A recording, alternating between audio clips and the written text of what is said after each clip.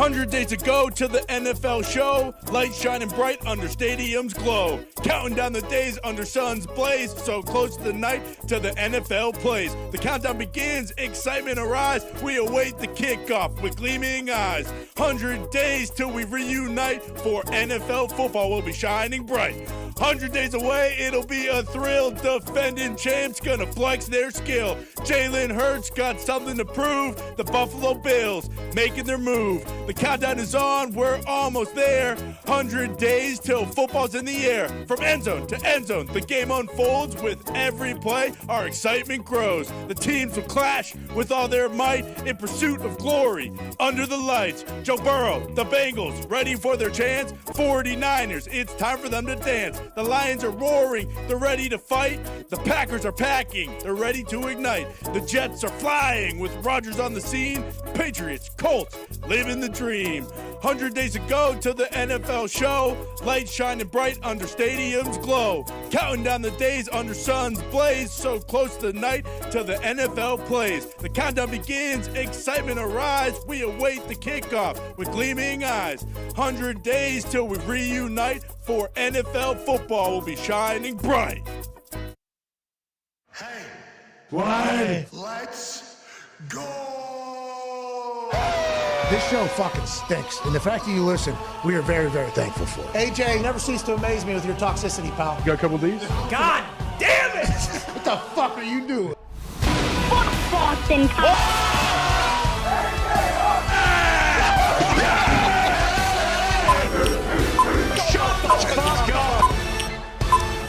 Hello, beautiful people. Welcome to our humble abode, the Thunderdome, on this Tuesday, May 30th, 2023. This sports program shall start right now. Sports are happening, and we got both of the finals now set up for the NBA and the NHL. In the NBA, you got the Nuggets, who have been resting after sweeping the Los Angeles Lakers, taking on the Heat, who go into Boston and take the soul out of not only the Celtics, but the entire city, and get a massive win in Game 7 of a game that could have had history happen if the Celtics were able to come back from being down 3-0 and make it to the finals. They were not. Tatum blows his ankle out literally on the first play, and that was all she wrote. Could have lost by 40. Oh, yeah. Should have. It was bad. And in the NHL, you got the Florida Panthers out of South Florida, and everybody down in South Florida knows that the Panthers existed earlier this year. Everybody in South Florida knew that this Panthers team was an absolute dog. Everybody knew that this Panthers team was going to be electrifying, exciting, and successful. And now they have to take on the men from Sin City. The Las Vegas Golden Knights won the series last night against the Dallas Stars when they get a win 6-0 in Dallas. Jeez. I like that the hockey god said, you know what, Jamie Benn, the captain of the Dallas Stars, who cross-checked Stoner's head into the ice earlier this series, they said, let's wait for this fucking guy to come back so then we can smack him right in the mouth. That's right. The Golden Knights are in the finals against the Panthers, and then the Heat and the Nuggets will battle. We'll obviously follow that. Nothing starts until Thursday, and then I think Saturday, so we got some days without sports, but we do have great conversation today. There's so much catch up on. The Toxic Table is here. At Boston Connor and at Ty Schmidt. One half of the Hammer, Dahn. Cowboys Tone Diggs is here. And 14-year. 14? 14. Damn. Long time. That's so long. So it is. 14-year NFL corner and icon, ladies and gentlemen, Pac-Man Jones. Great to see you, Pac. Let's dive into it. I don't want to talk about the Celtics just yet. What I want to talk about is what we led the show. Connor, you are Mr. Countdown to NFL Football on Twitter. Right. Hell yeah. You used to be able to change your name every single day. Now, new Twitter can't do that because you'll lose your blue check mark even though you paid for it. So now you did. Kind of a bummer. Now Yeah. you can do less now Right. than you were able to, even though you're taking $8, whatever it is, from me. So they're going to have to get that figured out. But you still count down the days till NFL football. 100 days, we did it. 100 days. We made it. Now, it's a little easier to stomach because once you have those 3 digits gone and, tomorrow. Yeah, more than a quarter of the year. Exactly. More than a quarter of the year, and then all of a sudden it's 99. And then you know what comes after that? 98. Still, more than a quarter of the year.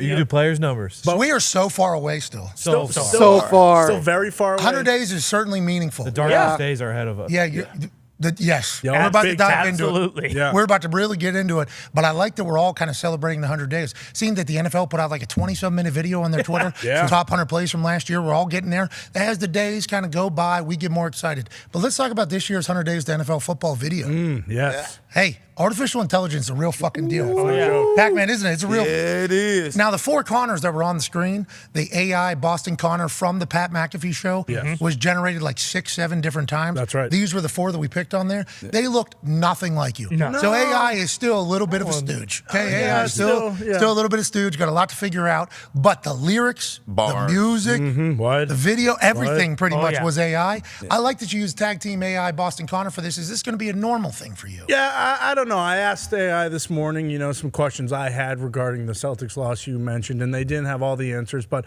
as far as making the music and the lyric, it's very easy. So I don't see why you wouldn't use some of those things. Now, you said, yeah, sure, none of those look exactly like me. Top left, I thought, had a lot of Drew Gulak in them. So I honestly liked that one the most. I think bottom right's probably the closest. Top right was the worst. Yeah, top right was probably the worst, but you can see what it was trying to do. I mean, I've never had a goatee? Mm-hmm. Yeah, Maybe you should. I've never had one. Maybe I should. I think I shouldn't, based on what the AI showed me what it looked like. But at the same time, AI, I mean, they're working with me. It's not like they're working with someone where there's a bunch of photos of them. So they did what they could, and they delivered. I mean, the music was, that's a banger. Not the song, but the actual beat I enjoyed, and it was very simple to make. It's crazy how quick this AI works. It's extremely dangerous, and I think that is kind of what I'm reminded throughout this entire thing, because I obviously have the IQ of a light bulb, and Carl Havoc, for instance, exactly. And I was still able to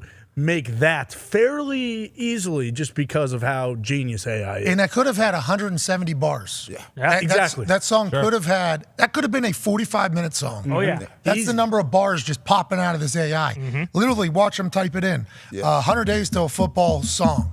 Send. And then it starts calculating. And it's like, let me think about it. And then boom, full song. Yeah. Bang. And then you got some shitty bars in there. Definitely. But you delete those a little bit, keep the good ones, and then you do it again. Yeah. 100 Days to NFL Football Song, please. And then it's like, can't send the same song twice.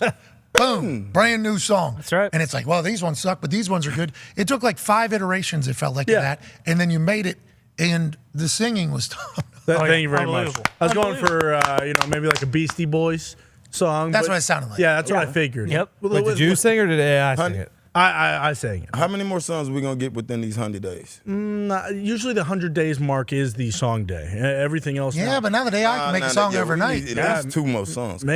See, Pac-Man, if I was as talented as you, then maybe I would be able to do that. But But it's not about talent anymore, is what we're trying to say. AI can do it for you. Hey, AI can really. We Change the joked game. about it with AI Drake. Right. yeah, But AI Drake was banger. that's the best Drake I've heard since 2010. But yeah, Well, those are your thoughts, not everybody's, Not but everybody. a lot of people do share that thought. Not necessarily anybody here. No. But I'm But saying a lot of people. A lot of people do say I know that is I know you potentially guys are the thing. Drake heads, so don't worry. Champagne Poppy, he did a lot of good back in the day. Yeah. He's not singing to me now. I Exactly. understand that. No. That's my I'm point. just- he's not singing to me. AI Drake is AI Drake, though, was like, hey, Pat, remember when Drake was going? when it's cold. Here we go. These Yeah. things are happening. And then I watched you put this thing together pretty quickly, and I'm like, so are we ever going to know from this point forward what are artists' thoughts or what are AI thoughts? Every artist that is a songwriter has that AI Oh Oh, yeah. yeah. right there. Yep. I mean, literally Why right wouldn't here. you? Yeah. How could you not? Especially if you knew that was happening. And now they'll say, well, we still want it to have the human soul. This is what people will say. I can already hear them give like a answer about the writing process and how AI doesn't have a soul or a feel or anything. It's like, well, you can take there and you can add a little soul Take to it. yeah. bones. It ain't about who wrote it. It's about who said. But I'm thinking AI can write it. It's about how you deliver. just like that, by the way. Yeah, there's no way. Quick. There's no way Drake listened to that Winter's Cold song if he did, which I assume he did. Had to. And Had thought, to, yeah, this isn't a good song. Like, it's a great song. And I don't get why they don't just have features featuring AI Drake. Drake and AI Drake Yes. should be the next album. But I'm assuming that's going to be like everybody's album going forward. Oh, yeah. Everybody's album going forward is going to be I assume with the assistance of AI. Mm-hmm. And then they own it, right? Like you own what you just created there? I believe I think so, because what would I have to do? Just credit the website? And even then, what is the AI the is going website? to come for its dues eventually. Yeah, the website's That's free. why I have not even signed on to any of these. I've watched others really think I hard. have. I'm I locked have. in. I'm- I have no How could idea you how to not, use it. Pat? Honestly, how could you? Smart. With everything I'm seeing it do, it's amazing. Photoshop and shit. Yep.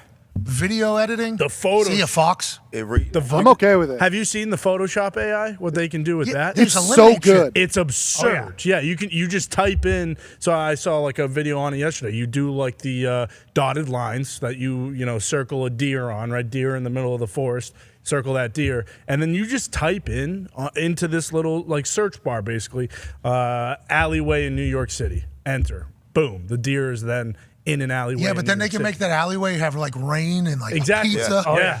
Hey, I need a fresh New York style pizza. Exactly. Pepperoni, 2 slices eaten right there, and then bang, like a 4K image of that pizza just pops up, and somehow it's perfectly laying on the alley, not like off tilted at all. At all. Deer might as well have been there.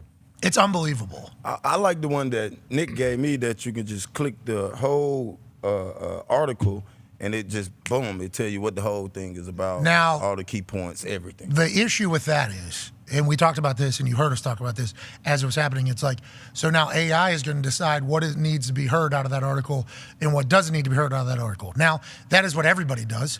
Everybody on Earth takes an article, and then they give their portions of importance from the article to people. That's kind of reporting, I guess.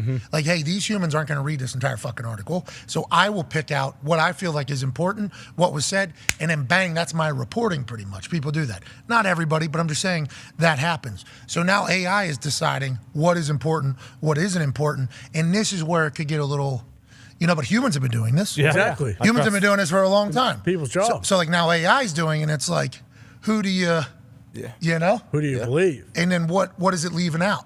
What portions of that article are they leaving out? Why are they leaving it out? If you send the same article to the same AI, will it give the same reaction every single time? No. Or will it be a different review of it each and every single time? Well, I did it twice. It gave me 2 different ones. The one. See, that's what problem. I'm saying. That's That's what we're saying. Overall similar, or Was there a similar It was overview? similar, but it wasn't the same.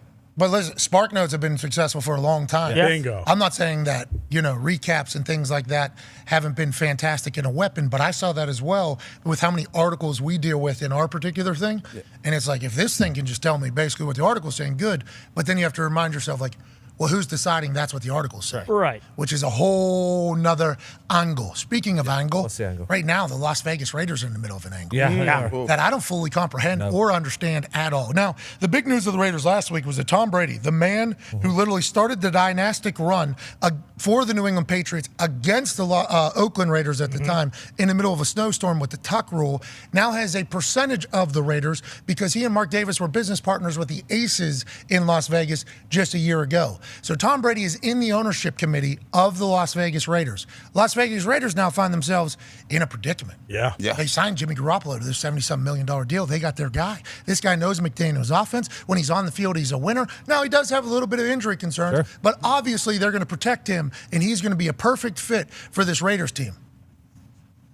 Turns out that is not the case. At all. No, it's not. He showed up. They got shoulder surgery. Remember, that held up the whole trade process, which inevitably led to him ending up at the Raiders long past whenever we thought Jimmy G was going to be moved from the San Francisco 49ers, because every time he is on the field, he does win. Shoulder injury, though, slowed things down, they said. I guess it wasn't just a shoulder injury. This foot injury that he had to get surgery on immediately upon arriving at the Raiders had them change an addendum in the contract, which basically says if he can't play next year, they don't have to pay him anything. They're just hoping that the foot will be able to recover by training camp is their prediction, but nobody else has said, yeah, he'll be back by training camp. What a clusterfuck of a situation. And this is literally everything that's ever said about Jimmy G. And now it was kind of happening behind the scenes. There was real no media about it. So Florio and Pro Football Talk are very excited that they kind of unearthed this particular thing. But the Raiders might be without a quarterback unless What's that? Jackie Moon. Yeah. Jackie Moon, Tom What? Brady is going to play for him him, I guess we have to have that conversation at this point. Well, and if Tom Brady is playing for him and you're a Raiders fan, you're so happy that Jimmy G didn't have to, do any physical and he came in and basically fucked up their entire team. But also, has this ever happened before? Like, is there ever been $72 million feels like a lot of money for this to potentially fuck up. As a free agent, too? That's what I was like. How does this happen? Yeah. Like, this is the NFL. They're doctors and everything. Like, how does this happen? I mean, they knew. The Raiders knew. That's why they changed. Well, they're saying they know. They changed the contract. I don't think they knew. To an extent, maybe, but not like, oh, wow. Like, yeah, we knew his foot was a little banged up. You're going to have surgery, and you might miss the start of training camp. Like, there's no way they're paying him and signing up for that, 3 months ago. This is crazy. This is crazy. I don't think they knew when he first got there. It pops up on the physical. Oh, buddy, you need surgery, by the way. So what? We're gonna have to rework this thing. This is crazy. Addendum G, I believe, is what Mike Florio said. I've never seen this on a You know how we had the watching film hours clause in Kyler that we all said, what is this? Addendum G, a key waiver that potentially allows the Raiders to walk away from the deal without any financial obligation due to Garoppolo's foot injury. That was never reported when Garoppolo went to the Raiders. Garoppolo's shoulder's good. You know how we know his shoulder's good? Because he just signed for 70-some million with the Raiders. He's good. Jimmy G's with the Raiders. Devontae Adams says he doesn't necessarily agree with what the front office is doing. Yeah. You don't like Jimmy G? Is that what's going on? Turns out he might have found out, hey, we don't know if Jimmy G might have Hoyer. What? You might have. How's that sound? Guy that just got drafted. What? Strafolsky? And Devontae, because I was wondering why Devontae was openly saying, I don't agree with what's going on here. It's like, yo, Devontae, none of us agree with what's going on at the team we're at. Right. This doesn't need, you're getting paid a lot of money. Don't necessarily need that type of shit out if you're the Raiders or if you're Devontae. If Devontae, which I assume he did know about this before it even comes out, Devontae's like, we don't even have a fucking quarterback right now. What are we even talking about? That completely changes my whole mindset on what Devontae was saying in that interview last week completely. Make a lot of sense. Like, we're not even on the same page. We don't even have a guy that can start. I'm quite sure when Devontae went there, the quarterback talk was the big issue. I'm quite sure they promised him a good quarterback. Jimmy G is an okay quarterback. Jimmy G hurt is nobody. That's who they got. Hoyer. Like, and who if else? he's not 100%. Who else do they have? The kid they drafted, I think, was the kid from Purdue. Aiden O'Connell. Yes. Okay, maybe a dog. We have no idea. Josh McDaniels' offense, so the reason why Jimmy G was such a good signing is because he knows it. Yes. So in this offense isn't necessarily the easiest to pick up. If you go back to the New England Patriots, whenever people would just sign up to go to that offense, it was like, yeah, it'll work. And then some guys, it didn't work because the offense is a lot of decision-making on the fly, seeing the same thing, everybody being on the same page. That's why Jimmy's a perfect fit for McDaniels. Now Jimmy's out. We got Hoyer in there. He knows it. Yeah. But Hoyer's Hoyer. Right. Exactly. No offense to Hoyer. No. Yeah, also got hurt last year when he did come in and play. Then Aiden O'Connell and Chase Garbers. I mean, I'm assuming Aiden O'Connell will be able to pick it up. Purdue creates fucking astronauts. He probably has a big brain. So maybe he'll be able to pick up the offense quickly. And Chase Garbers, he'll be able to figure it out as well. Yeah. Of course. But you got Tom Brady sitting there potentially in the ownership group. That's going to be a hard thing not to be like, hey, Tom. Now, I don't think Is he allowed? I think he would have to suspend it for a year, I think. Yeah, because that was the conversation when we were talking about the Dolphins and Brady, how it worked with him being. Yeah, because Peyton allegedly was offered a percentage of a team. I think the Titans, whenever he was a free agent, he ended up going to the Broncos instead. But that was all rumor. I don't know if any of that was ever real. And I've never asked Peyton. We should ask him the next time he's on, just because the only time it comes up is whenever this type of situation happens. Go ahead. Elway was offered a percentage while he was playing with the Broncos because there's always that story. Like, instead of doing that, he took a contract, and now that would have been worth this many billion. Yeah, so it's fascinating. Like, why wouldn't Tom, newly single, in a dome, Devontae Adams, right? Gronk, right? Gronk, yeah. I mean, he can mentor Michael Mayer. Yeah, but I'm just saying, like, He comes, Gronk yeah. could still Yeah, play who knows? football. Yeah, Oh, for yeah. sure. Hunter Renfro. They all know Josh McDaniels shit. Yep. Sorry, I love Tom Brady, but I don't know if he still got it. No. Unpowered. heard this Not before. still there. I mean, we did watch last season. Come on now, guys. What? Now, it sound good, They were not good but last 17 weeks, Yeah, they were terrible. Tom. Everybody on the sideline, too, was terrible, though. That entire team was terrible last year. Yeah. Vibes were, remember, he was missing, was that last year? He was missing shit. Oh, yeah. Yeah, he took like what 25 days. He had year was- FTX. He had last year. divorce. Yeah. He had. There's a lot of stuff going on off the field. I'm 40 years old. There's a lot of shit going on. It's Right. like, and then we start learning of it. It's like, oh, multi-billion-dollar potential fraud litigation going on. Yeah. Divorce, couple $100 million. Right. Yes. Divorce happening is potentially very public, and also new head coach, new everything, and your guys aren't. That's a. He is a better option than Hoyer. Yeah, and it's probably. I mean, And Hoyer? Come on. What are we even? You're right. Well, that's who's on the roster. I said he's a better option than Hoyer. Yeah, but the way you said it was as if like, hey, if we're comparing him to Hoyer, yeah. I suppose he could beat Hoyer out. Hoyer is a player. In that AFC West, though, Tough. that's going to be very tough. I feel like the Raiders are similar too because they do have a bunch of weapons just like the Bucs did, but their O-line fucking stinks just like the Bucs did. I don't know if he wants to sign up for that again or not. And why don't they get AQ Shipley in there to coach? They should. that's what. I know he's in shape. If they want to win the Super Bowl Motherfucker did the Murph yesterday. Yes, he seen did. him. AQ did the Murph yesterday. in record time. He's like 280 pounds right now doing the Murph. This guy almost killed him. Almost killed him. He put no context at all in this photo. He just put a photo of the what the Murph did to him, and then he posted this photo immediately afterwards, and it got sent into the group. And obviously, he looks like crazy vanilla gorilla here, barbarian losing his mind. I'm like, what happened? He goes, Murph almost killed me or whatever. And then I responded like, you did not do the Murph. No chance. Okay, you're 280 pounds, pal. There's no way you did the Murph. The Murph is a mile. You run 1 mile to start it. What? Then you do 100 pull-ups. What? 280 pounds, this guy's doing 100 pull-ups. That's tough. 200 push-ups. I'm doing 100 push-ups a day thinking I'm fucking like the guy. Yeah. Put me on American Gladiators, part 1 documentary out tonight. ESPN can't wait to watch. I'm doing 100 push-ups. I think I'm the guy. 300 bodyweight squats. Not going to be able to get off the shitter. That's absurd. My whole ass cramped up when I just tried this about 45 minutes ago. I think I made it to set 6 or 7 of 30. I had 10 sets. Almost killed me. Yeah, you're not going to be able to get off the John later. And then you have to run another mile after doing that. And then you're doing this all in a 20-pound vest or body armor. Okay. It's called the Murph. A lot of people do this during Memorial Day. Murph, I believe, was Badass Seal who basically put together all the workouts. Absolute dog. They were doing it at the beginning of Lone Survivor whenever they're running around the base, I guess. I guess it would be base there. They're doing this. And this has like become something that people do on Memorial Day. I look at that immediately and think, okay, I'm done. I'm 1 mile in, maybe. If I do 15 pull-ups, I'm like super pumped. Absolutely. With how fat my fucking ass is and how heavy my lower body is, I am jocked if I do 15 pull-ups. You're nowhere near done. No. Nowhere. Zuckerberg did this yesterday. Of course. AQ Shipley did this yesterday. What? You know who didn't? Who's that? AJ Hawk. What? Really? What's that all about? Hates America. Interesting. Kind of a fraud. Then. Although with how mangled and fucked up his fingers are, can he even do pull-ups? Can he even wrap them around the I bar? think they actually hooked Here's the around. deal, boys. For next Memorial Day, we all will be doing the Murph. Yeah. Okay. All right. Okay? As a team. Got it. It's going to take a lot for me to start get practicing. there. I'm gonna need a full. You know, in Happy Gilmore, after the hockey tryouts, Yeah. he goes to the thing and he's 295 days. Yep. I need 364 days until the Murph that I need to do. So this is going to be a full commitment out of me.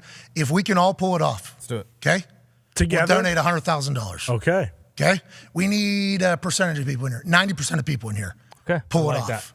I thought you meant together, like we all Thank do. you. We split it into one. No. We're all. I thought you doing meant it. just you guys out there. The back room doesn't count. No, you're the one that's best set up for this. Yeah, weighing Foxy. 120, 200 push-ups? weighing in at 125 pounds. Yeah, you were set up for this perfectly. I would be sore all week if I did 20 push-ups right now. I actually am All dead right, we'll do serious. 80%. Yeah, 80% thank of you. the office Okay. can pull this off. We'll donate $100,000 or something like that to. I would just Yes. pull you guys down, so it's probably just like No, see, this is a good goal actually. Like for Right. me, I'm viewing this as a goal. Let's go. Like, okay, that let's charity go. just Work lost to that. $100,000 if I'm included.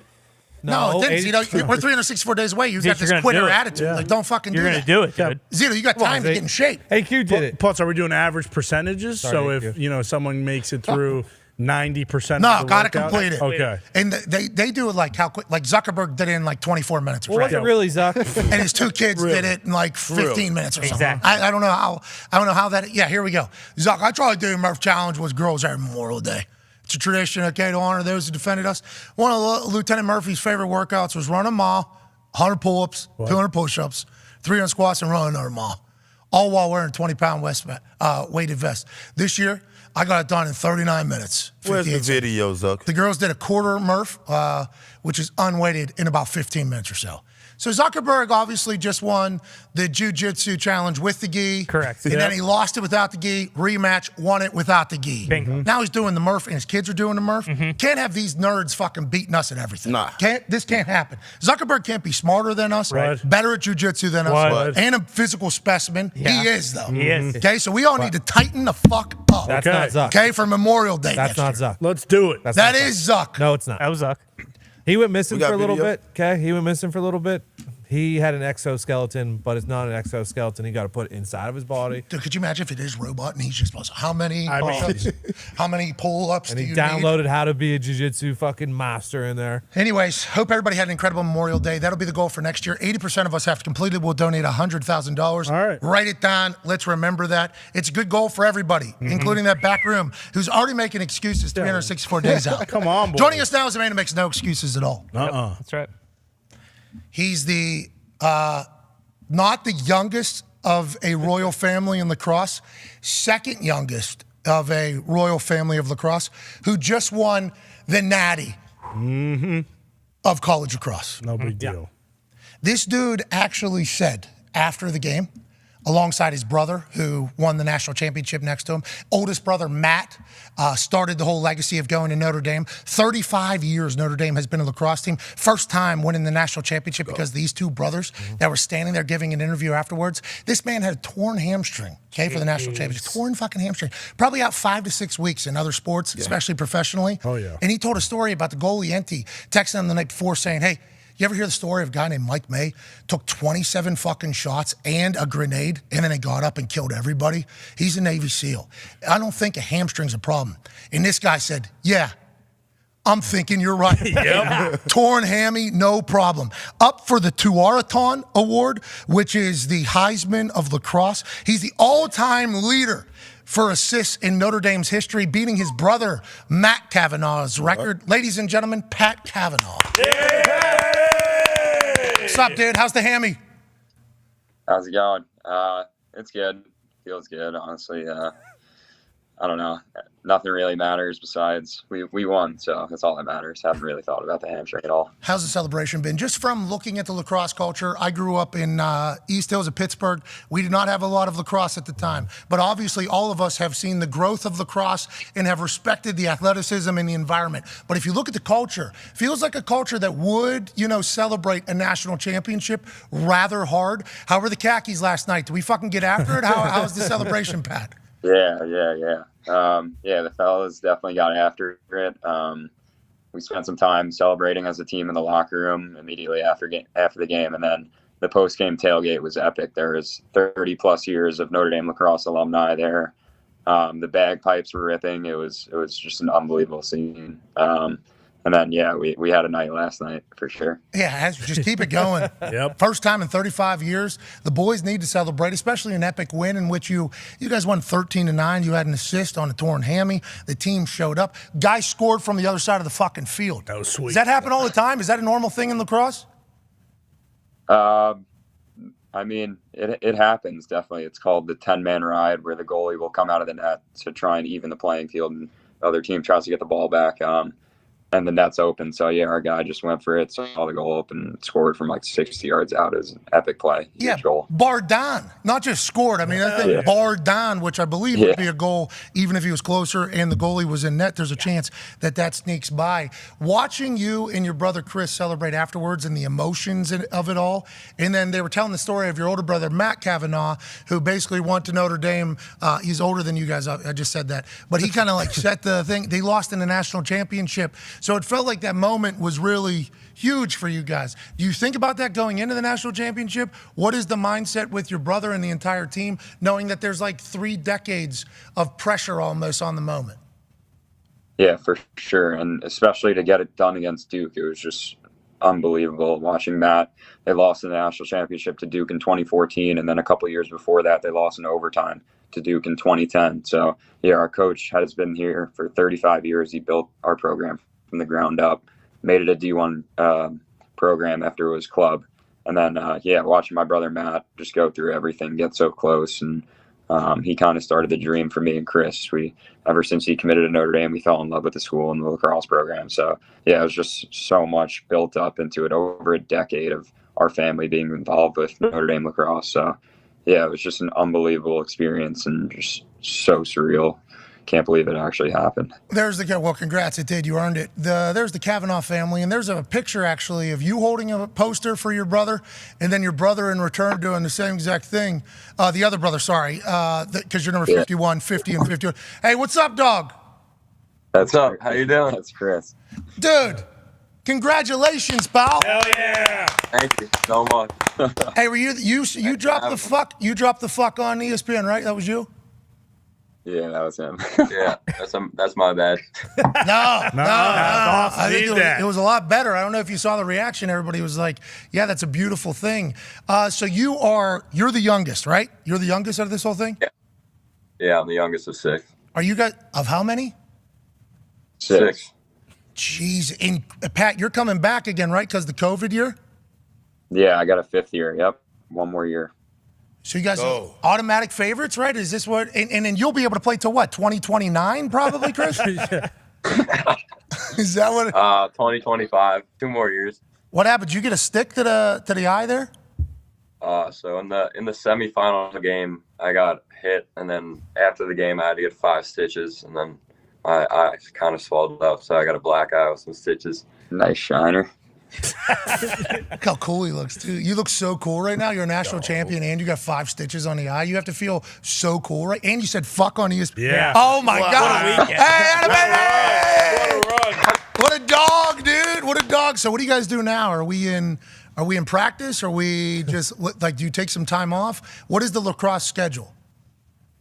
So, like, today we actually are giving a clinic for a bunch of little kids in Philly at a high school, so that'll be interesting. I think a lot of the guys will still be banged up after last night, but yeah, so we got that, and then we're going to Germany actually tomorrow. Our team does an international trip every 4 years, and it kept getting pushed back. It was supposed to be after my freshman year, and then COVID just kept pushing it back. So it's unreal that we're doing it after winning a national championship. Couldn't have been any better. So how many countries do they have lacrosse? Because I know you're a U.S. gold medalist. I assume he is as well, the guy with the fucking shiner after winning the Natty and I assume the whole Kavanaugh family just has gold medals all over the place for the sport of lacrosse. But for me that doesn't understand the sport as much, how many countries have it? And is it an Olympic sport? What is it? It's just a world competition? How's it work? They're actually pushing really hard to get it in the Olympics in 2028. But it's going to be a different version of lacrosse. It won't be like the full field type game. That Mickey Mouse! Yesterday. Can't have Mickey Mouse lacrosse. Why are they doing that? Yeah, no. I don't know. I think it's honestly the only way that they'll be able to get it in the Olympics. I'm not sure the details behind it, but yeah, I'm not a huge fan of the version that they're trying to put in the Olympics. Me neither. I mean, if it gets there, then it'll be really cool. But I don't know. It's just a little weird. But yeah, they got so they're trying to get in the Olympics, and then I'm not sure how many countries actually play, but the U.S. and Canada are like the powerhouses of lacrosse. So all the gold medal games in every tournament end up just being U.S. versus Canada. Hell yeah. We beat them every fucking time, too. Damn right. Yeah, we do. You're damn right we do. Shout out to you, Canada.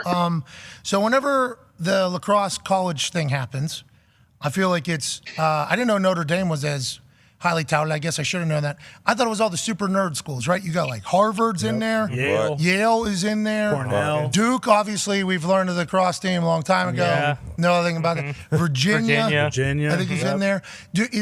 How many is like the power of the college lacrosse? And do you see it continuing to grow as you maintain your time in college? Like, how quick is it growing, you think? The sport as a whole is growing really, really fast. But I don't know how many other teams like in the Pac-12 or out west will add college lacrosse because of Title IX. I think that's the main thing holding the sport back. But the powerhouses in the sport are like in the ACC and the Big Ten, like Maryland, Ohio State, Michigan had a good year this year. But yeah, definitely say the ACC is the most dominant conference in lacrosse. Notre Dame, Duke, UVA, UNC, and Cuse. So definitely not the Ivy League. they're all frauds. Now, isn't that what it's kind of known for, though? Like, I immediately think, like, the super smart kids are playing the lacrosse because then it's an immediate pipeline right into the banking community in New York. It's like, if you're good at lacrosse and you went to a business school, good for you. We have a fucking investment firm for you. That's kind of what, like, how I viewed that. Sounds like that's not the right way to look at it. I mean, it's pretty accurate for like the top business schools and the Ivy Leagues. Yeah, that's actually very accurate, honestly. But I'd say you're right about that one. But yeah, there are definitely a lot of tough kids that play lacrosse. Like this guy's got his eye split open, played on an injured hammy. There are tough guys that.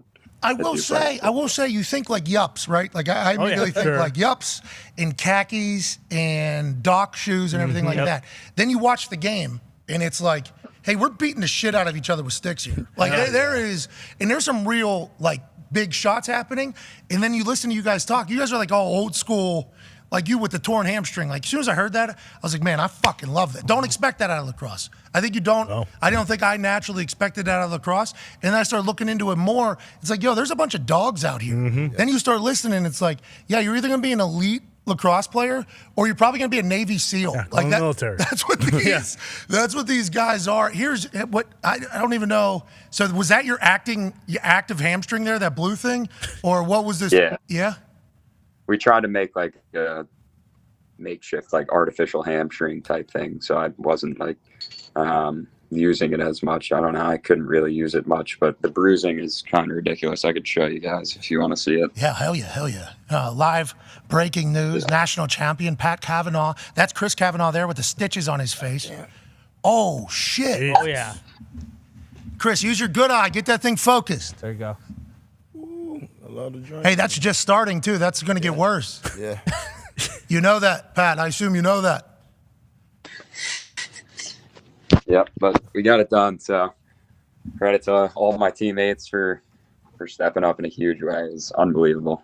Hey, so NT sends you that text or that message about Mike May, the Navy SEAL.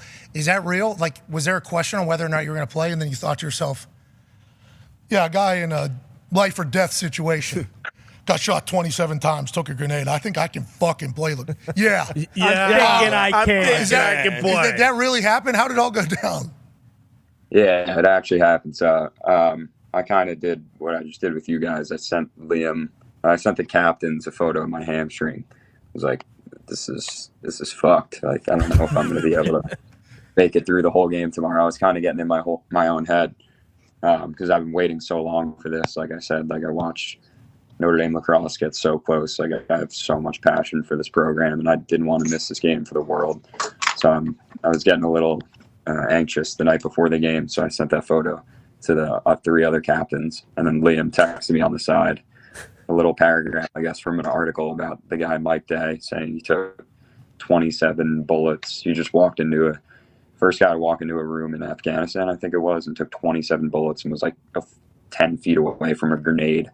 And then when he woke up and gained consciousness, he killed 2 guys.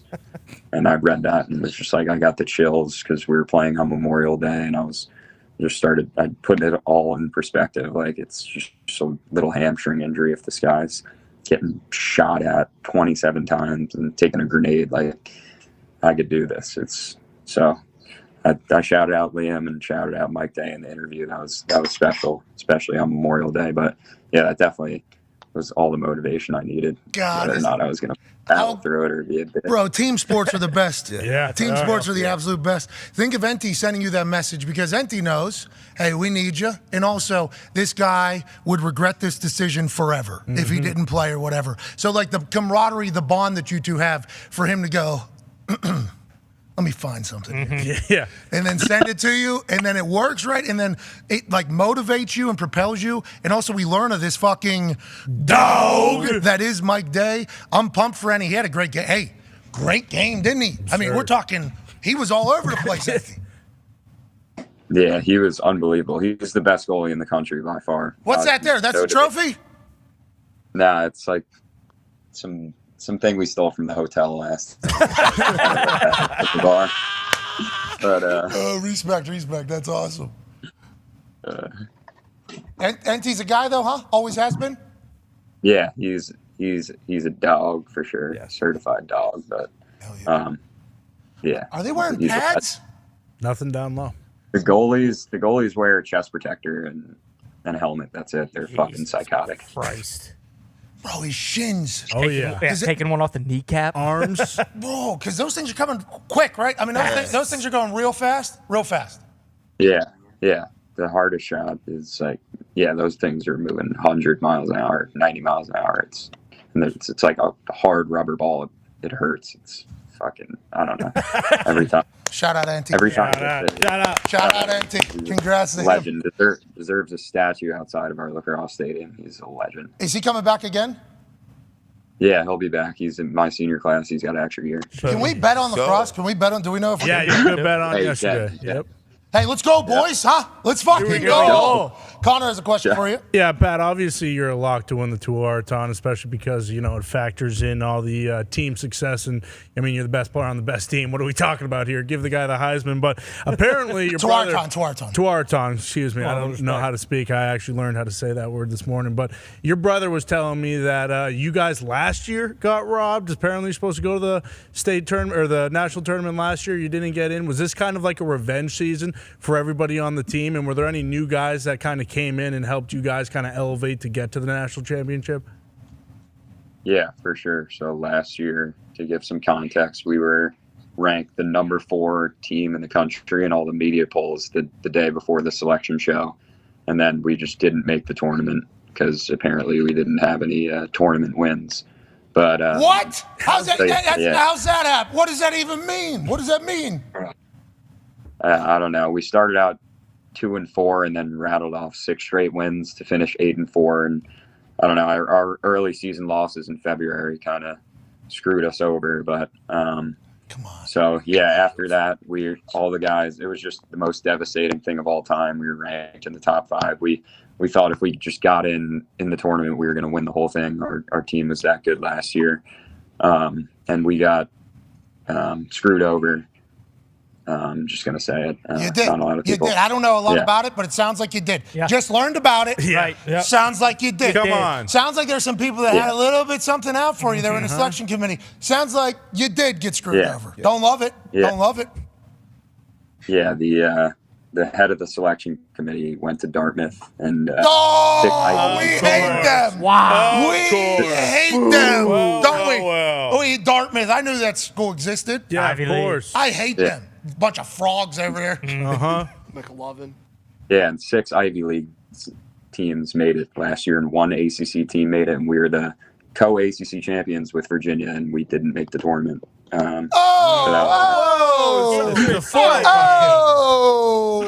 Happy little cross squads made up for it this year, though. Yeah. Bingo. Didn't they? They knew. Yeah. 2 ACC teams in the Natty. They knew it was happening. You know what I mean? Kind of a dunk almost on the entire Ivy League. Full windmill. Sorry. Yeah. Nerds. So that was the worst, probably the worst, one of the worst days ever. But honestly, all our teammates after that were like, this could be the best thing that's ever happened to Notre Dame lacrosse, because we used it as motivation every single day, the whole summer, the whole fall, the whole preseason. Like, guys were just so accountable and so disciplined the whole year. It was like nothing I've ever experienced before. Everyone was, anytime anyone fucked up, everyone's getting in each other's faces. Like the intensity the whole year. Like we wouldn't have won the national championship this year if we made the tournament last year. So not making the tournament, I think, honestly got us over the hump, because it was just a whole nother level of buy-in and everything. So definitely shout out to the head of the committee and whoever else that fucked us last year for giving us Yeah, thanks. Way to go. Kind of like Enty. Hell yeah. Kind of like Enty level of motivation. Yeah. A little bit. Dartmouth over there. Just motivating the whole team. You know, that team over there, they need to get smacked right in the mouth with some humility. That's right. You're not even welcome in our tournament. And then you know what that's going to do? That's going to build them up for next year. That's going to be even better for next year. They absolutely know. Oh, yeah. Now, what are we going to do now that we won? We're going to get a little comfortable? Is that the lacrosse house there? Is that the lacrosse house? No, we're in the hotel in Philly. We're going Chris? to Germany as a team, like I said before. Hell yeah, Chris. Yeah, we're still in the hotel, leaving from Newark Airport tomorrow. Do you guys have a lacrosse house? I assume it's pretty good time. You happen upon the lacrosse house? Yeah, we do. Hell yeah. Hell yeah. Hang those fucking shirts on the wall at the lacrosse house, dude. That's right. Hang those on as soon as you walk in. Yep. Lacrosse house, good time, huh? I assume? Yeah, it's a great time. Fellas definitely get after it. But yeah, that's about all I'll say. Yeah, smart. Very, very smart. Pac-Man has a question for you, Pat. You was talking about your coach, 35 years, and obviously you know the whole history. How was this for Coach Kevin? I heard a lot about him. Was this a good thing for him, and how you feel for him? Yeah, he's an absolute legend. So happy for him. When we got the trophy yesterday, we all immediately just grabbed it and ran it over to him because we wanted him to get a touch. He deserves it. He deserves the world. He's accomplished about everything in his career besides a national championship until yesterday. So, like the only knock on him was that he never won a title in 35 years. So, for him to finally get it done, it was just unbelievable. And watching my older brother play for him and get so close, it was just, for me personally, it was just an indescribable feeling. I'm so happy for Coach Horgan. He's an absolute legend. Hell yeah. Congrats to Coach. Yeah, Coach. 35 years is a long time. Long time. That's a long time. Mm-hmm. You know, winning a natty, like I would assume that's something he has thought about. Yeah, staying through it, too. On a long, like there's been a lot of times, because you could have a 30-year career. People say, hey, great career. Yeah. 25-year, great, hey, great career. 20-year career, that's 15 years ago. Yeah. 20-year career, hey, hell of a career. Unbelievable. So for 35 fucking years to think about that and then get one, what a night. He had a good time with you guys, or he's straight shooter? Yeah, I don't think he didn't make it out with us. Our assistant coaches did, but I wouldn't be surprised if he was spooning with the trophy last night. Hey, you get that thing, Coach? You get that thing. Tone has a question for you, Pat. Yeah, so after next season, is the PLL the goal? Like, is that the final goal after you leave Notre Dame? Yeah, that'd be cool. Are playing in that right now, but haven't thought about it too much. Staying focused on my college career, but yeah, that'd be really cool. Actually, my brother Matt is on the Cannons right now. He got traded this summer. They're playing the Archers on Saturday on ESPN Plus. So shout out to Matt and good luck this weekend. But hey, yeah, good luck, pretty Cannons. cool. Yeah, come on, Cannons. Good luck, Cannons out there. Fuck the Archers. Hey, tell them if they got anything going on. I mean, I guess the Archers could be the same thing, but the Cannons, I mean, we need a 60-yard bar Dahn. Hole in the net. Just to pay a little tribute to the Notre Dame boys that are out there swinging it. Go ahead, Ty. Pat, everyone knows Notre Dame traditionally, obviously, big-time football school. They've had success in basketball, too, baseball as well. But with you guys winning a national title and being good last year, are you guys kind of like almost the big swinging dicks on campus at this time? Or is it still like kind of football rules the roast in South Bend? Yeah, we were actually talking about that yesterday, like what it's going to be like coming back to campus fresh off a national championship. We talked about it all year and we said it would be the coolest thing ever. But yeah, I think football is definitely the most prominent team on campus, just the history behind it. It's like you think of Notre Dame, you think of Notre Dame football. So, but honestly, they haven't won a national championship since 1988. And we were able to get it done. So I don't know. I got so much respect for their team and Marcus Freeman. He was actually at the game yesterday and came to the semifinal game against Virginia. So I got a lot of good friends on the football team and nothing but respect and love for that program. Before Matt even committed to Notre Dame lacrosse, I was a diehard Notre Dame football fan. So I got nothing but love for that program. Did you go to Catholic school, high school? Yeah, I did. Okay, so I'm learning this through Ty, that like the Catholic high schools, like their Notre Dame is like their, not everybody, I guess it's not 100%er, right? But it is like a natural like destination spot. He's like, hey, this is the college Catholic school, it seems like. I didn't put those two and two together because I didn't do the Catholic school thing or talk to anybody that went to Catholic school. Although I should have. Sounds like you guys are pretty cool guys. You know what I mean? Just didn't assume that you'd be a cool guy. But that's on me, not on you. Those are my own prejudices that I need to get by, okay, and I will, certainly as I continue to grow older here. But I learned that Notre Dame is like the dream school for most Catholic high schools, and that just makes sense naturally. Does Coach Lou Holtz have anything to say about the lacrosse team taking home the national championship? Yeah, Pat, I'd just like to say that it's absolutely unbelievable that the lacrosse team finally won the national championship. But I will say slow your roll, pal, okay, because you know who the last coach to win a national championship. You're talking 1988. That was me, goddammit. I was the one who won won the last national championship. We'll see. They could be good this year, but I mean, if we got guys out of the lacrosse team playing, with the goddamn torn hamstring ripped off the fucking bone, maybe we get that guy on the football field and have him play linebacker. Have you ever, I don't know, considered being a two-sport athlete at Notre Dame, Pat?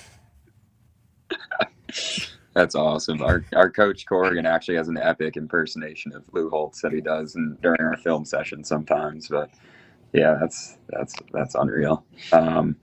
We actually have a two-sport walk-on our lacrosse team. He walked on the football team 2 years ago, and then walked on our lacrosse team last year. Sam Asaf, and he's been talking to Marcus Freeman about me possibly walking on the football team. But Whoa!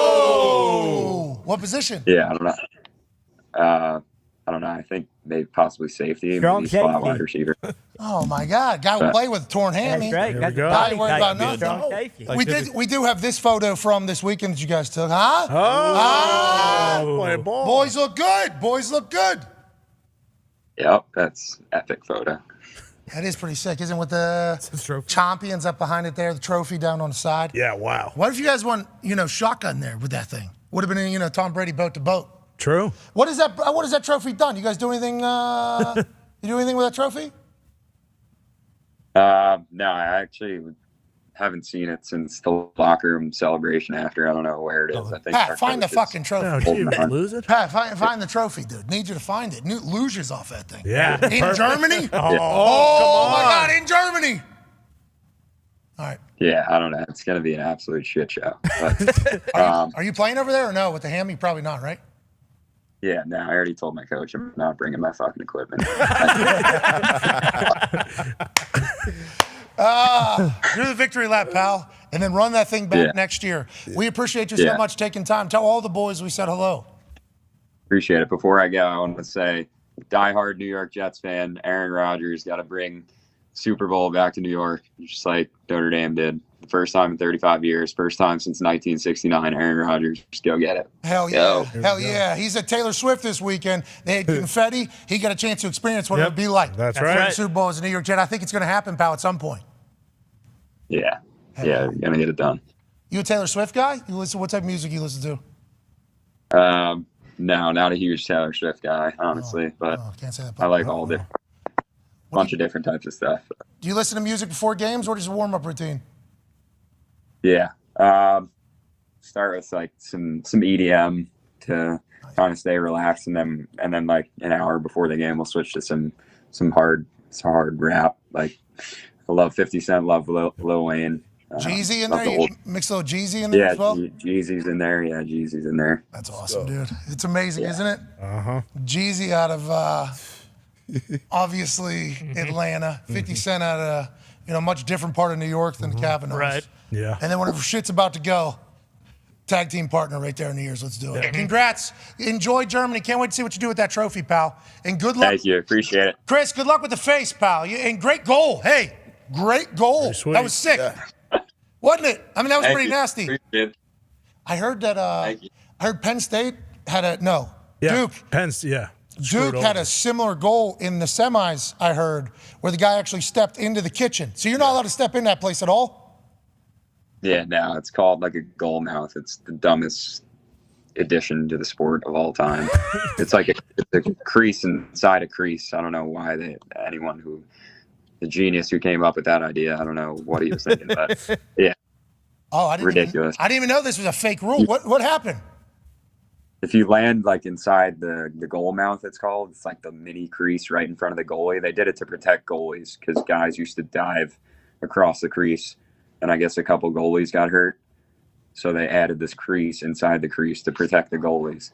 And he actually stepped on the actual crease, but he also landed in the goal mouth, the overtime winner against Penn State to get the national championship. So all the Penn State fans were up in arms about that. No review, right? No review either. Yeah, no, it's ridiculous. They got to add that to lacrosse. I feel bad for Penn State for their season ending that way. But also, 2 ACC teams in the national championship. So sorry about it, Big Ten. Yeah. Sorry about it, Ivy. You're the man. Ladies and gentlemen, Pat Cavanaugh. Yeah. Look at this. We have depth. Yeah, big deal. We see lacrosse. Yeah, sport of the future. That's a sport we know nothing about. Nothing. People look at us and they go, Caucasian, tank top every day. Probably doesn't know lacrosse that well. Probably doesn't know lacrosse. We went down a rabbit hole. Listen, when you're talking about notes on things, I mean, look at all this shit. I took real notes on this to try to learn the sport because I know it has a lot of history. 35 years that guy's been coaching at Notre Dame. And then I've never even seen a full fucking game, really, of lacrosse. They say it's a massive sport growing. Yes. For me, I feel like I'm into sports, all sports. I watched NASCAR this weekend. I watched IndyCar this weekend. I watched F1 this weekend. If you're F1, by the way, same day as Indy 500, don't do the Monaco race. Your race sucks compared to the Indy 500. That was the most boring shit I've ever seen on television. Yikes. And I only do it because Darius is so into it. Yes. I haven't watched the documentary series, so I don't think I fully know all the characters in F1 and everything like that. But Darius loves this thing. Loves it. So I see Monaco, and I see Conor McGregor has his yacht posted up outside. And then I start reading a stat that like 1 in every 2 people in Monaco that live there are millionaires. And this is like the race. And it's the morning of the Indy 500. Yeah, I've heard the no personal income tax, nothing else. Like, it's our show now. It's our show based out of Monaco. That was the full conversation that I had. But then I get back to sports, and it's Indy 500 day. And the Indy 500, obviously, massive here in Indianapolis. But it was going to be a racing day for me. This is going to be a racing day for me. I see the Monaco's on. I turn it on. Crop. That was crop. Total Pure crop. Pure crop. No John. No John. No John. No movement. Nope. No nothing. That's brutal. Crop. It was crop. The best thing about it was all the yachts in the water. And like some of the views that were there. The race itself, and I assume that isn't every F1 race. And if it is, y'all need to relax on how much we're pumping this whole thing up.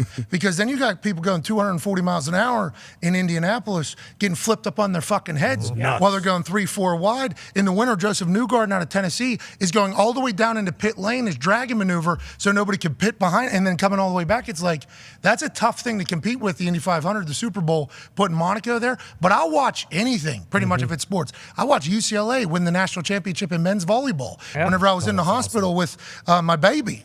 Baby was being born. It's like, congrats to them getting the big time dub. I will watch. I never watch lacrosse. Never.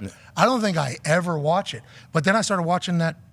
It was 6-1 or whatever. Yeah, exactly. And then it moves all the way to like 7-7. And then it ends up there. Like that game was like electrifying. Yeah, and it's high scoring. Like that's the other thing too. Like with some of the sports, and granted there are games where it is 6-5, 7-6, but when they're scoring 21 goals, like there's going to be good action no matter what. Yeah, I loved it. Physical. It was great. Physical, way more physical than I thought it would be. They're beating the shit out of each other. For sure. Hammering each other. Feel like I should give it more opportunity is what I'm saying. Yeah. And now the PLO, they're on ESPN, right? Yeah, now they're on ESPN. Yep, ESPN Plus. So we're naturally probably going to see a lot more of it if I had to guess. How many games do they play in a season? He The way said he talked, 8 it and only 4, right? I thought they played a lot more than that. That's what so I thought. This year, I'm pretty sure they were 16-2. I don't know if last year some teams stopped playing or were ended during COVID, and then they didn't have as many games on the schedule. Oh, as programs? Yeah, like programs ended because like Hofstra, we learned today, was ended, and it's not like they were a terrible program. Yeah, it's very fluid between club and D1. So like you'll be a D1 team, and then all of a sudden you're just a club team, basically. Yeah, like I said, Title IX is a big part of that. So if they were, they can't field a women's team. Interesting. Yeah, like Boston College, they got rid of their men's team, I believe, because that game was awesome to watch. Yeah. If you didn't get a chance to see it, you should watch it. Yeah. Like, I am very judgmental of the humans that are in the lacrosse world. A lot of khakis.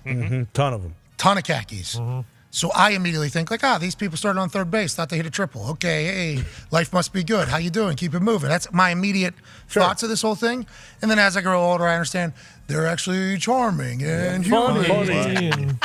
Real deal though. Like always, they're like, fuck those dudes. I'm not. And then you listen to this guy, torn hammy, black and blue. Yeah, that's nuts. Playing in it. And then you hear like everyone, bingos, 5 stitches, and then putting a helmet right back on there. He busted an eardrum yesterday too. That's disgusting. That would hurt so bad. And then you basically all of them have like either a family member or a close friend that's a SEAL or an Army Ranger. Someone's like, yo, these are like a different breed of suits. These are a different breed. Yeah, it is. Yups in lacrosse. I am a big fan of what I saw the other day. Yeah, big fan. It's unbelievable. The whole weekend is awesome. It's kind of like the yup hockey, if you could look at it like that. Like they have the hockey player mentality, but they just come from khakis and sometimes, those type of areas. I'll tell you what, though. Our high school, which I think we have a lot of the build to be good at lacrosse. For sure. We have a girl that is Yes. like remarkable. Our school just got lacrosse. The We're All Mustangs Here Fund is helping a lot with the lacrosse teams at our high school. So it's been cool to kind of watch the growth and development. And then they also tweet us updates of what's going on. We had a girl score. How many goals was it?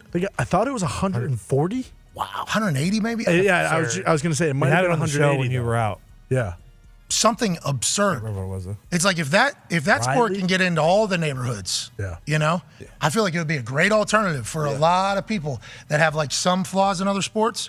You know, like in football, you got to be fucking big. 180. 180 goals she scored. It's absurd. Yeah, dog, dude. Yeah. She's a fucking dog. I don't know where she's going to school. I assume it's going to be somewhere. And then when she's done, she's going to have a first-class ticket to some banking operation. Goldman Sachs. In New York City or whatever. Yeah. Because those khakis still very prevalent in the entire thing. But if that was to grow, I think into a lot, they should be giving sticks and balls. That's the problem. To like places. Yeah. And then watch that game fucking, take off. Because it is an expensive sport. Imagine it down in Atlanta. I was just going to say, we need to put that at Westlake. Imagine off the wall, because all you need is a wall, right? Wall ball. Yep. Yep. All you need is a wall and a stick.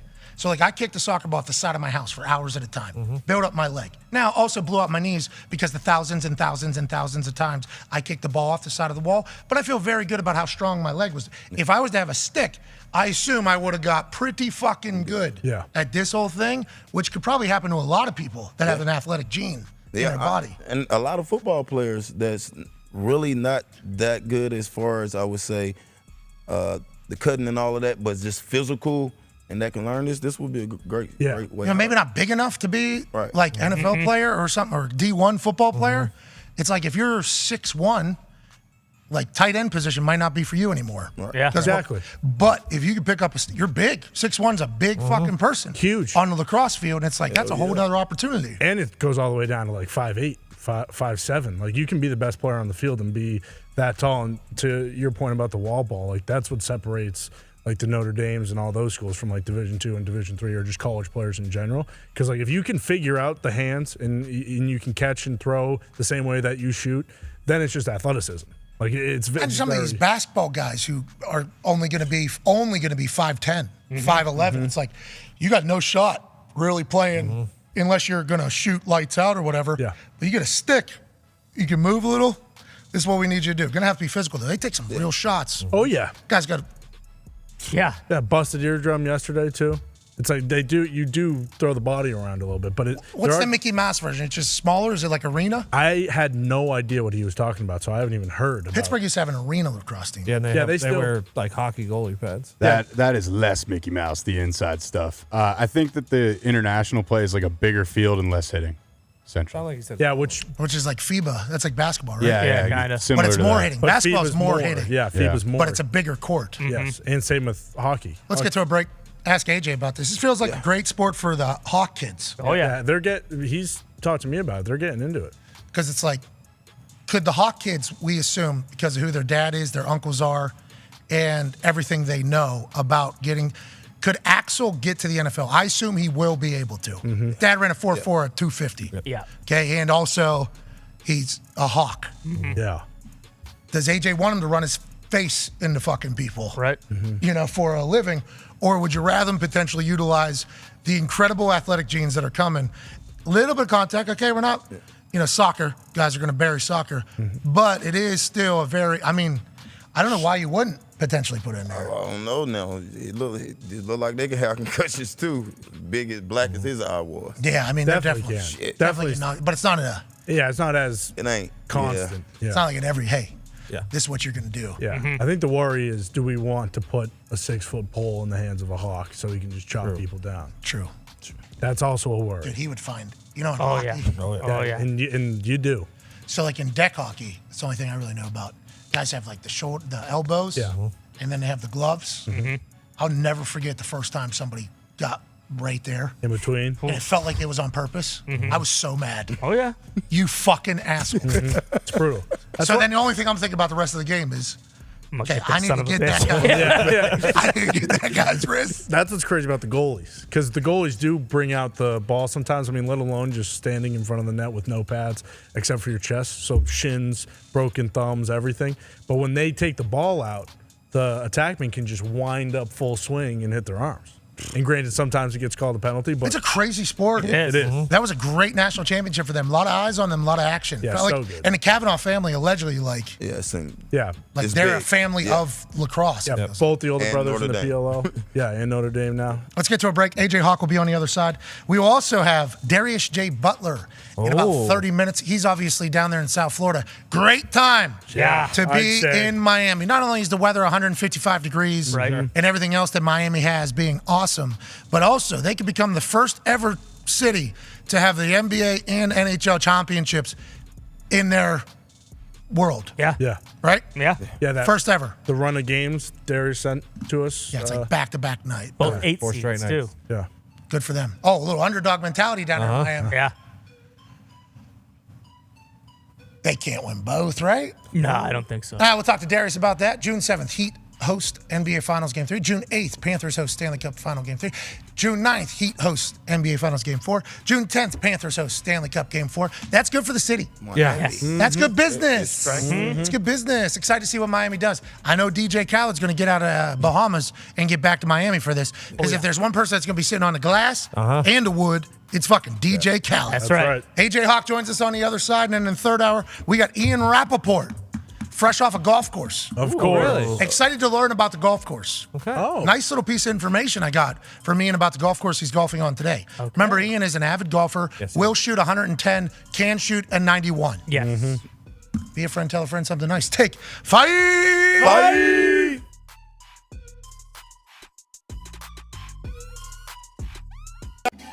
In an abandoned warehouse, Arthur Isaac Fischel, the world's AI authority, has summoned the Earth's most influential doofuses for an emergency meeting about the terrifying powers of artificial intelligence. Antonio Margherita, influencer from Italy. Vladimir Borobashnakovsky. Chad Speed. Jim. We catch up with them mid-dinner as Artie Fish tries his damnedest to get the influencer's attention. Yes, that'll work. Thank you. Scram. Let's get down to brass tacks, boys. The real reason we're here. AI is it's a problem. It's gonna kill us all. It's hard to take you serious with the way your face looks right now. I mean, you look like a fucking asshole. What are you talking about? Oh, the only thing artificial is those fucking balls you call balls. You look absolutely absurd. You guys don't understand. You're not listening to me, okay? I'm wearing this because AI can hear your thoughts. It can get into your brain, guys. You ain't got no fucking brain. Once again, struggling to take anything you say serious. My team told me I should come to this. You look like he looks like a joke. Like an absolute jerk off. Does this look like a joke? Huh? That's a nuclear bomb. Nah, that's fake. Just Fucking bad man puts marbles in plastic You case. need a guma, my friend. You guys aren't listening. This right here, AI gave to me. A nuclear freaking bomb. Told me the only way to save this screwed up world is to blow it up. This guy awake? Idiot. Wake up, asswipe. You wouldn't hit somebody with a No, yeah, fuck. No, don't you worry. This one is foolproof. I doubt it. I brought it here, boys. Not just for show, What? but because I'm gonna blow up the world right now!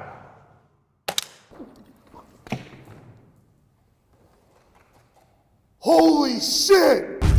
That's Jack Carr! Turns out, that was an actual nuclear bomb. Arthur Isaac Fischel was going to blow the entire world up, and Jack Carr saved us all. It was his actual first shot, and Artie Fish is actually dead. Forever. Thank the Lord that Jack Carr sensed trouble. His new book, which is the 6th installment of the Terminalist series, Only the Dead, is currently available at all bookstores. You should buy it. As you just watched, he saved the world. Hell yeah, Jack Carr. Hell yeah. Hell yeah, Red Panda. It is time to go on up to the unicycle that has captivated people all over this planet Earth. Oh my God. Ladies and gentlemen, Red Panda is in the Thunderdome. Oh my God. Let's go. Hi, Red Panda. Thank you so much. I'm hyperventilating, Pat. I think I'm going to have a fucking heart attack. Mad Mel, could you tell me about the scouting report on Red Panda? Absolutely explosive. You will never see someone with this kind of stability and balance in all your life. Been an absolute game changer for the last 30-plus years. Brings her A game every single time she comes on the court or multi-purpose field. And look at her go. Completion to Red Panda. He's in the trenches. He's got his eyes on the prize. The ball is going on the head of Red Panda. 2 balls completed from AQ Shipley. This is nuts. Are you serious? This is AQ can hold more than master 2 at work. plates, 2 bowls. No way. I absolutely love this song. Oh my God! There we go, Red Panda. 1 for 1. 2. If Red Panda goes perfect on a day, we'll give away $50,000. Whoa. To one person who retweets this video and says something nice to somebody. Red Panda, the legend, performing during the first round at the Thunderdome. She's 1 for 1 on both tosses from her right foot to her head. Come on. Oh my God. No way. Oh my God. 2? No. Red Panda stacking 2 bowls on top of each other and... She did it! Red Panda! She's batting and pitching a perfect game! There's no way this should be humanly possible. No. But what is impossible? It's I'm possible. Yes. Whoa. And whenever you're talking about Red Panda, you're talking about the biggest I'm in the history of I'm possible. Yes. What Hell she does every single night is not supposed to happen. Uh-uh. There's no way you're supposed to be able to accomplish this feat. No way. No. AJ Hawk, what you say? How many people can do this? None. Just Red Panda. 5 bowls.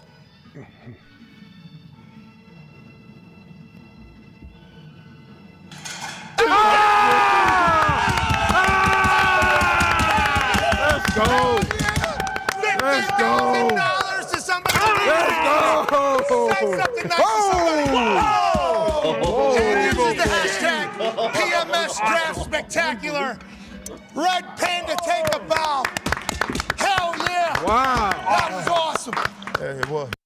But what is it about Tom that last night everybody on Earth watching was like, he's going to fucking score here. This game's over for the Saints. Sorry about it, even though there's little to no time left. He's the clutchest performer of all time. I mean, I think that's neither here nor there. He prepares so well throughout the More week. clutch than Adam Vinatieri? Yeah, I mean, I think so. I think you have to put him there, He's right? had so many more moments. So many more moments, right? Like Vinny and answered every time. Yeah, he's had, well, not every so- time. I guess that one time. And against the Eagles in the Super Bowl. That's so hard because Vinny's answered every time. Vinatieri's clutchness comes from his competitive juices. Like, Vinatieri is so competitive, so competitive. He does not want to lose. And I don't think people fully comprehend, like, the people up there, the Jordans, you already saw his whole Last Dance, the Peyton Mannings, the Wayne Gretzky's, Serena Williams's, Kobe, yes, the Mamba mentality. It's described as the Mamba mentality. What that is just being more competitive than fucking everybody else. I think it all revolves around the competitive juices. Is that what you think it is with Tom, or no? I think it's a little bit of that, but also same thing going back to Kobe, right? Like whenever if you guys saw that Redeem team or whatever on Netflix, and they're all going out and having a good time at the club or whatever, and he's shooting shots at like 6 a.m. and they pass him coming in the night before. That is Tom. Like they are so prepared. They care so much. They want to work on every little detail that when it comes to the game, when it comes to those situations, they have no excuse because execution is the only thing that matters. They have all the answers to the test. Hey, why? Let's go! This show fucking stinks, and the fact that you listen, we are very, very thankful for it. AJ, you never cease to amaze me with your toxicity, pal. You got a couple of these? God damn it! What the fuck are you doing? Fuck Boston.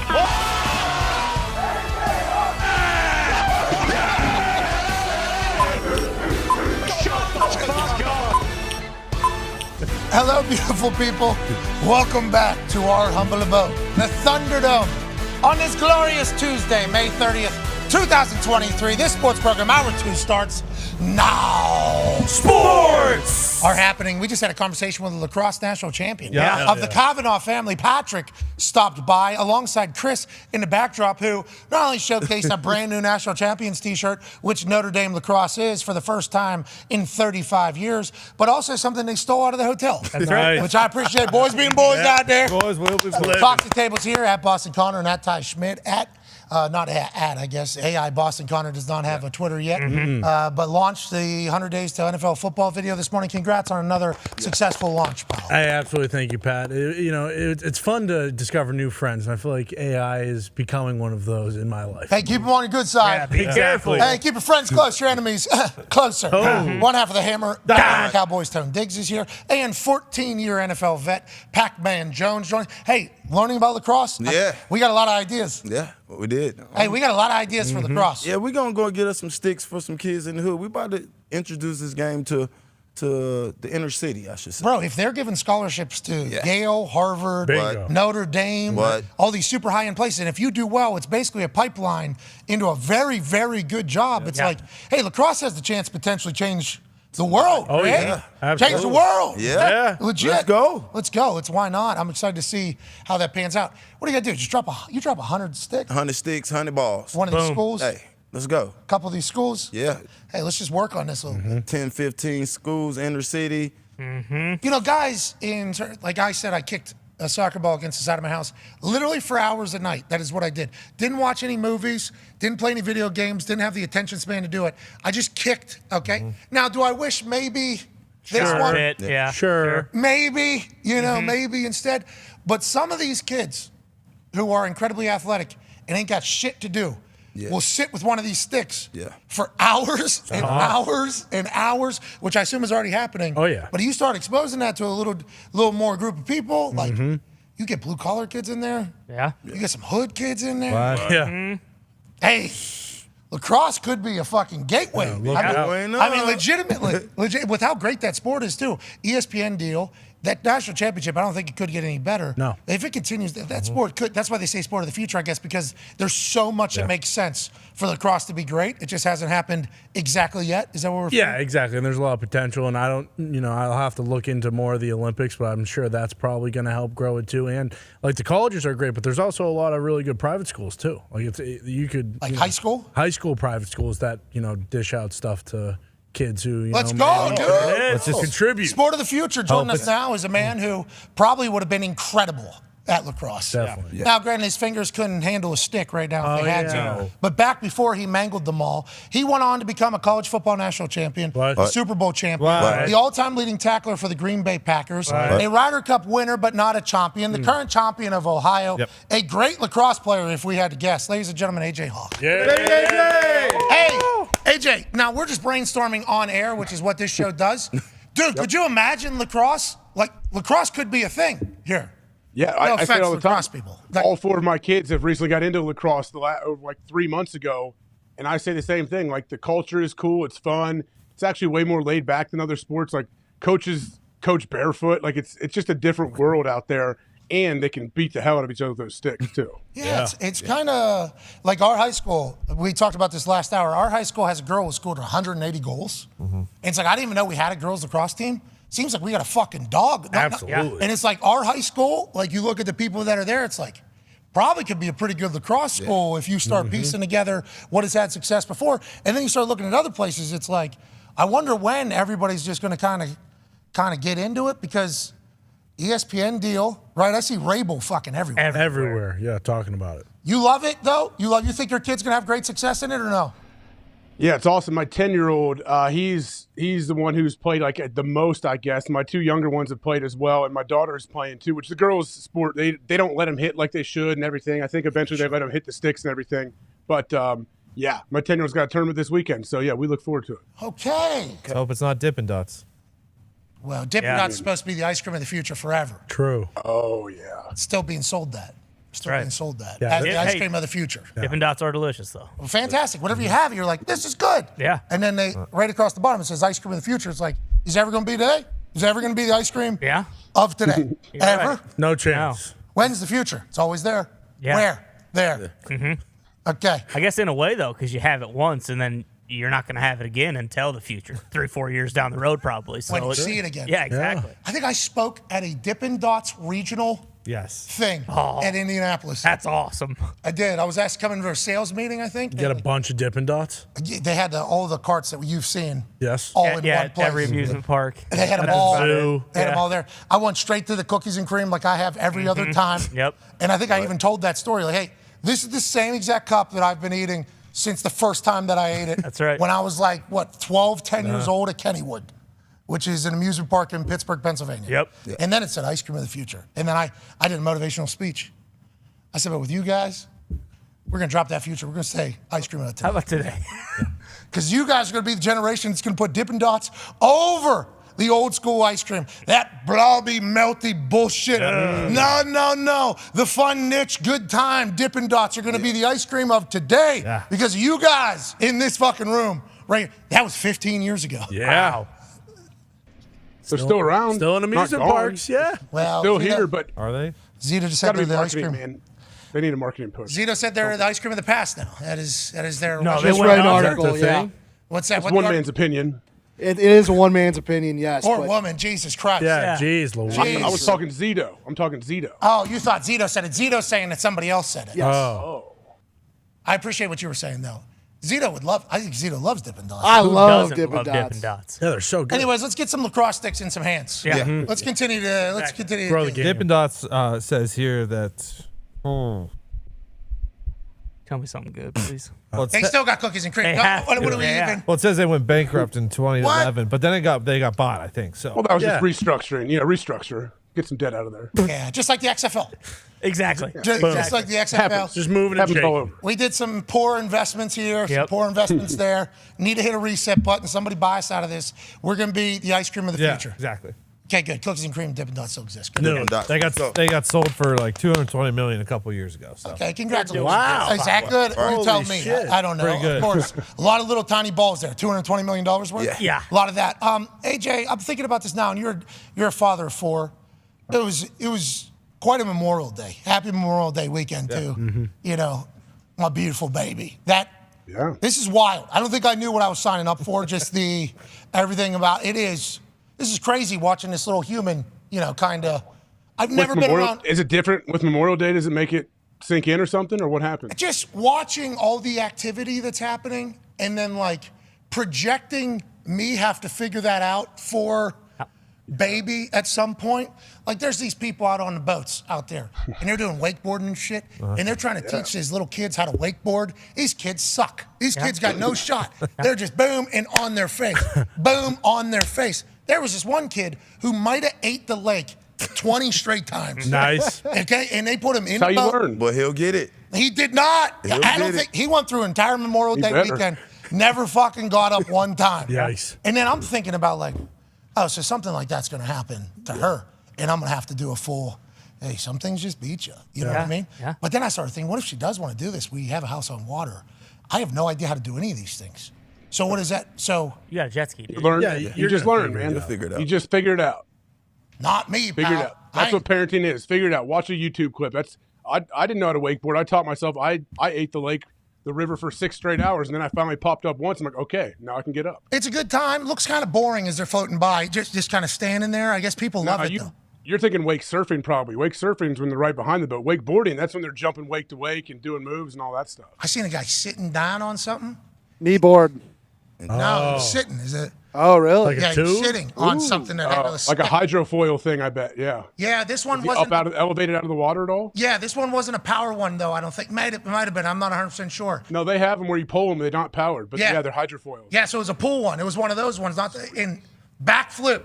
I seen a back. Oh, holy shit! Some high level stuff. One of the first boats on the lake too. Like this was they're out there maybe 7:15 a.m. Well, yeah, 'cause that's when you get that glass. You get that water nice and glassy. That's when he needs it. Bro, I'm judging all these fucks. I don't know if they know it. There's been a couple real superstars that have come through the backyard there. Unbelievable stuff. But it's so much just thinking oh no, I'm gonna have to go through Have to learn all of that with. It's crazy. This is a crazy thing. I've never been around a human this age before. We talked about this all. I've never seen humans at this stage of life before. I try to think back. Never. It's wild, this whole thing. Why would you? Like, why would you? Unless you had like a younger brother or sister that all of a sudden was born 20 years after you were born. So I've seen like Jerry Springer, rest in peace, Dr. Phil, Judge Mathis. I watched some Judge Mathis this weekend. Sure. Similar vein of humans, coming and going. Oprah? I'm like, they can figure. No, definitely not Oprah. Okay. But what like, does this have to do with your kids? well, that's not Oprah. Everybody else, they've all figured out parenting. Yeah. They've kept kids alive because normally them, fighting over the kid is normally a part of the whole thing. Right. True. And I'm like, these people suck. This person sucks. This person sucks. They're able to keep a kid alive. They're able to do it. I should be able to do it. So I didn't Google anything. Baby comes 2 weeks early. I have no clue what I'm signing up for. It is wild what is happening here. AJ, it is wild. I had no idea. Yeah. You don't know until you get there. That's the thing. You can do whatever you want before you have a kid, but you don't know until it's there. And you're like, okay, well, every second of every day, this person relies on me. That's what they need. The wife kicking so much ass. So I'm very, very grateful for that. But I start thinking, like, if people had, the amount of times I think if somebody had twins, how? Oh, man. Or triplets. Like those people that had 8 kids, anybody that's ever had a child before is like, this relationship's fucked. Yeah. There's no way they're going to be able to hold up for 8 kids. Like how? Babies. 2 twins, triplets. What, dude? How? I don't even know. But once you hold her, I hold her, I look at her. It's like, you're mine, dude. Like, let's be a good human. You know what I mean? And then she starts screaming in my face. Yeah. And you try to put the binky in her mouth. She spits it out. Right in my face. It's like you just ate an hour and 45 minutes ago. You got to eat again. Yeah, here's the whole. I don't know how Orlovsky did this. I have no idea. Think about how many times he was yelled at by all 3 of them at the same time. Oh, man. Same exact time. It's unbelievable. Takes a long time, too, till they're not doing that, right? I don't know. The more we go on, It don't take that long. See, I don't think that's accurate. It don't take that long. I don't know if that's accurate or not because I'm told. For what? Hey, it gets easier as you go on. And I'm It like, does. It seems like she's just getting louder. After the bottle, it's gonna get a whole lot easier. When's the bottle done? When's that? Usually around a year. Yeah. Well, and then you'll get to when that's they become mobile though, like the 2, 3, 4 years old, when they're mobile, those first couple years, that's when you're like, okay, now you can't turn your back, you can't turn your head Bingo. because they'll run down the stairs. Oh. Yeah, and my kid, and sorry, Sam, she knows this. Like, my kid's going to be a fucking asshole, Like, she's going to go. So you set up those gates, right? That's all. Yeah, Dog- put up, yes, like a dog. Yeah. Yeah. Yeah, you do. Set them up, and then you can leave the house and leave the kid for 6, 7 hours. Can't do that. Nah. So those are like the dog days. Why not? What's that? Whenever like they're Okay, walking. got it. Dog days. Got it. You feel good? That was a good one, Z. What? Yeah, baby Z. All right, let's talk about some sports stuff, shall we? How about the Boston Celtics, huh? Taking it all the way to Game 7 after being down 3-0 and then losing by 30. I mean, what a night in the Garden. They never really had a shot. They got that picture of Bill Simmons who flew across the country to go watch that game with his dad afterwards, and he obviously looked pretty emotionally spent, exhausted about what he had just watched the Boston Celtics put on the court against the Miami Heat. But this is becoming a thing now where Boston has so much success, so much optimism, so much positive things That's right. in the sports world, and then just Heartbreak City in the bigger moments, which has posed this question here, AJ. With how much Boston has won, obviously you would say to yourself, it would be fantastic to be a New England fan of any sport because at least I know championships or the thought of championships are there every single year, and we're actually going to go. They've had some fucking heartbreaking losses. Like, the ones that hurt the most. I talked about going into that Super Bowl locker room after we lost, and obviously I say we because I was wearing a uniform. I was nowhere near the reason why we were there or why we lost, which is cool. Happy that that's the case. Was not, but walking into a locker room, most devastated locker room I have ever been in my life because how high the stakes were. Game 7, Eastern Conference Finals. You're about to be on the brink of history, being the first NBA team to ever come back from being down 3-0. You got a squad. You got a great team. And then this 8 seed comes in and they fucking steamroll you. So not even a moment of this is cool. It's like from basically as soon as the Heat took the lead, they never relented. How do you feel about that argument and conversation that's happening? Would you rather be a fan of a team that loses Game 7 Eastern Conference Final, or would you rather be a fan of the team that just doesn't even make it so there's no expectations at all? I think people are naturally going to say, I want my team to go to the conference finals, but look at Bill Simmons' fucking face, and then look at Connor's face after thinking they were going to the finals. You know what I mean, AJ? That should be noted. that's why this made it so much tougher, I guess, for all the Boston fans because they're down 3-0. They come back, force a Game 7 in Boston. You're like, here we go. This is awesome. Like what a Cinderella story almost. We're gonna do. Yeah, we started off slow, but we're gonna set history and do something that's never been done before. And like you said, I think they came out and they were 0 for 12 shooting to start the game. From three. From three, yeah. This is not great. Yeah, and Tatum rolls his ankle right away, which is not great luck. And they just looked. They're getting the ball stolen, it seems like, multiple times throughout the night. Like, it was just tough all around. Tough evening for the Boston Celtics. Pac-Man, were you pumped to see Boston lose? Was that something that you ever thought about in your life last night? Really, I wish they would have lost a couple games ago so it didn't have to go. He didn't have to be as fucking depressed when I fucking called him. I got you. Last night, yeah. Well, I mean, I don't know about that, but... Yeah, he was pretty down. Oh, what do you mean? That tweet of all the losses, pretty down. though. That tweet of all the losses, those are big, obviously last night. Still better to get there and lose, though. Still better to get It there. is. I concur completely. Yeah. As a Detroit sports fan, I think the last decade has potentially been the worst decade for any city in the history of sports. And you just kind of forget about your teams. Like, you just don't care at all. And to have that feeling of, we have a chance, to have that feeling of, oh, my God, we are at least in this thing is so much better, even if you experience the heartbreak. I agree as somebody that lives in Indianapolis now and would like to see all of our teams do very well because it would be cool for the city and everything like that. Sales thing. But watch. What? At the moment. He's right. You got that Pittsburgh soccer club, though. They're doing well. River Hans. Hell yeah. Now, that's not in Indianapolis, so that is 6 hours away. Right. If we want to enjoy a night with the boys. Yeah. The Dahn out there. But, it's good for the city whenever teams are doing well. Exactly. Oh, yeah. So it's obviously good for New England and good for Boston. But you guys are suffering some devastating losses, which I guess warrants a little convo on the internet, which is going to talk about it. For sure. And last night specifically, once Tatum had that ankle right away, and sometimes the rolled ankle, it just takes you a little bit and then you're fine. And then maybe after the game you were sore. That was a very, very bad, landing on someone else's foot, the entire ankle. And it's not like Tatum is a small guy. Guy's like 250 pounds. I mean, he was going to be fucked. And then after that, that was it. They're really, he's 6'9", I think. He's a big motherfucker. Jason Tatum, 6'9", 250?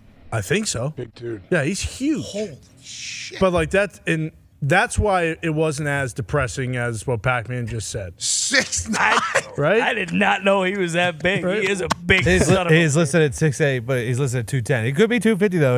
Okay. There's no way. 6'8". Yeah, he's huge. 6'5". 6'9", 250. I'm like, Jesus Christ, these humans are just running Guy's around. playing D end in the NFL. There's just no way. 6'9", 250. There's no way he's 209.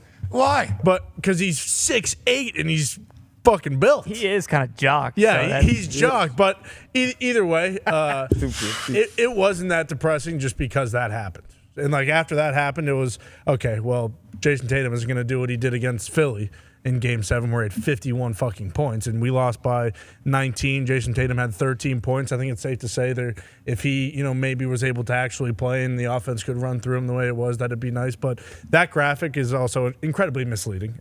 It's missing 3 Super Bowls. It's missing 2 World Series. It's missing Stanley Cup we're talking about the losses. Absolutely, We're but not if we're going to talk about the worst, we got to talk about the best. So, yeah, it is something. But if you think that you would rather have your team not make it to Game 7, then you're just a fucking loser. And if you're out there, if you're out there and you're saying that on the internet, make sure when you go to bed tonight, you look at yourself and say, I am a fucking loser. I am always going to be a fucking loser, especially if that's how I feel, and you're never going to deserve to win. And it goes back to the same thing when it was the Bruins in Game 7, and I screamed, and my neighbor had to come over and knock on my door and say, hey, can you keep it down? What's going on? And I say, sorry, it's Game 7 against the Bruins. She said, who cares? We're in Indianapolis. That's what some losing cities are like, and they don't care about hockey. There's not an NHL team here, dude. They don't care. It doesn't matter though. They don't. Well, you don't care. The reasoning, if she said, "I didn't even know hockey was on," sure. But the reasoning being, we're in Indiana, and I'm talking. Yeah, remember about what Tom Brady did to this place? Yeah, and if it was the Patriots, sure. But you think that the hatred for the Patriots fans is just for football? You think that people are like, you know what? Outside the Patriots. Love what the Bruins are doing. In this city, there's more Celtics gear than it's Boston, than probably here for as far as Boston teams. This place has so many Celtics gear because of Larry Bird. So I get that thought, But if that was the thought, then they would have hated the Celtics too. Whether Larry Bird was there. Quite a reach. I mean, the hick from French Lick being a popular person here in Indiana versus anybody from Indianapolis liking other Boston things but not liking the Patriots. Like, you're expecting a lot out of people. But the Bruins are also irrelevant. Like, if there was a hockey team here and they hated the Bruins, fine, but there's no hockey team here. Yeah, but that's what she's saying. Like, who gives a fuck about the Boston Bruins? You're in Indianapolis. Well, but I assume I actually kind of like that more. She hates Boston. I no, because I don't. There wasn't even. She hates the fact that you guys even exist. Yeah.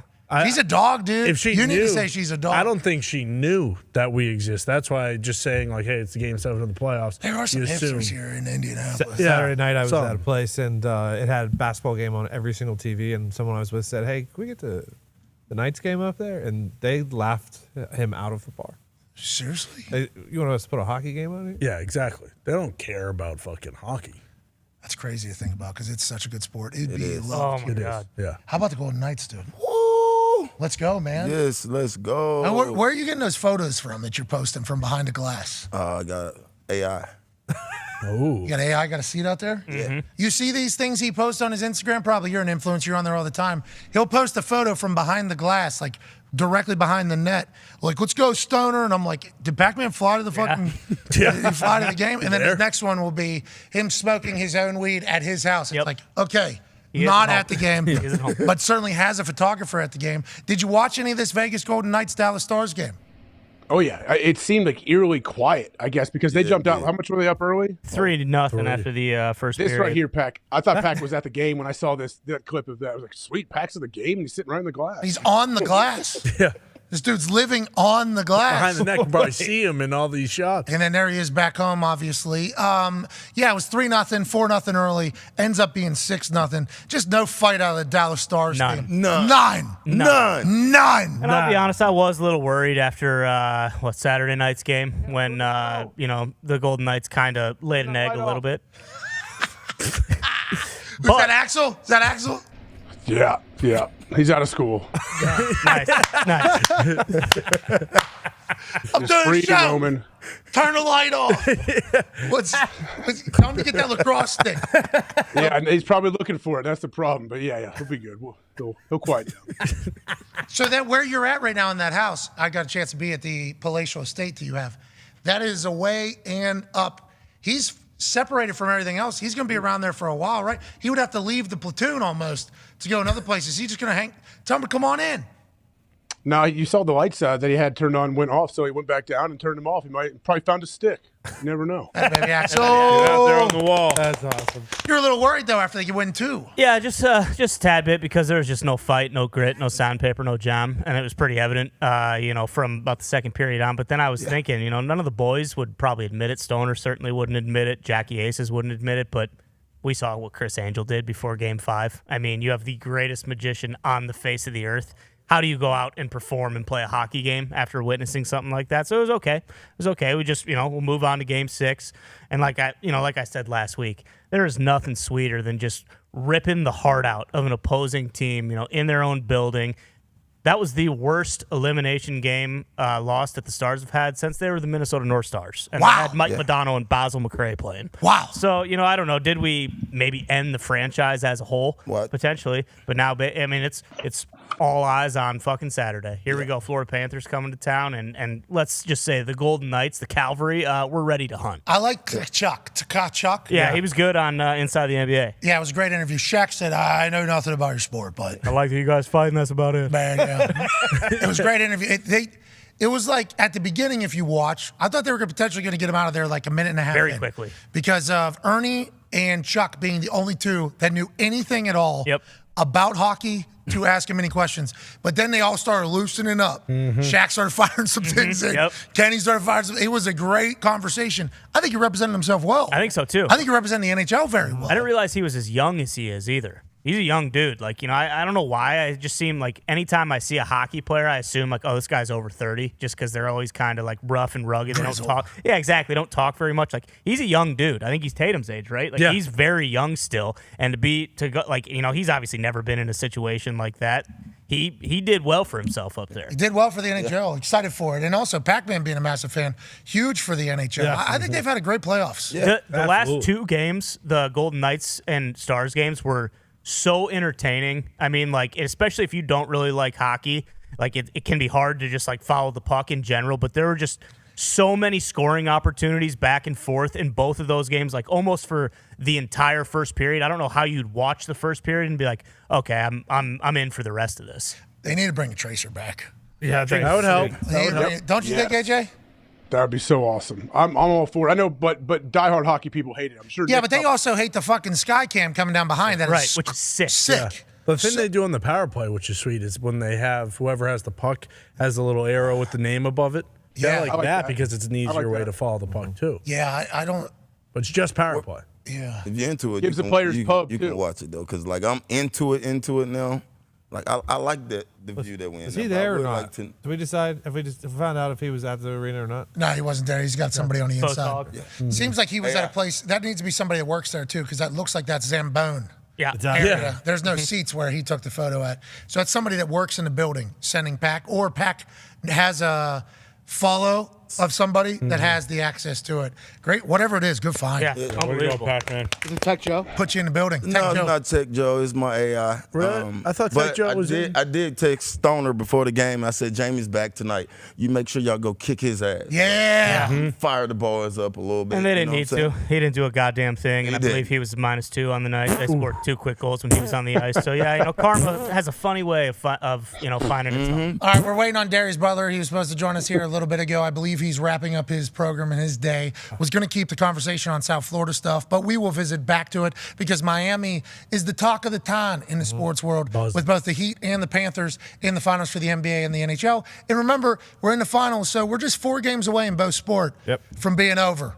And we got 100 days till the NFL. So let's enjoy the shit out of these. Let's enjoy these sports as much as Aaron Rodgers enjoyed Taylor Swift. Hell yeah. AJ, this guy was Big having. fan. He's a big fan. He was vibing, man. I hope to one day have a time like that yet again somewhere, someplace at MetLife Stadium, nonetheless happening. He was crushing it, as did T Swift.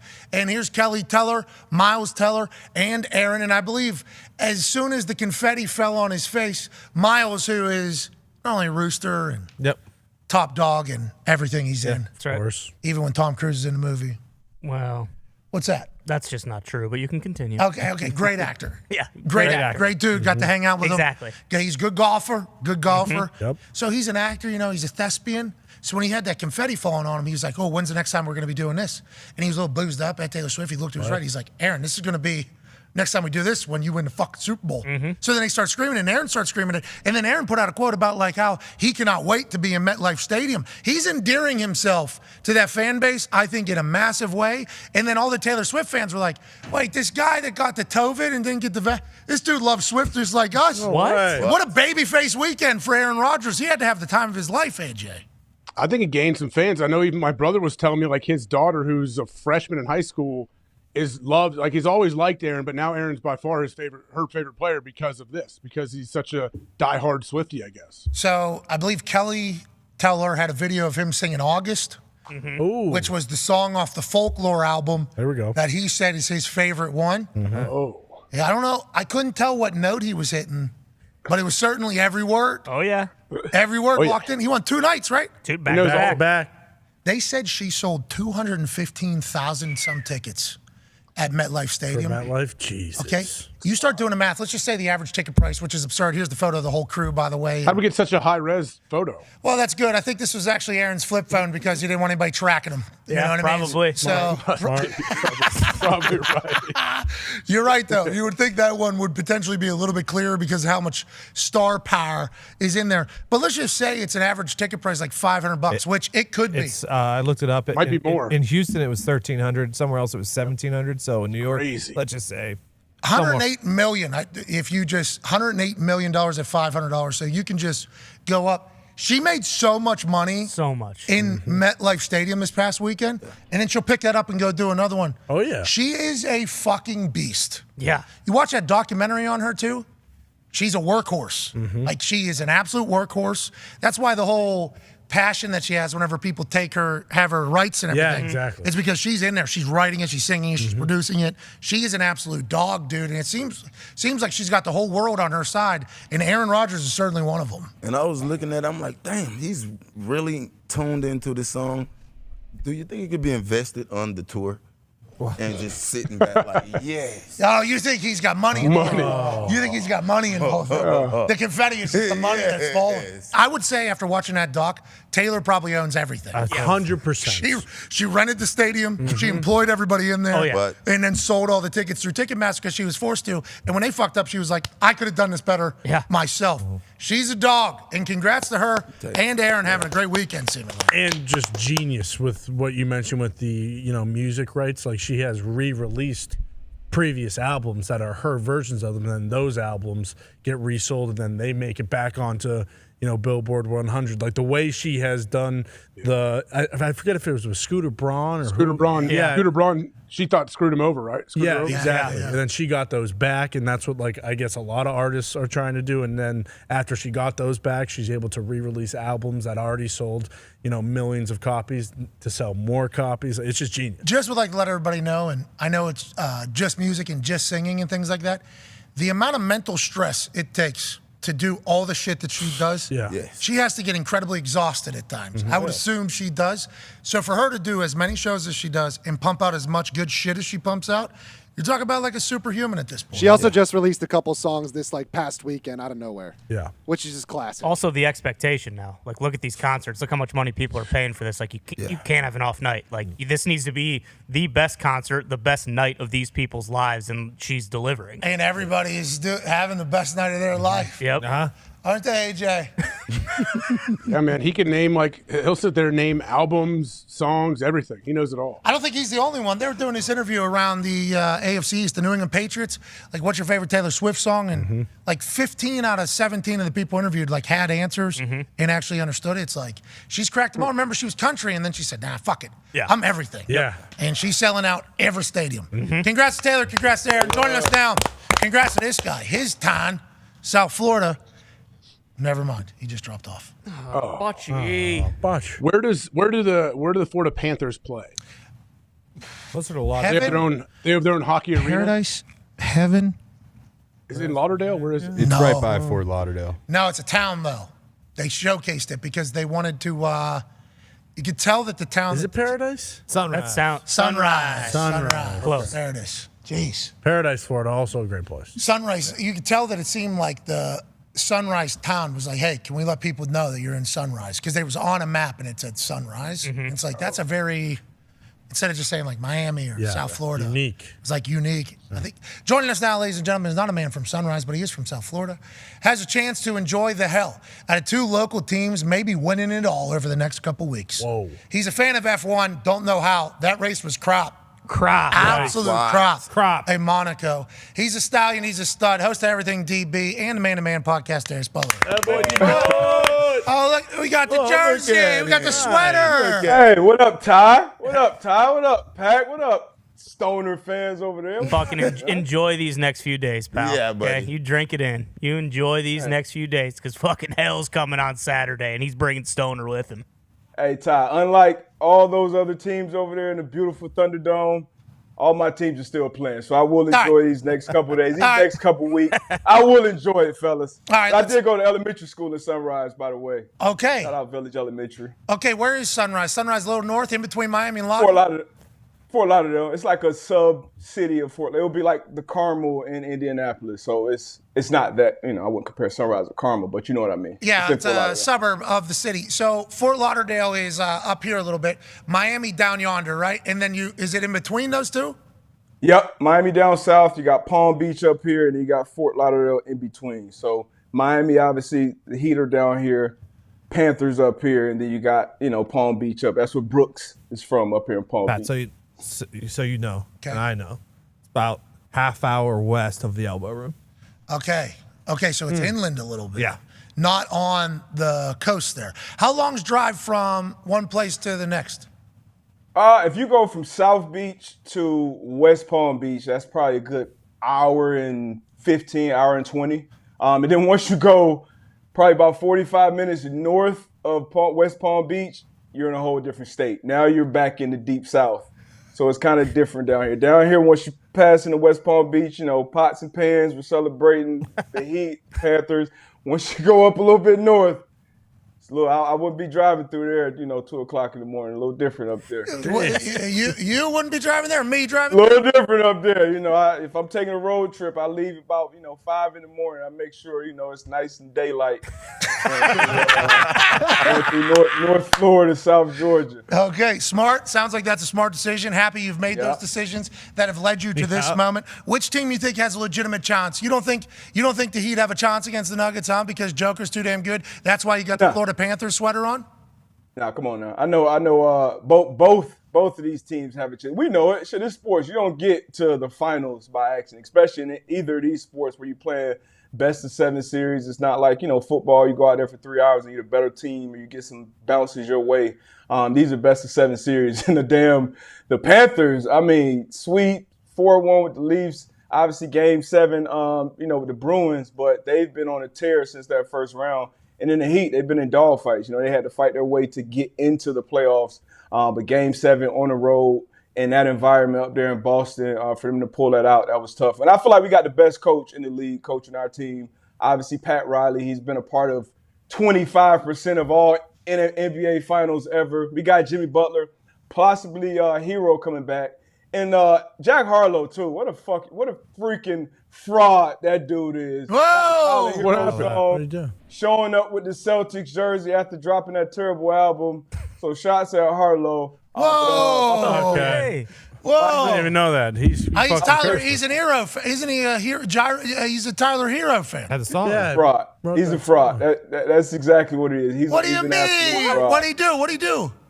He was I think he was courtside. I saw him at least come out in the Celtics. He had a Celtics. Kind of looked like a Letterman coat.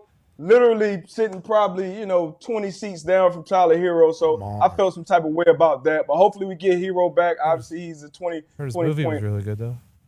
Who's that? I didn't see that yet. I don't know if you should. Yeah, rumor has it's unbelievable. Yeah. Nah, well, the thing about it I'm is, gonna check it out. I'm gonna give it a chance. That was a classic. How old were we when we watched the first White Men Can't Jump?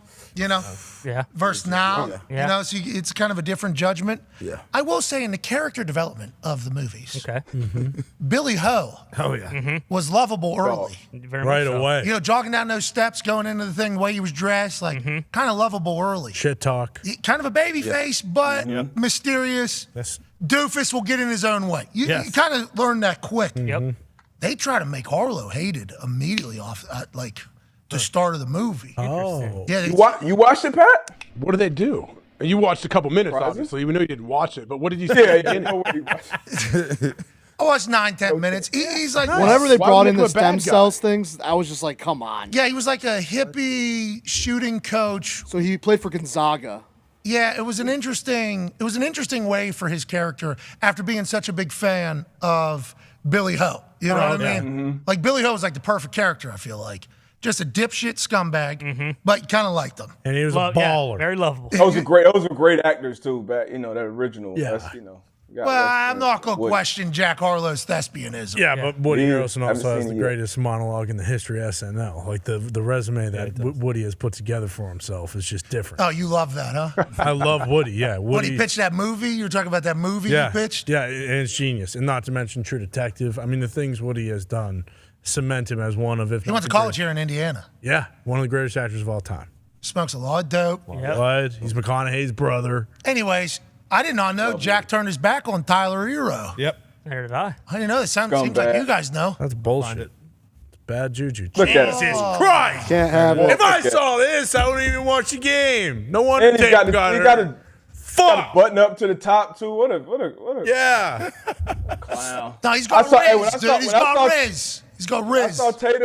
When I saw Tatum show up with the KG, anything is possible. I'm like, oh shit, this might be true. Obviously, he rolled his ankle in the first offensive play of the game. Also That sucks. possible. We'd love to see him healthy, but great job by my guys finishing on the road. That's tough, but I give him a chance. Obviously, Heat in 7, I think, in that series, and then for the Panthers, Golden Knights, I think that'll go to 6, but I think we'll close that out at home down here in Sunrise. Go ahead, AJ. Sorry about it. D, but honestly, what happened to the Celtics? They fight all the way back, Game 7 at home, and the game's not even very close. Our What do you best think went fucking wrong? player got hurt, okay? Our best He still player, the plays, guy though. who averaged the most points out of any player in the fucking series got hurt, AJ, okay? Fuck! Okay. Hey, other than that, what do you think happened? Hey, look, he played 42 minutes, and we all know, look, you're out there. You know, you're playing. Obviously, it sucked that he rolled his ankle. 13 but you're out there. LeBron played with a bad foot. Jimmy had a bad ankle. Like, people were hurt. Who was Gabe Vincent? He missed Game 5 with an injury. Bingo. Look, it happens. It sucks. But that's when your other all-NBA guy is supposed to step up. Jaylen Brown, you're supposed to step up and take over at that game. Derek White stepped up. He felt like he was MJ. He was getting calls. He was getting to the lines. I appreciate the dog in him. But Tatum still played his ass off. But I just think ultimately, look, the Celtics were the more talented team for sure. But when you look how they play as a team and that Miami Heat team, like whoever gets in that lineup, whether it's Kyle Lowry stepping up, making big plays, Jimmy Butler, whoever, Zeller coming in, making his impact felt. Caleb Martin, obviously, who a lot of people think should have been the Eastern Conference Finals MVP. For sure. But Jimmy Butler and Cole, they're dogs. And the coaching, obviously, it came from that standpoint, too. But I just think as a team, we play together. And, we couldn't lose 4 in a row. We could not be on the other side of history, letting that 0-3 lead slip through our hands. Spo, after Game 6, his message after that game, like you can tell it resonated in that locker room. I'm a big fan of old Spo. Yeah, he's awesome. Yeah. Every interview he gives, it seems like he's a cool guy. Mm-hmm. You know what I mean? Almost too cool sometimes, makes me want to go, I'm going to smack this guy in the mouth. Yeah, sure. But then you listen to him, it's like, it seems like he's got the guys. Yeah. Like they were like, what's in your cup? He's like, I'm not going to tell you what's in my cup. I'm like, hey, just say what's in the fucking cup.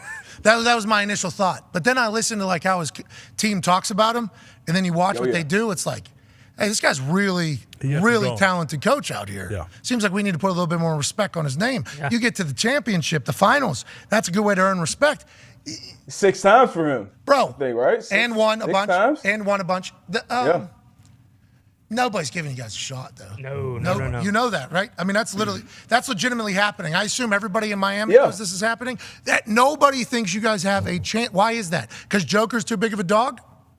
Well, I mean, that's part of it. Should have won, and I voted for, not that I have a vote, but on the pod, I voted for Joel Embiid to win the MVP this year. Very nice of you. Joker, best player in the league, right? He's the best player in the league. They are well-rested, and you look at the road that they've been through. You know, the Suns with KD and Booker, swept the Lakers, obviously mopped the floor with the Timberwolves, and now they've been resting for the finals for 9-10 days. So, of course, we're not going to have a shot. We didn't have a shot coming into the playoffs. We were in the play-in, lost the first play-in game. So, of course, we didn't have a shot. Even when it got down to the Final Four, we were still like plus 1,400 to win it. 3% chance to win the series. We've been the underdogs. That's kind of where we want to be. But I do think, obviously, we got a chance. Once again, we don't get to the finals by mistake. This Nuggets team, it's the first time for them, too. It's the first time for the Joker being on this big stage. They are a well-oiled machine. He is a bully. He always makes the right plays. It's not a bunch of ISO balls. It's going to come down to if they're hitting shots, it's going to be tough. But we got a nice little zone defense that we run. That shit is Switch not it up going to and work. pick, They're going to shoot your ice out. Y'all cannot play against Denver, bro. Let's get out of here with that. We had the same conversation. I had the same conversation with Connor earlier. Oh, they can play the zone. You play that zone, man, they going to shoot. We will shoot y'all up out the gym. This will not even go 5 games if y'all come in playing that zone. Come on, keep going. Y'all got away with it with the Celtics, which is not a good shooting. A not good shooting team. Y'all can't do this against Denver, bro. Hey, come on, bro. So you didn't even say about how everything rolled y'all way to get to where y'all was at right now. Rolled our way. The Celtics they had guys hurt coming into this game. Not only the main star got hurt in the game. Yeah, the Celtics stink. You know what I mean? Like that's what I'm not saying that. I'm not saying that. Oh, okay. But you are saying they can't shoot, but Brogdon and Al Horford were both top 5 in 3-point percentage this year. But I see. Hey, they were feeding Horford yesterday. Horford became like the guy. They had to. I mean, second in the league, 3-point percentage. Yeah, Tatum's the leading scorer, and our third leading scorer is Malcolm Brogdon, and he has a torn. Six man of the year. Tatum, unbelievable player, but he don't have a jump shot. Darius, what if you guys lose? I don't like to be negative. What if you guys lose both? Oh no. It would suck. I mean, it would absolutely suck. I mean, that's tough. But for the Panthers, first time since '96 being there, and you were there, right? Now, obviously, I've had this jersey for a long time. Obviously, wore this jersey. Went to the game with my pops, a closeout game, and went to like the bar. To the bar area for in one of the intermissions. I just hear guys, oh, now you know who the captain is. Oh, nice. Comes over, big fan of the show, so shout out him. But yes, I know who the captain is. Okay, but he's on the shirt I'm wearing. What's his last name? Okay. Obviously. Anyway, I'll move past that. I think we're going to win both of these series. Even if we win one, we'll feel great down here. Heat has had much more success in the playoffs, the last 15, 20 years, obviously. But Panthers, it would be crazy if they won one. But we're not losing both. Hey, I know that. We ain't losing both. Happy to see that C on the chest, too. You remember? Oh, yeah. That was in the group text, wasn't it? Yeah, because A, not the A. What's A? Was that not a fair question, guys? That was a bad question. Yeah, certainly. But whenever people are yelling at you, now you know. But I think, and this is true for all sport, including like lacrosse, it's like, hey, anytime people like are getting introduced to your sport, like, yo, come, like hockey's a fucking good one, isn't it? Dive in. You think it's blown up down there in South Florida or no? Oh, yeah, for sure. And the thing about it, my sister used to dance for the Panthers, so I went to probably 3 games. And I've never – it's tough to watch on TV, especially not used to it. It's tough to follow the puck. You don't know what's really going on. You don't know icing or these different rules. But when you're in the arena, like the energy – I've never been to a bad hockey game. Like it's just the energy is electric in there. I think it will blow up. You start 10 teams. Every store you go in there, you're seeing more Panthers gear. You're seeing more Panthers jersey pop up. I mean, it's South Florida, so obviously a lot of people down here didn't grow up watching or playing hockey. But once you have a winning team, that's going to bring. And it's not in Miami either, so it's a little further away from Miami, a little more distant. So I think it's going to be electric, especially with people coming from Vegas to Miami. Like that's going to be a dope time for the NHL. But I'm so glad. I'm so happy to hear that Pac-Man is against us in both of these series. I feel much, much better about both of these series. I told you that now, at he's 35 this morning. I told you that. You're singing the praises of these Nuggets now. I remember talking to you about this Joker LeBron series going into it, and you thought that was the only thing I was wrong about. Hey, you got to beat Joker, bro. He beat the King. You showed me that you can beat Joker. I just learned another story about LeBron from Austin Rivers. Yeah. Basically said down in the bubble that what's his face? Haslam? Haslam. Who's still on the team right now. Oh, yeah. Wild. Not a coach. He's a player on the team. That's right. Wow. If they need him to go out there and set a block, he will. He's out there doing it. He's important, guys. He's important. Sure. Yeah, massive piece of the whole puzzle. Yeah, he's important. You remember that Jimmy Spo little dust up earlier in the year? If you don't have a guy like UG that step in and tell Jimmy, I beat your ass, he's probably fired like Trae Young's coach. So you got to have some of them old heads in there sometimes keep that culture, going. So shout out to UD, man. He about to go out on the right note. Tone Diggs has a question for you here about the electricity of these games. Yeah, I've seen Dolphins head coach Mike McDaniel firing up the crowd at both events, the Panthers and the Heat. Is there any chance his stick runs old and people outside of Miami start hating him? I mean, outside of Miami, we don't care. We could care less. But it's going to be more pressure on him, honestly, going into this season. Down here, obviously, you had UM had some success. FAU had success. Now you got the Panthers. You got the Heat. We all know football is king. So the Dolphins, you went got Jalen Ramsey, you went got some pieces. Your second year, we got to keep Tua healthy. But the expectations are sky high. As long as Mike McDaniel, we know this in sports. I don't care what, almost anything. As long as you win, you're good. Once shit get ugly, I see those judo moves over there too, Pat. But once shit get ugly, it gets different. So as long as we're winning, I think Mike McDaniel, he'll be cool down here. We don't care what people outside of the building. Everybody hate Bill Belichick outside of New England, but he win 6 championships. Who cares? I like Bill. I also like the fact that in true Miami fashion, nobody. Bingo. When Coach McDaniel was giving his speech before the Miami Heat game, they took a photo. There was who was he talking? Was that a pre-record? Might have been. There was nobody in the arena. Hey, all right, guys, we're going to win tonight. And they're like, you don't have to say it. Nobody's here. Let me give you some context. Nobody was in the building. None. Literally no. Terrible. Empty. Terrible weather. It was terrible weather down here, guys. Let me give you some context. And that was going into that Game 4 game as well for the Panthers. Really bad weather down here in South Florida that week. So I give it a little excuse. Who shows up early in Miami? Everybody shows up late in Miami. Exactly. You guys don't care. That's you hear the songs that's being played. But once we're in there, in there. Yeah, you are. You certainly are. All right, I hope both teams win. Look, I mean, there ain't nobody in that place. What the hell? Ain't nobody.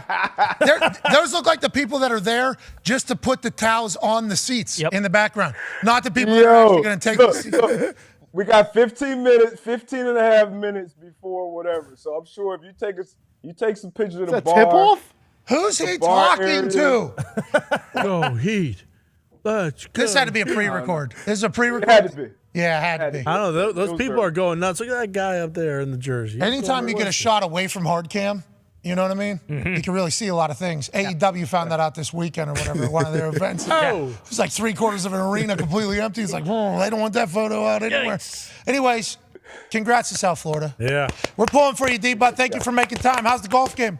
I appreciate you. Hey, had a great day today. Golf with my guy, Travis Daniels, former pro as well. LSU grad, played in the league for a while, drafted by the Dolphins. But had a good day out there, really good day. And I see now that I've been playing for 5 months, I see why you made the $20 million bet with AJ. It makes sense now. If I know you can play, I would have probably made a dumb bet like that too if I gave myself a good year in this game. So it's a beautiful game though. It's a beautiful game. It is. It's incredible. I like that shirt. I like that shirt Pac has on too. Dope shirt. Golf is dope. You smell me? Yeah, it is.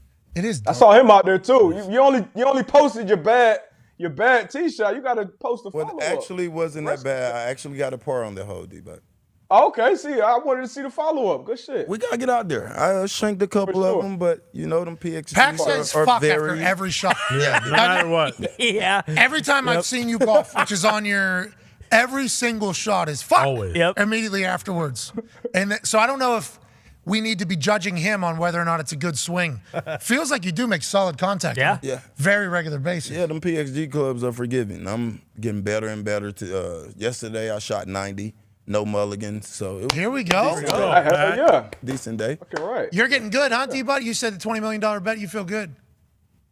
Yeah, give me about 7 more months. I've been playing for 5 months. I feel like once I hit that year, I'm going to have some ridiculous goals for myself. But I've been playing for 5 months, but I really probably squeezed a good year and a half in those 5 months. A lot of time. Smart. A lot of time. DJ Khaled's out there doing it right now in the Bahamas. Balling. He's got a good swing. He does. Let's go. And he's an excellent putter. So you say, what is DJ Khaled good at?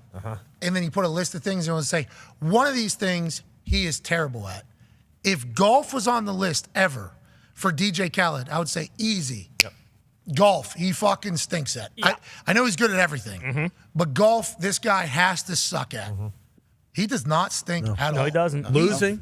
He's very, I guess losing would be the only thing DJ Khaled sucks at. Yeah. Because all he does is win, no matter what. No matter what. People ask him why he hasn't lost weight. More anthems are on the way.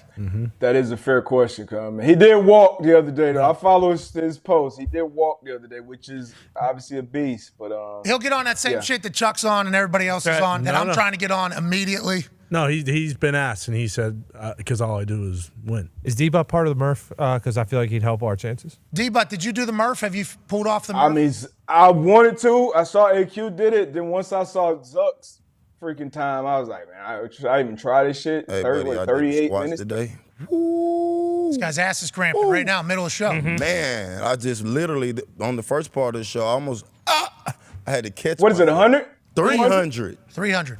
Woo. I'm gonna try it though. Why not? Next year. Yeah, fuck it. Yeah. Fuck it. Why not? Next year. well. Next Memorial Day. All right, you're a part of our thing. 80% of us have to complete it next Memorial Day. And Thanks, D-Butt. if we do, $100,000 to charity. if we don't, Then Nothing. We tried our best. we did, didn't we? Raising awareness. All right, ladies and gentlemen, South Florida resident who has become a massive fan of both teams that are currently in the finals. I'm sorry, has always been. There he's bald. AJ had to drop off. I believe it probably something with his kid. Yeah. Axel chewing on wires or something. Axel's running wild, brother. Yeah. Around the house. Coming for you. Because he's got some cameras, that he's able to see what's going on around the house.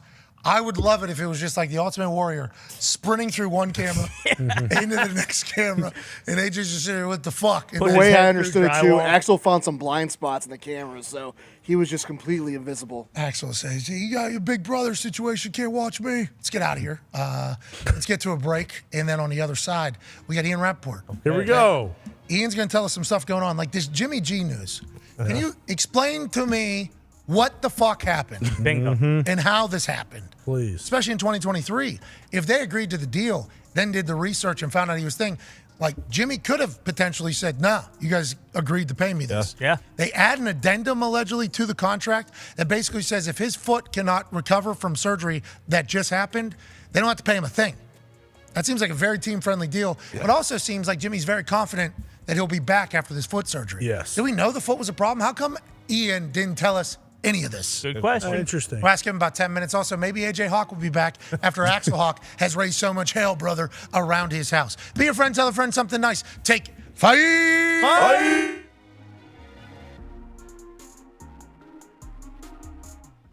100 days ago to the NFL show, lights shining bright under stadiums glow. Counting down the days under suns blaze, so close to the night till the NFL plays. The countdown begins, excitement arise, we await the kickoff with gleaming eyes. 100 days till we reunite, for NFL football will be shining bright.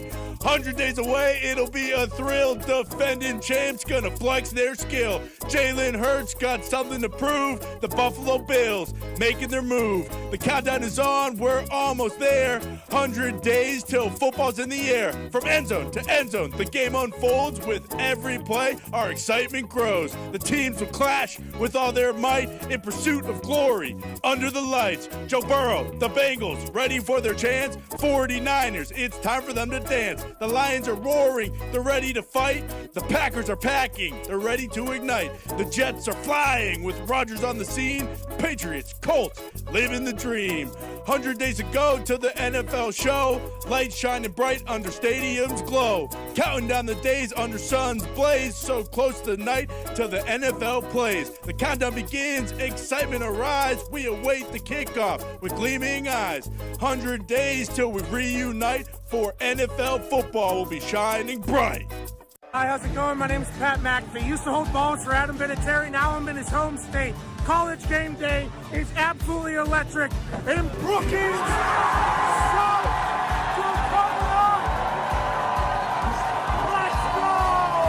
College game day has made the voyage to Brookings, South Dakota to experience a game with the best fans in college football.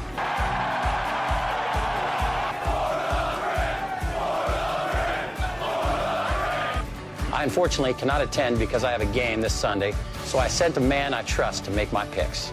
A man who is my holder for almost a decade. Please be nice to him.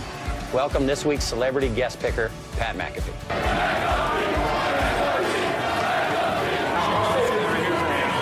Go big, go blue, go Jacks. Hosting Auburn. Yes, everybody saw this. The best fake punt in the world. What do you think, Pat? I absolutely loved it all the way up until execution time. That is not what we like to show in the brand headquarters and punting and kicking world. Oh, dance off. Oh, let's get weird. Yes. Duck that, huh? Bang! Right off the top of the dome. That makes it a lot easier when you got a dummy standing right in front of you like that. Running. He's Daniel Russo. Wax on, wax off, knee to the face. Yes. Serious. Go, yes. go, yes. These teams stink. With that 15, they celebrate by doing shotguns. And I'm a big fan of that. I'm going with the University of Virginia Cavaliers. That was great. Whoa!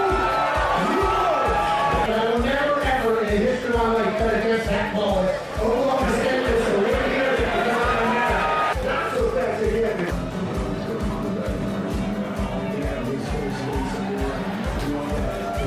But I'm going with Trey. Please excuse my dumb friend Kirk. Look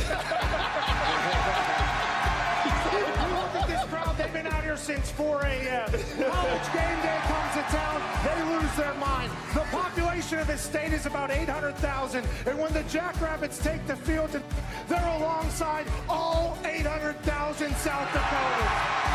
The Dakota marker was in Fargo for far too long. Today, 5 o'clock local time, the Dakota marker is back in beautiful Brookings, South Dakota. Terry School. They might be the Jackrabbits, but they're the GOATs today. Ladies and gentlemen, South Dakota State with the win. Give me that right there. No. Don't do that. No. No. Leave. Coach. He has the no. Pat says it'll be no. I told you I came on your radio show. We were going to get you on College Game Day. Not only are you incredibly intelligent and handsome, you're a man of your word. You picked North Dakota today, so I had to bury you. That's okay. But it's been nothing but incredible. The College Game Day crew is hospitable. In South Dakota State, I think we can all agree, they showed up here. Yeah. But I loved it. I've watched the show, obviously, forever. And it's on in every single NFL locker room. I told you that. Yeah, so this is a big-time deal for me, my family, my friends. All right, I'm back in the day here. Appreciate you, boys. It's from the training room at the Colts. A.J. Watt tweeted. I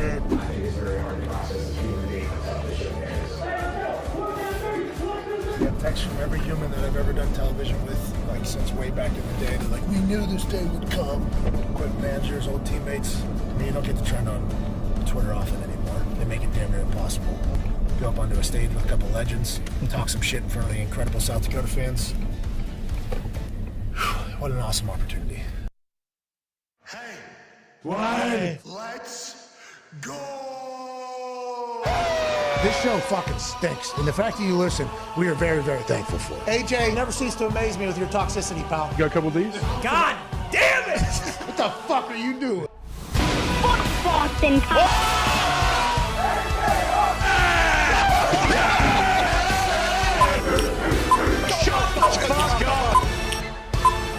Hello, beautiful people.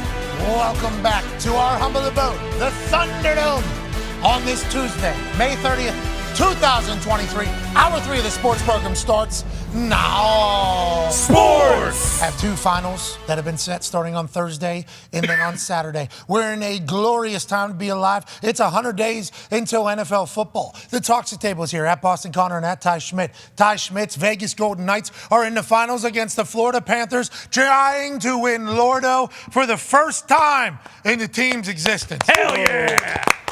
Ready to go. Hell yeah. Ready to go. In Boston, Connor, Celtics lose yesterday in Game 7 against the 8-seed Miami Heat, becoming the only city in the world to ever lose to an 8-seed at home in the final or in playoffs at the Bruins and the Celtics. Yeah, and we became the first team to come back from 3-0 to lose at home in Game 7. Yeah, there had been 3 other times in which a team has been down 3-0 in a best-of-7 in the NBA playoffs to get to Game 7. They have all lost, but all games were on the road. This time, since they were seated higher than the Miami Heat, way higher. Way higher. 6 Game spots. 7 would be at home, home court advantage. What's going on with the Garden? The Garden no longer is going advantage? on with the Garden? Is the Garden no longer advantage? They lose by 30. Well, funny enough, while we were off, I did finally get an answer from ChatGPT, and they said that your chances of winning a game when your best player gets hurt are 0%. That's what ChatGPT. We can't be trusting this. 0%. That's what I'm saying. This is a dumb answer. No, 'cause that's what just they- a dumb answer.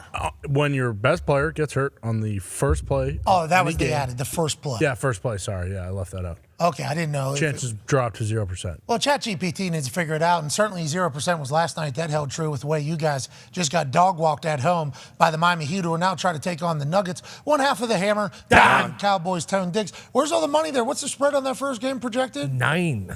9. Nuggets favored at home on Thursday night against the 8-seed Miami Heat in the finals. I can't wait to see who takes what. Obviously, you just go, oh, Nugs, -9. They haven't played in a while, though.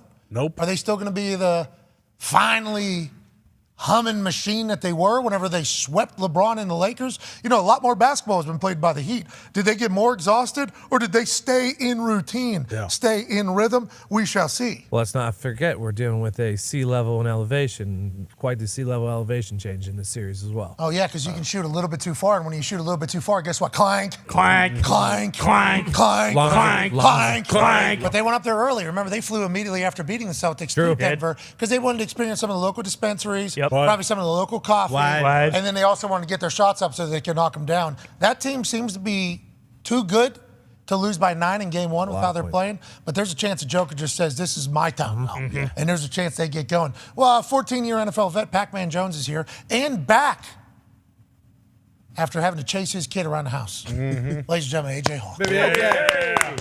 AJ, what happened? Everything okay? Axel alive? Yeah, everything's good. He's fine. Caught him before he left the house. I'm the only adult here, unfortunately, so yeah, he wanted to go over and see his cousins, and I said absolutely not. So that's right across the street, ain't it? Like right across the yeah, driveway? just right down the way, but they don't know he's coming. If they're not home, then where does he wander? If he knocks on the door and he goes around back, where does he go there? See, that's the whole parenting Good thing. parenting. That's chess. You know, you got to think, okay, so he goes there. Cool. All good if he gets there, cousins are there, and it's a full welcome committee. But what if they're not there? Then what? Then what's that? Is Axel coming back here? No way. No chance. No chance is he coming back this way. So what you have to do? Do you have to board up the doors to keep that kid in the house, or what? Yeah, I mean, we'll see. He seemed to, after multiple times, I told him, you can absolutely not leave this house. You cannot leave until I come back down here, or Mom gets home, or whatever. I think after 4 or 5 times, he kind of got it. So we'll see what happens. Good luck out there, AJ. Joining us now is a man who has, hey, if you got to go, by the way, you should just go. I'm good. No, please trust me. I'm good to go. Axel's an adult. He has it. Certainly not. Certainly not an adult. He's not. We got it covered. Yeah, I like that you talk to him like he's an adult, though. Yeah. That's how you got. That's how you got to do it, I think. And hopefully, Axel, if he does get out there and he does, it's nice, successful meeting with the cousins. Exactly. And if not, go change the world, brother. Hey, go get it. Go do it. Go live a little bit. Yeah. This were all the stories later in life that you're going to tell from this moment, Axel. Now, make sure you're safe, though, obviously. Joining us now is a guy who's in the middle of his golf season, and that might be why we had no idea about any of this Jimmy G shit happening at the Raiders. An absolute dog in the insider game, senior insider for the NFL Network, the NFL's website, and the NFL streaming service, NFL Plus. Host of the weekly wrap-up of the Rap Sheet, and friends, us being the friends, he being Rap Sheet. Ladies and gentlemen, Ian Rappaport. Wow, just off the course. How'd we do? How'd we shoot? I played okay. Honestly, probably better than I'd played the previous 2 weeks. I played a very, very, very hard course, and I played with one ball basically the whole time, so I would say pretty decent. Hell yeah, getting better, Rap. What course you play? I played at Fenway Golf Club. Whoa. Oh, Boston. No, it's in White Plains, actually, but it's very, very nice. I would say similar to Wingfoot. The demographics probably a little different. You know what I mean? No. But it was really challenging. What do you mean? What does that mean? What's that mean? You have to be this tall to ride? Well, I mean, traditionally, it shouldn't be like this at all. But traditionally, country clubs in the olden days used to have a certain kind of people. And then if you were, let's say, Jewish, you'd have to belong to a different club. Oh, I didn't know that. Fenway was one of those, a different club. Hold on. It is absolutely beautiful and awesome. Yeah. Hold on, that was real? I didn't know that was, so that, obviously you think to yourself, country clubs, golf, probably some form. This is a real deal thing, though. This is what? Yeah. Really? Like how long? Oh, it is a real deal thing. Yeah. I mean, it's, obviously should not be this way, but all these clubs are so old. And so, like, if you couldn't belong to one club, you would essentially start your other club. And those sort of things have sort of persisted for the last, 100 years. It's kind of weird. That is crazy. Would I be allowed to golf at Fenway? Oh, yeah. Yeah. Okay, it's not really like this anymore. It's just, these are all sort of traditionally whatever they end up being. Oh, you're saying modern, it's been modernized, it feels like. Yeah, all the clubs have been modernized, as they should be. Bingo. Hopefully, Yeah, we completely agree. It was crazy that some of those places you hear some stories about who was allowed, who was not allowed in, how long the waiting is to get in. It's like super exclusive, and you start looking at some of the members. It's like, wait, you got to have letters. You got to know a certain number of people. Long letters from it's intense, man. It's intense. But then you get to what? You get to play pickleball and stuff there. Yeah, Yeah, Neat little pool. Yeah, use the facilities. They got good club sandwiches. Great club Because that's actually sandwiches. club. Yeah, right? bingo. Yeah. I mean, I assume that's where they were Steam room? created. Not this particular place, but places like this. Yes. Will you take me to your golf course over there? Will you be my Let's sign-in? Yeah, come on. I got some places to take you if you ever come to New York. Yeah, you walk all the time though, don't you? Today I didn't because I had to make sure that I was on time for this show. So today I took a cart. But No, don't you worry about that. Don't you use us as an excuse to get out of. That's No, okay, that's actually not true. The people I was with wanted to take a cart, but I was anyway. Okay, happy that we just saw right through your fucking bullshit. Yep. Knew that. You know what I mean? I'm happy that we couldn't have quicker sawed right through the middle of it. You're lying. Anyways, enjoy the fact that you've been enjoying your golf, and we're very thankful that you've taken time out of your golf day and parenting day. I've seen you doing a lot of dadding and cooking. Congrats on your new Traeger. Okay. Appreciate it. Yeah. Now, is that all the stuff that's taking away from us finding out actual information from you? How do we not know that Jimmy Garoppolo's foot was a real thing? We thought this Raiders Jimmy G deal was done. The shoulder was the only issue. Now we're finding out there was an addendum that was added by Mike Florio of Pro Football Talk that basically said if his foot doesn't recover, they don't have to pay him a damn thing. Signing bonus became salary. They gave him $0. How did this fly under the radar, and where are we with that whole thing? So let's start at the beginning. So the 49ers, at some point during the season, first they come out and say he's got a list, Frank, he's going to have surgery. And then about a week later, they say, great news, Jimmy G does not need surgery. Awesome. So then it's like, all right, well, if he doesn't need surgery, could he theoretically be able to be the backup in the playoffs? And essentially, best case scenario would have been he could have been the backup in the Super Bowl. Obviously, they didn't get there. That point was moot. Then he just kind of goes on and everything is fine. Get to free agency. Remember, you agree to terms with a team, but you don't sign until there's a physical.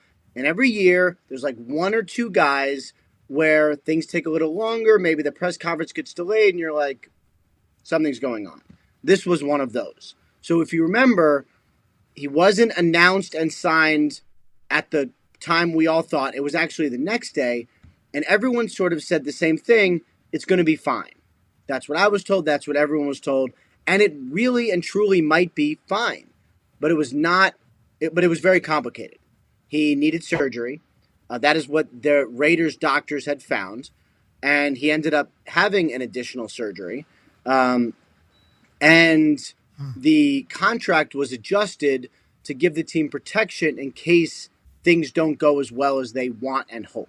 That is basically where we are now. So that's why he's not on the field for OTAs. They agreed a deal before doing the physical or pending physical? Yes. No. You agree to a deal before the physical, and then you fly in, you do the physical, and almost always it's fine. Or if it's not fine, the team has a decision. Like, remember Larry Ogunjobi 2 years ago? Signed a big deal. I think at that point, the foot wasn't where the Bears wanted it to be, and they were like, no deal. And then he ended up signing a one-year deal with the Steelers, playing great and re-upping there. But at that point, the Bears decided, you know what? We are not comfortable with this deal based on his health.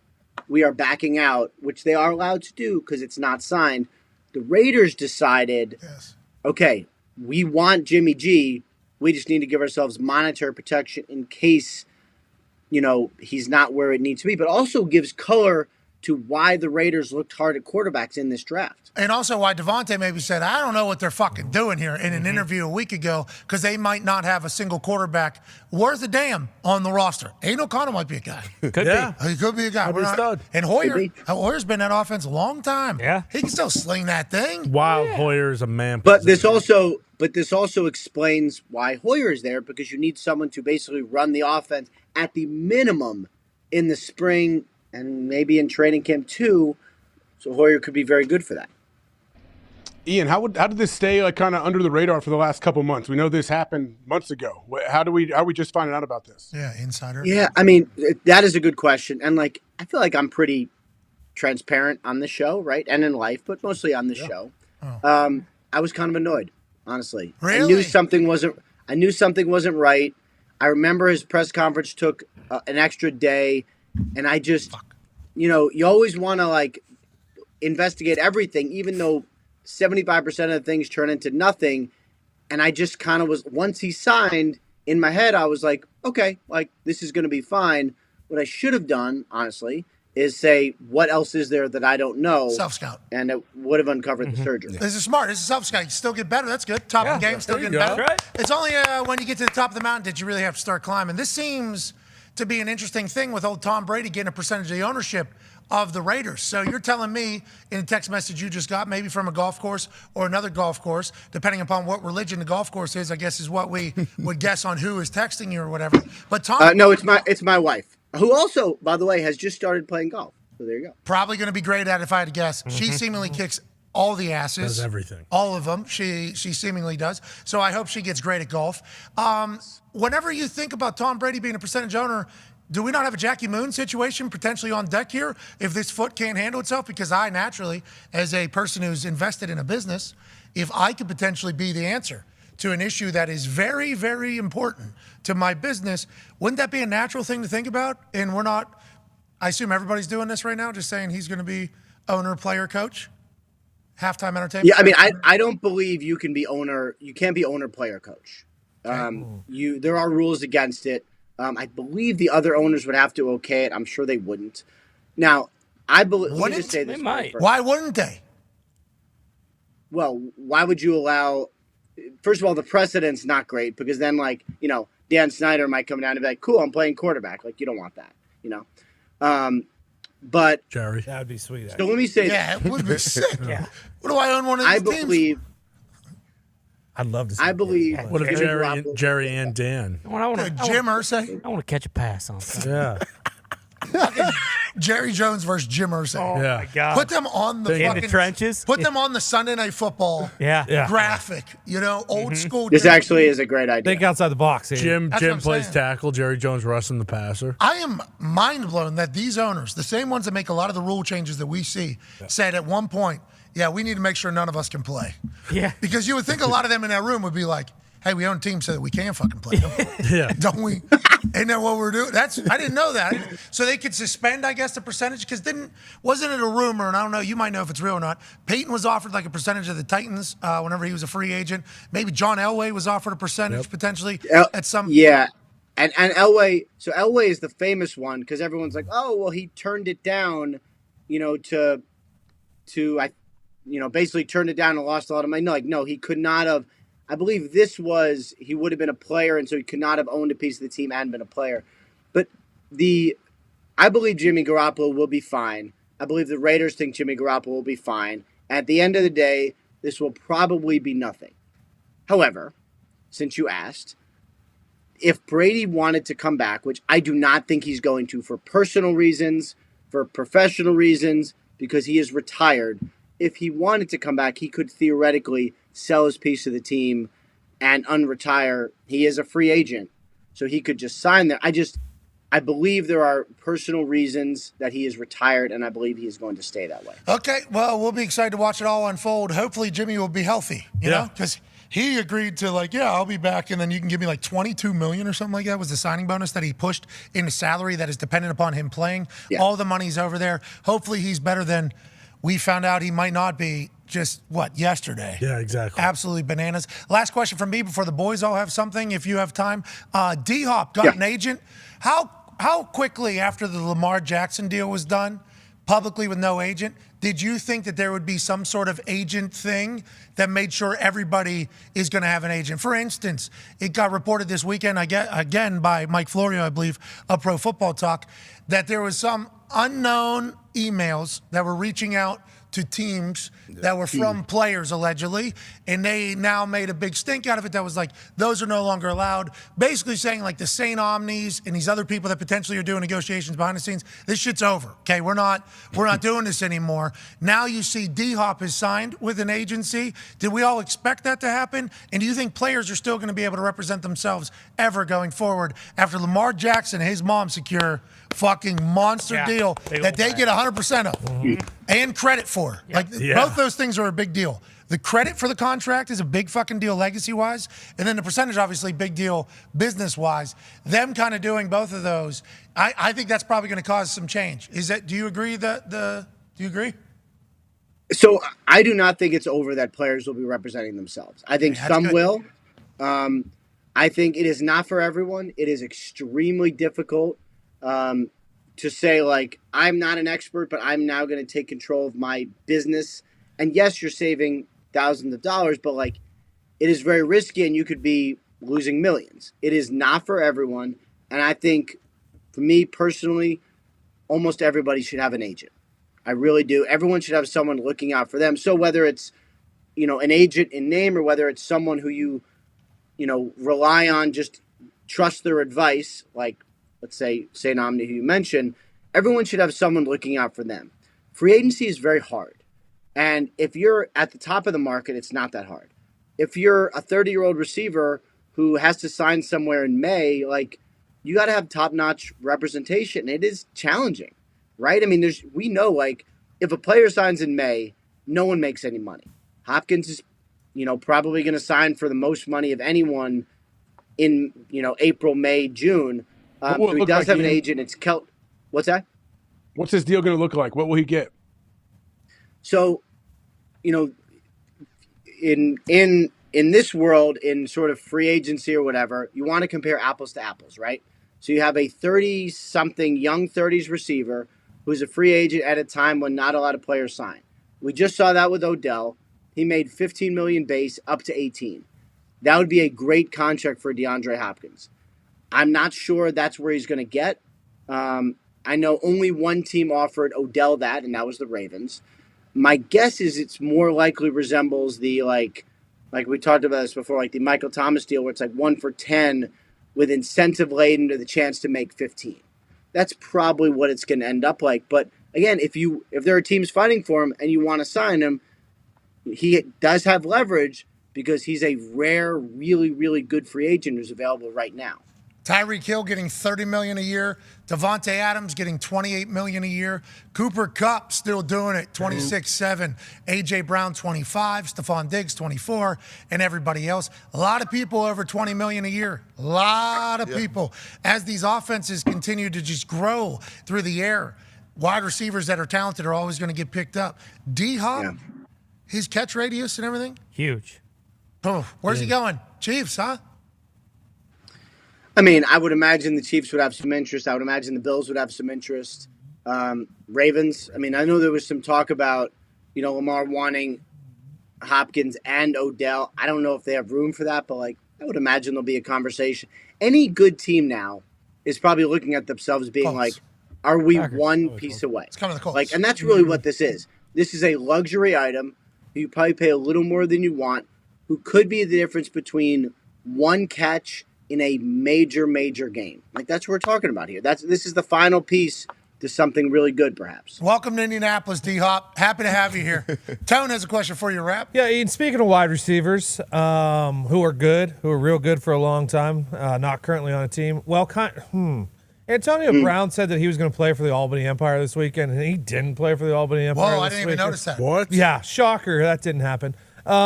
Is that because his agent, I also saw this weekend, said that there are multiple NFL teams interested in Antonio Brown? Are any of those things true? What was that laugh? Yeah, what's that about? Sounds like that's No. Yeah. It's possible. Anything's possible. I mean, anything. I guess the whole world, anything's possible. I don't know. I mean, I don't even know what is that arena team. The Albany Empire. Yes. Show some USFL. fucking respect. Oh, okay. Jesus. We do know? Albany Yeah, Empire. it's an arena Not team. Empire. It's just Empire. Albany Empire. Albany Empire. Yeah, like the Empire, dude. All right. Like the Romans. Yeah. Yeah. Get it? No, that sounds like a real. Ohio. That sounds like a real team. He owns it. Well, he doesn't. Foreign He's international. a foreign Yeah, national. it was a former team that was close to where his dad played. More than 2,000 fans in normal bought tickets to watch him play, and he didn't play this weekend. Okay, so he did No, not I agree. play. That's very rude. He did not. Got him. If So he owes fucking the money, 2,000 more tickets, though. If he owes the money, they'll join a long list of people that Antonio Brown's on. Whoa! Allegedly. Shit. Allegedly. That's crazy. This is allegedly. Is he just doing that? Is it like, all right, I'm gonna play and then I'm not gonna play? Actually, that's the So they thing. didn't get his physical in time, is what they said. Why? didn't- Well, is Next there, week I'll play and I'll wrestle a bear. Yep. Yeah. Oh, sweet. You know what I mean? Oh yeah. Like, is this all just promotion? Like, I'll play. I'll go. I think so. We get a concert, and I'm going to tackle an alligator or crocodile like I'm Steve Irwin. Is that what this is? Could be. Halftime concert in full pads, for sure. Well, That'd be sweet. Then he'll do that catch like he did Yeah. at the one There concert. might have been a chance that Kanye told him he was playing too, because he had his shoulder pads on. He had his shin guards on And he too. had his shin guards too. Yeah. He said, Shin guards. How come none of these guys tackle with kicks? That's what Kanye said. Kanye's going to change football by kicking people right in the mouth, tackle them. Pioneer. That's why he had those shin pads on. AB also this weekend offered Cam Newton $150,000 to play one game as quarterback for Albany Emperor, I believe, with AB. Something to think about. I mean, 150K. Just got to show up. Cam ain't doing that.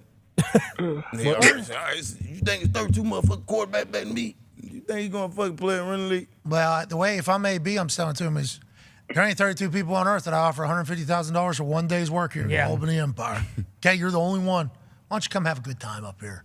Now, I'm not going to play. So that is. So he's going to play, though, we think? No, I don't expect anything from Antonio Brown, really, unfortunately. That's a shame. He's always in the news, you know, and he's certainly made a lot of mistakes. And he's unbelievable at catching a football. Great punt returner as well. Yeah. But he was on the football field. Oh, Jesus. one of the best. He was a Awesome. Unbelievable. But everything else has just been like kind of crop. Yeah, kind of crop. But he did create the dance. He did. Yeah, that's a great dance. He did have that time in Dubai where he was with that lady. Squeezing butts. Yeah. He was getting his sausage smooched by in Tiana. his gym. Yeah. with Miss Trump. Yeah, which is sweet. On Snapchat. Do you have a question? He's doing that on I got a Snapchat too. Ian Rappaport. Snapchat. Boston Connor. He snuck that lady into his hotel room. Oh yeah, That was toilet sweet. licking lady. Yeah. Gave us- Pink eye You from school? He gave us that Ian? driver guy. Oh, yeah. Yeah. Cheech. Yeah. Yep. Cheech. Danny Boy hustle hard. There it is. Mm-hmm. Connor, you have a question for Rap? Yeah, Rap. I'm okay. I'm okay. Credit cameo. Happy we can wrap yeah. that. Oh, Yeah. yeah. Very Ben good. Roethlisberger. I know you said about being Ben Roethlisberger, but that's not it for Ben. All right. I think that's it. There's more. We could definitely. I mean, he threw a bag of penises, right? He did. Yeah, the gummy the moving penises. guy. Yep. Yeah. Like an Where do actual. you get? Yeah. Where does he get gummy penises? Why does he have them? An Is it actual. bachelorette party? Remember they reported that? Bachelorette parties, yeah. Remember Wait, they that's reported- not a real thing. Is it? Real Sure report. That is. was in like a report. Oh, Actually, I my think God. I think Zito left those at the house, and then AB rented that house after you guys moved out of it in Tampa. Oh, The that's- guy was yeah. living in the same house we were living in Tampa. That's real deal. What? Yeah, Oh, yeah. real deal. Real deal. We were down I there have so for- many questions. That's where SmackDown was happening down there in their WWE Thunderdome. It was down there in Orlando at UCF, Central Florida, I believe, is the school. And so I was asked if I wanted to be a part of SmackDown. Yes, still got a daily show. So we rented a house in Tampa. Then we made the living room like a studio pretty much. And then there was rooms kind of off of it. And then there was a patio. And it was a really nice house. It was. Yeah, it was awesome. Really enjoyed it. We were flying down there every single week for like it was like a good, Long time. long time. Long time. Then we move out, you know, because the Thunderdome does. Antonio Brown moves right into the house. We're still paying rent while Antonio Brown's living in the house. And pay for the internet. And upgraded internet. Great You're internet. welcome. How you doing? Keep it moving. So some of those videos that the world saw was probably uploaded on the internet that we were actually paying for. Yeah. So we do feel like we were a part of it. We were not a part of the bag of penises, though. No. That were being thrown at another neighborhood down there in Florida. No, I just assumed that was like when Jeter used to like have sex with supermodels, and he gave them like a signed baseball when they were done. Like after AB was getting his summer sausage smooched on, he just gives him a little grab bag of candy penises, something to remember him by. So Jeter came out and said that wasn't true. I think He did. I believe He said Jeter that's came out and bullshit. said it wasn't true, but Right. that story had been echoing sentiment. through society. Exactly. Yeah. Way Whoa. Hold on. I'm sorry. He came out and said that's not true, and we're all like, okay, we believe. No, Yeah, Jeet's a good guy. I like that rap sheet. I Just agree as a with you. man who's been I'm sued just before, saying. I'm just here. I've heard it from Allegedly. way too many people. Well, everyone's heard. Like, there's no way that something's that strong of a rumor, and it's not even close to. Maybe it wasn't like a box. Someone maybe probably it was asked like for a one. bag. One of these gals could have asked for, hey, can I get a signed baseball or something? That'd be Yeah. sweet. Yeah, hey, I did my job. Can I get your autograph on Whoa. baseball? Because I want to, maybe. Anyways, everybody knows that something can make its way around the entire world before even getting the truth out there. And I believe that's what Jeter said. Jeter said, like, that thing was gone. Because that was pre-internet, right? Yeah. That was like, Yeah. Well, early internet. Yeah, before the Other things baseball have gone, diamond, too. right? The baseball diamond of his exes was put together. what happened? Oh yeah. Yeah, there's a baseball diamond. Oh, it's of all Like of a starting nine of all his Good lineup. famous Yeah. exes. Yeah, great lineup. Jeets could swing the wood. Yeah, and Allegedly. more than one way. Allegedly. Baseball. Yeah. Yeah, Right. yeah. That's why, for the Yankees. Right, hot lumber. Yes. Very good hitter. Good Yeah. wood. Good That's wood. what happened. Prolific. He's Yeah. the captain of the Yankees. Not afraid to go Exactly. Oppo. But then there was a lot of There it is. Yeah. Jesus. I knew it was out there. Yeah, this was on. It's on ESPN. Yes, yeah. I mean, you got Tyra Banks DHing. She's not even good enough to fucking get a mid on and get in the field. Yeah. Mariah Carey left field. Anyways, Afterthought. Come on. We heard that was Jeter said that Yeah, the that's whole bullshit. was all a lie. And they all got signed baseball. But look, Actually, the on pitcher is- ESPN, they're talking about this guy's love life. You think he loves this? No way. Not a No, chance. Pitcher's now his wife, right? Yes. You know, I mean, you know Congrats. how much Number one in his shit heart. the Jessicas tore up in center field and right field. Could you imagine being like a public like relationship, one of those like super duper public ones? Now, like people know my wife, obviously they follow her on Instagram, but those like actual public couples, like that's her entire being. That would suck so bad. I mean, the I love him. Buffalo Bills. Look at fucking Ben There you Affleck and J Lo. You think he's having a good time? You think does he look like he's enjoying himself? Oh, so When he let's shut that door. let's move this. He was not happy shutting that Tesla. He looks at the camera. Yeah. Fuck. All right, I'm having a day. Okay, we can't have a day. Leave us alone. We're humans. Yeah. But have you seen what? You didn't break this news. I believe New York Post or TMZ did. Yes. Josh Allen Yeah. has a potential new friend he's been hanging out with, Haley Steinfeld, who I definitely knew who it was whenever the name popped up on the tweet. And then I just said, let me clarify if that is who I think it is. Googled the name. Singer, right? No. No? Did he say singer? You uncultured I swine. mean, she She is a sang in great Pitch swi- Perfect. she is a great singer. She's an actor, okay? Pitch Perfect 3, she vocals. Isn't there a Haley who's a singer? Yeah, she's released a couple songs as well, but she's an actor first, okay? She's What else is she- nominated Oh, for so an she has. Academy Award. Why she has sang? I didn't know that when you said that. 'Cause she would take offense to people saying, "Oh, you're the singer." What No, was she's she an Academy Award nominated actress. Yeah, she's in For what Bumblebee. movie? Shit. True Grit. Bumblebee. Marvel. Really? Ever heard of it? Anyways, Josh Allen though, right into the Thunderdome of being a public couple here. Bingo. You know what I mean? This is going to happen. I don't know if they're planning on it. It seemed like they were just living their lives, but now everything they do is going to be documented. Yeah. That seems stressful. Doesn't it? Yeah, it seems to never Like every little couples little discussion could be on camera. It's like I always think about that with basketball games. Like some famous couple sits there and they have some interaction, and then like we all like dissect it for the next day, fair or not. Like that seems, I don't know. That would be tough. Yeah, it is. It would be. Good luck to all of them. Yeah. Yeah. We hope you all enjoy your life of love. Love. Hope Josh is happy, whatever the hell he's doing. Thank you for your service to football, Josh. Can't wait to see what you do going forward. Great quarterback. Great. Yeah. Yeah. I'm thinking he's good. Yeah. Yeah. I'm thinking so. Another quarterback that's good. Go ahead, Connor. Yeah, rap sheet. They're saying Brock Purdy is going to be throwing this week. Is that real? And is there now no longer really a worry for the Niners at quarterback? It's definitely going to be Purdy week one, or is there still going to be some sort of competition? Okay, so let's say he's throwing this week. First of all, that would be really good news because that would mean he's basically either on track or like a small bit ahead of schedule. That is all very good. So what this means is he now has a 3-month, based on the original time frame, has a 3-month time where he's got to start throwing and then get to a point where he is regularly throwing without issue.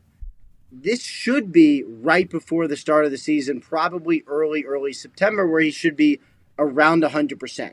This is all very good news. So if that is the case, if he's throwing this week and, hopefully he has no setbacks, if this continues to be the case, then you are looking at realistically he could maybe start week one, or if not week one, pretty shortly thereafter, right? Like if it's, late August or really early September when he's now finally 100%, you're looking at around the start of the season or maybe a little bit after. This is all good. And if someone like Sam Darnold or maybe, I guess, Trey Lance, if one of those guys starts a week or two, like that's also fine. Because the most important thing for the Niners is that someone who they believe to be a massive, massive part of their future is fully healthy with no issue. But to answer your question, this is probably going about as well as they could have hoped after the surgery. Okay. Love that. Let's throw a Brock party for that. There we go. Love everything about it. Like we're Clayton Anderson. Pac-Man has a question for you. Rep, have we heard anything about Bryce Young and these OTAs? I just haven't heard nothing. It's been a little quiet. Have you heard anything in the background or anything? I think the most important thing for these OTAs is how well is the guy picking up the offense because, there's not, as we've gone on, OTAs have become less and less. Like they're more teaching periods and less like practices, I guess, for lack of a better word, because nobody wants anyone to get injured. Like I know, like when you were doing your thing, like people would get injured in OTAs, and that was not good. Teams are going less and less full speed, so I don't expect any like real evaluations until probably at least training camp. But it does sound like like all the stuff they thought about his processing ability and his intelligence. That's all been real, and that's all been held up by his time there. So that is good. And I think, you go through rookie minicamp, go through OTAs, actual minicamp. That's kind of all you want is how well is this guy picking up what we're doing? And it seems to be in a pretty good place. Okay, so let's just go back to the OTAs not being able to practice. You don't want people to get injured, but potentially offensive linemen suck. Yeah. So there is like I think there are some things that we kind of lose too, like kind of have to outweigh one with the other. And it seems like, player safety and health is always the conversation, and the owners are completely okay giving up something that makes no money. So you guys don't want to practice. Yeah, you fucking got it. Of course. On the other side now, we need 19 games. Okay. Yeah. So you guys, no money over here, and we don't care. Nobody's watching you guys not practice, including us. We didn't even know you guys had these until you mentioned these things to kind of eliminate. Like that's a fascinating thing. But if you talk to a lot of these coaches and these old school guys, they're like the lack of practice and the lack of anything physical has certainly deteriorated like the trenches and like offensive line play and everything like that. So are you potentially jeopardizing future injuries in the name of players' health to kind of save it in the shorthand? That'll be something that'll be studied as we continue to go on with these OTAs that don't really have any competitiveness. There's really no, it doesn't feel like there's any, like we're actually trying to beat you. You're trying to beat us. It's like, let's kind of get through, let's learn, and let's keep it moving. I'm intrigued by the long-term effects by it all, but who knows if any stat we see will ever be worth a fuck. Well, in the response from players during the COVID year when they didn't happen. Yeah. Right? Everyone was basically feeling great. Very happy. Yeah. I mean, the COVID year was a game changer for OTAs because everyone got to the season. They're like, all right, like we don't need it. But Pat, to your point, like of all the different places, offensive line play where like live reps, it all matters, but live reps probably matter as much as anything. That is probably where it's been tougher to develop offensive linemen. And that's really why, like, you take a team like the Eagles, like they have great offensive line coach. They're a team that has developed offensive linemen. I mean, their starting left tackle, who's a rock star, was in the International Pathway Program. Now is making $16 million a year. Like, they can really develop offensive linemen. They're in a great place because they're excelling where it's actually really hard for other people to do that. No OTAs, no real minicamp makes it harder. There's no real, I don't think the physicalness necessarily is needed, but as we see within the trenches, it's like how fast everything's going. Yeah. Like, that's hard to reciprocate in a walkthrough situation when you got to pass a guy off and then a guy's coming around. It's like picking up all that shit seemingly much harder to do now whenever you don't have as much heavy and full speed walkthroughs and OTAs. But they'll figure it all out. Yeah, of course. Everybody figure it all out. Go ahead, AJ. Ian, going back to the Jimmy G thing, the waiver he took out, like how common is that among NFL players? And do we see starting quarterbacks with these sometimes? It is actually pretty common. It doesn't happen a lot in free agency because usually if there's an injury, we kind of know about it, or a guy will wait till he's fully healthy to sign. This was one where we knew about the injury, thought it had been healed. He agreed to terms. It wasn't, and then he had surgery. So, like, this particular situation's a little more rare, but, like, this does happen where teams will sign players, and they'll say, like, you are fully healthy, except this one very, very specific injury, and we are waiving this injury, basically. So if you get injured here with only this very specific injury, we don't owe you anything. Anything else, we owe you all the money. I think that's what this is a team basically saying, like, this contract is fully normal except for this one injury, which against this one, we are protecting ourselves. And, again, for Jimmy G, like, once he passes a physical, then it's all good and everything is basically the same. It's got to get to that point where he can pass a physical and fully practice. We're assuming he's pretty confident. That's why he agreed to this? Yes. And it sounds like the team is too. Okay, doctors, everybody pretty confident, yeah?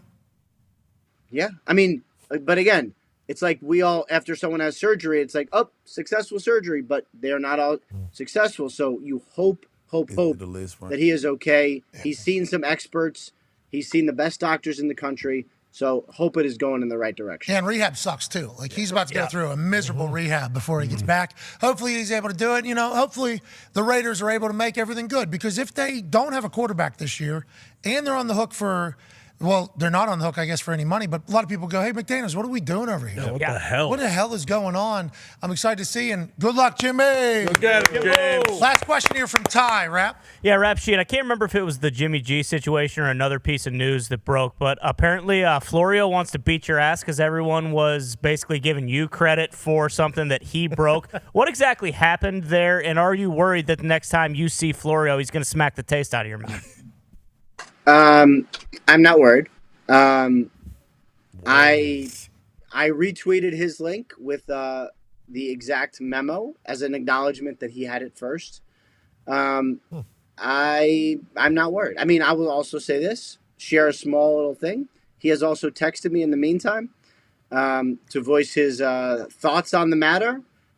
All I will say is I properly credited by retweeting his link, and I'm very comfortable with my retweeting process. But, Rap, this has happened with us before, where we will break some sort of news, and then the NFL will post it as parentheses, at Rap Sheet, comma, at Pat McAfee Show. It was like, Rap had nothing to do with this. Nothing. Interesting. I understand that Rap is on our show every once in a while, but Rap No, legitimately had nothing to do with this, and it's like, I don't give a fuck, though. I'm not an insider. But if I consider myself an insider, basically what? Piss me off. You know, Rap? You know what I mean? Woo!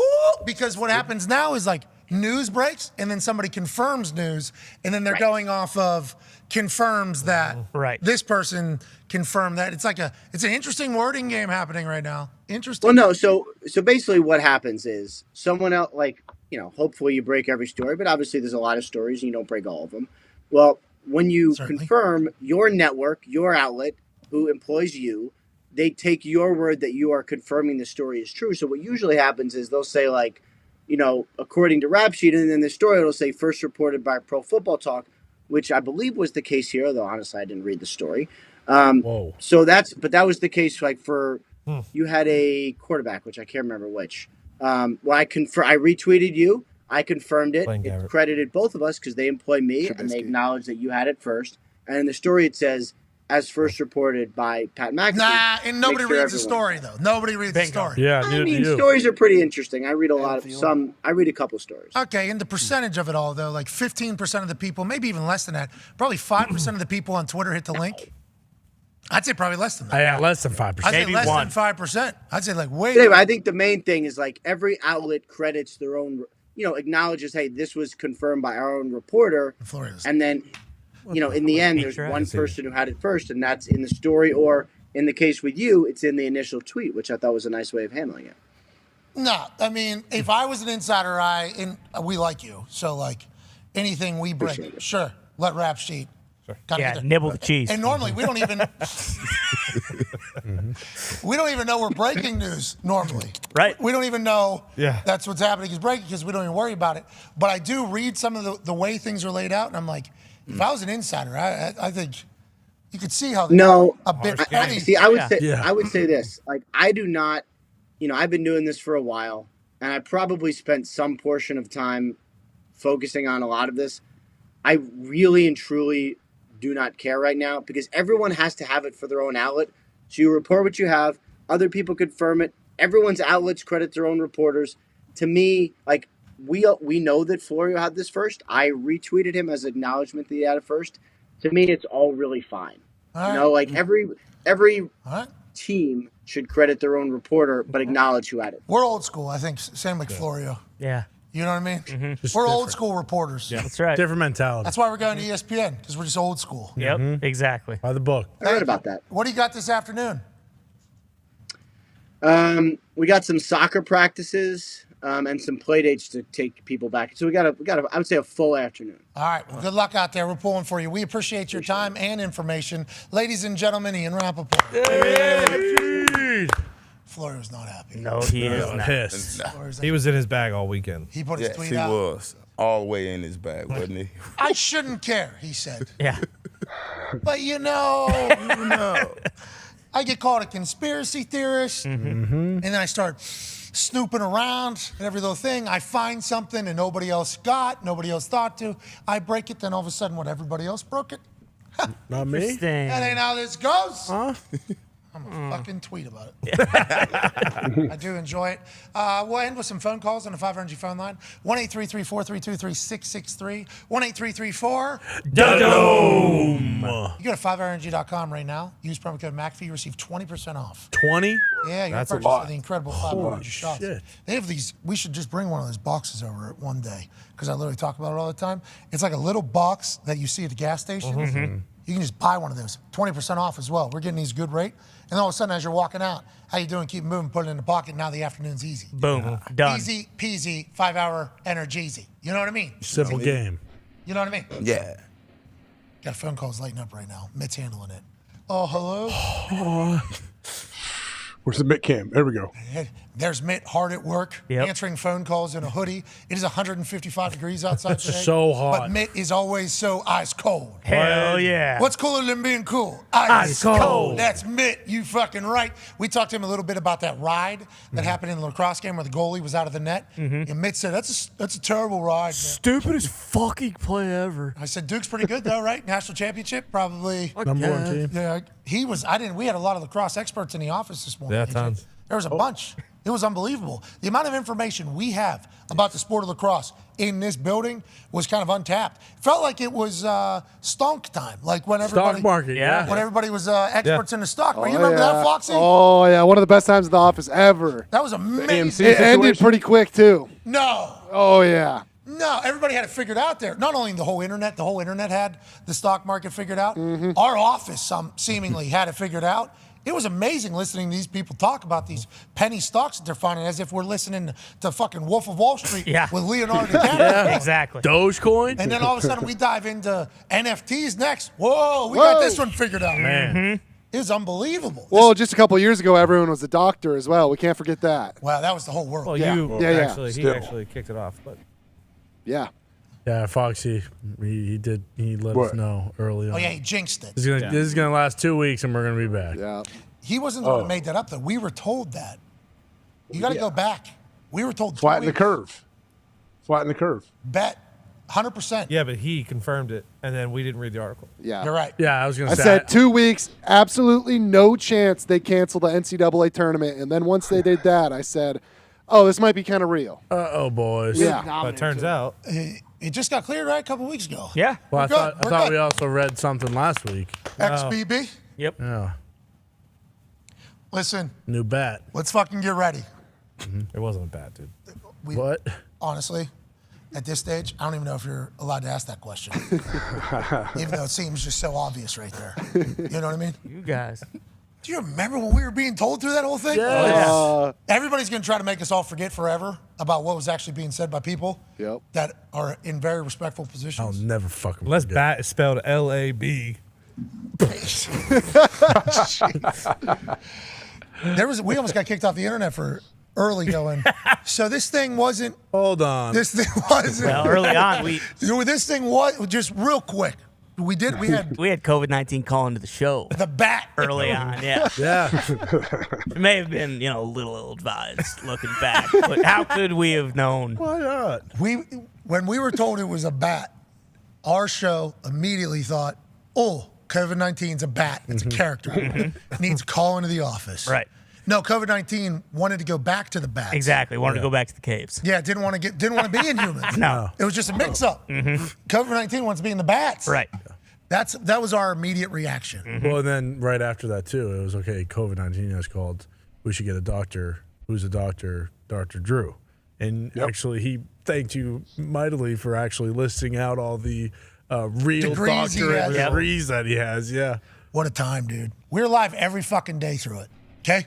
And Dr. Only ones. Dr. Merrill We Hunt. started as it started. We started. That's exactly when we started. We're the only Like ones doing more. I think we're potentially the only humans on Earth Oh yeah. that were live every single day of COVID. Every single one of them. And also never had a super spreader event. Like sometimes people would get sick, but it never spread to each other. in the studio. Because we were in Indiana, so we had a big studio, so we were able to do it. the code was you have to be 6 feet apart. And also, since we were a show, we were deemed like a necessity or something like that. So we like essential, yeah, whatever worker, because the show could spread information. If information had to be spread, it was like literally, I don't want to say backdoor, but kind of. Oh, yeah, we got the waivers. Yeah, kind of backdoor. We were spreading information. Yeah, we certainly. It was nothing about We were eating COVID good, too. for most of it, but we were live. Oh, I had APOC burgers. They were so good. every day, same thing. Yep. Oh yeah. Couldn't go to the stores. But then there was a time where cardboard would spread COVID, so whenever you get a delivery, fucking stare at that thing, but not too close because it can come through your eyes. You're not allowed to make eye contact with anybody. We were live every day. The only people on earth, I think, never took a single day off. Not even a thought of What'd we do? What'd we talk about? There's no sports for like the first AFL. 6 months, I feel like. The AFL was the first 2 days. Yeah. We played a Madden game. Yeah, a on lot there. of jacking around. It's kind Office of, Olympics. Yeah. Olympics. That was awesome. You did the McDonald's challenge. And habanero And the habanero. ghost pepper. Yep. Puked that one up. That thing was so hot. The McDonald's one was tough too. That was a lot of Looked so McDonald's. easy. That tray looked so simple. I know. Didn't it? It did. A lot of nuggets. Couple double quarter pounders too. Yeah. Not just a quarter pounder. A lot of fries. Yeah. A lot of fries. And that drink. I puked it. Yeah. Yep. Oh yeah. Thought so. We gave it a go. Look how delicious that thing looks. It's the 4 drinks really when you look at it because that is just so much space. Those burgers are a lot. That thing hit the internet during the whole COVID. You think you could eat this? And everybody was like, yep, including me. I was like, I've been eating McDonald's my whole fucking life. This will be easy. Definitely could eat. Love quarter pounders with cheese. No problem at all. The double quarter pounder, too much meat. Quarter pounder, perfect burger. Yeah.